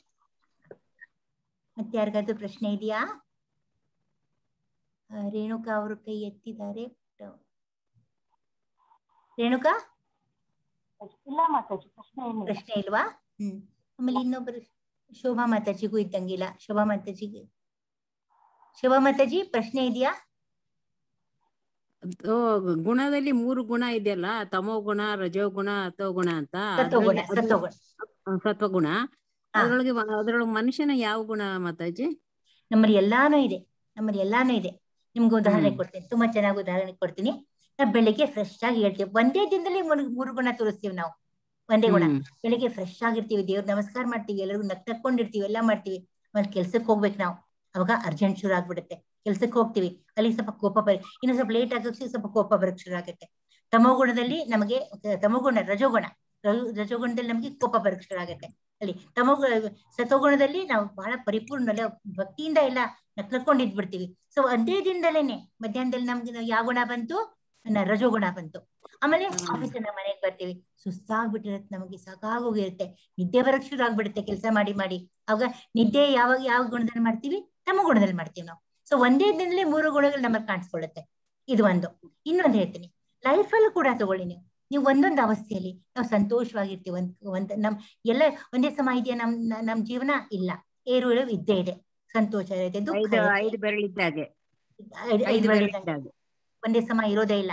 So ಹೇಗೆ ನಮ್ಮ ಪರಿಸರ ನಮ್ಮ ಸಂದರ್ಭ ಬರುತ್ತೋ ಹಾಗೆ ನಾವು ಚೇಂಜ್ ಹಾಕೊಂಡು, ನಾವು ಒಳ್ಳೆಯವ್ರಿ, ನಾವು ಕೆಟ್ಟವ್ರು ಅಂತಲ್ಲ.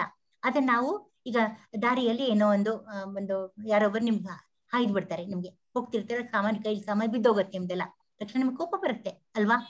ಯಾಕೆ ಕೋಪ ಬಂತು? ಅದು ರಜೋಗುಣಕ್ಕೆ ಸೇರಿದ್ದದು ಅಲ್ಲೇ. ತಮೋಗುಣ, ಸತೋಗುಣ ಅಂದ್ರೆ ಏನಾಗ್ಲಿ, ಅವರು ಸಾರಿ ಅಂತ ಪರವಾಗಿಲ್ಲ ಇಟ್ಸ್ ಓಕೆ ಪರವಾಗಿಲ್ಲ, ಏನೋ ಆಗತ್ತೆ ಹೇಗೆ ಅದು ಸತೋಗುಣ. ಸೊ ನಾವೇ ಬದಲಾಗ್ತಿರ್ತೀವಿ, ದಿನದಲ್ಲೂ ಬದಲಾಗ್ತೀವಿ, ಲೈಫಲ್ಲೂ ಬದಲಾಗ್ತೀವಿ ನಾವು. ಆದ್ರೆ ಹೋಗ್ತಾ ನಮ್ಗೆ ಏನೋ ಕಾಯಿಲೆ ಆಯ್ತಪ್ಪ, ಹುಷಾರಿಲ್ಲ ಅಂದ್ರೆ ನಮ್ಗೆ ತಾಳ್ಮೆ ಕಮ್ಮಿ ಆಗತ್ತೆ. ಅವಾಗ ಏನಾಗುತ್ತೆ? ರಜೋಗುಣ ಹೆಚ್ಚಾಗತ್ತೆ ನಮ್ದು. ಆಮೇಲೆ ತುಂಬಾನೇ ಇದಾದಾಗ ನಾವು ಮಲ್ಕೋಬೇಕು, ಆಯಾಸ ವೀಕ್ನೆಸ್ ಬಂದಾಗ ನಾವು ಮಲ್ಕೋಬೇಕು ಜಾಸ್ತಿ ಅನ್ಸಿರುತ್ತೆ, ಆಗ ತಮೋಗುಣ ಹೆಚ್ಚಾಗತ್ತೆ. ಸೊ ಈ ಗುಣಗಳು ನಮ್ಮಲ್ಲೇ ಬೇರೆ ಬೇರೆ ಅವಸ್ಥೆಯಲ್ಲಿ ಕಾಣಿಸ್ಕೊಳ್ಳುತ್ತೆ, ದಿನದಲ್ಲಿ ಕೂಡ ಕಾಣಿಸ್ಕೊಳ್ಳುತ್ತೆ, ಬೆಳಿಗ್ಗೆಯಿಂದ ಸಾಯಂಕಾಲ ತನಕ ಕಾಣಿಸ್ಕೊತಾ ಇರುತ್ತೆ. ಹೀಗೆ ನಮ್ಮೊಬ್ಬರಲ್ಲೇ ಇಷ್ಟು ಬದಲಾವಣೆ ಇದೆ. ಅದು ಪ್ರಪಂಚದಲ್ಲಿ ಇಷ್ಟೊಂದು ಜನ ಇದ್ದಾರೆ, ಪ್ರತಿಯೊಬ್ಬರು ಕೂಡ ತಮ್ಮ ರೀತಿಯಲ್ಲಿ ಅವರು ವ್ಯವಹರಿಸ್ತಿರ್ತಾರೆ. ಅದು ಗುಣಗಳು.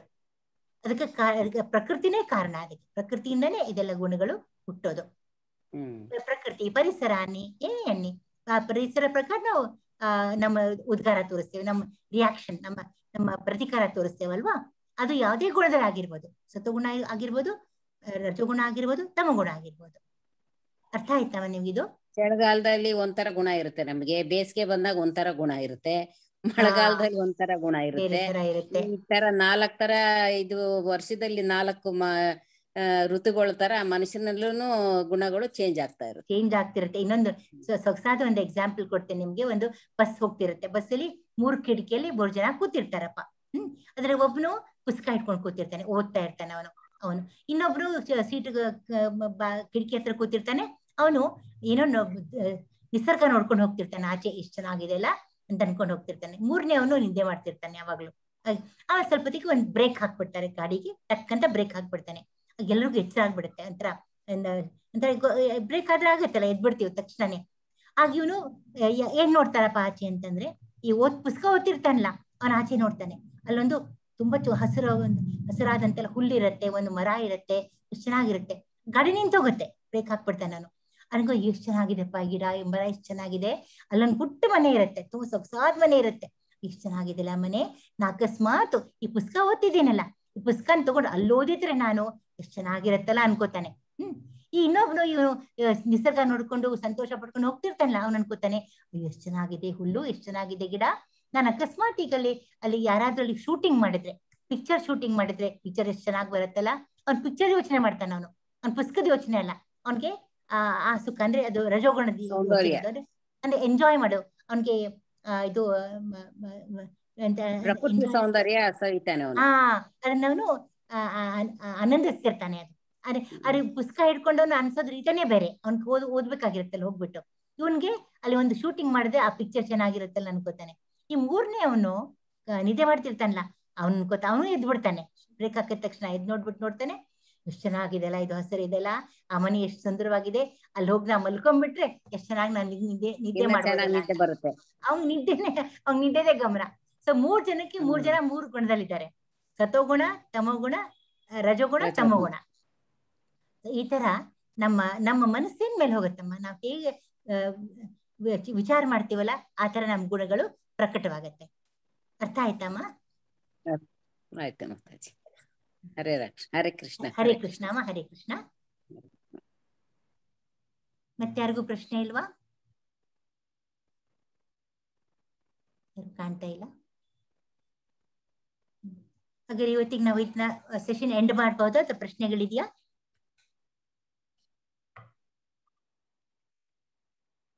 Neelam, shall we end the session? Neelam ಅವರು ಇಲ್ಲ ಅಂತ ಕಾಣುತ್ತೆ, ಪರವಾಗಿಲ್ಲ. ಸೊ ನಮ್ಮೊಂದು ಪುಟ್ಟ ಪ್ರಾರ್ಥನೆಯೊಂದಿಗೆ ಇದನ್ನ ನಿಮ್ಮ ಪರವಾನಗಿಯಿಂದ, ನಿಮ್ಮ ಅನುಮತಿಯಿಂದ ಇವತ್ತಿನ ಈ ತರಗತಿಯನ್ನ ನಾನು ಮುಕ್ತಾಯಗೊಳಿಸ್ತಾ ಇದ್ದೇನೆ. 5ನೇ ಅಧ್ಯಾಯ ಇವತ್ತು ಮುಗಿತು, ನಾಳೆ 6ನೇ ಅಧ್ಯಾಯಕ್ಕೆ ಹೋಗೋಣ. ವಾಂಚಾ ಕಲ್ಪತರುಭ್ಯಶ್ಚ ಕೃಪಾ ಸಿಂಧುಭ್ಯೇವ ಚ ಪತಿತಾನಾಂ ಪಾವನೇಭ್ಯೋ ವೈಷ್ಣವೇಭ್ಯೋ ನಮೋ ನಮಃ. अनंत कोटि वैष्णव जन की जय, श्री राम प्रभुपाद की जय, भक्त वृंद की जय. हरे कृष्ण. ಎಲ್ಲರಿಗೂ ಹರೇ ಕೃಷ್ಣ. ಶುಭರಾತ್ರಿ ಅಮ್ಮ. ಹರೇ ಕೃಷ್ಣ ಮಾತಾಜಿ. ಹರೇ ಕೃಷ್ಣ.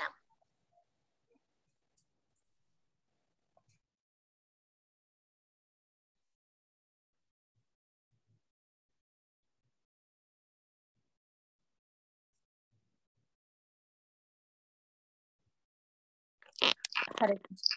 ಹರೇ ಕೃಷ್ಣ. ಹರೇ ಕೃಷ್ಣ.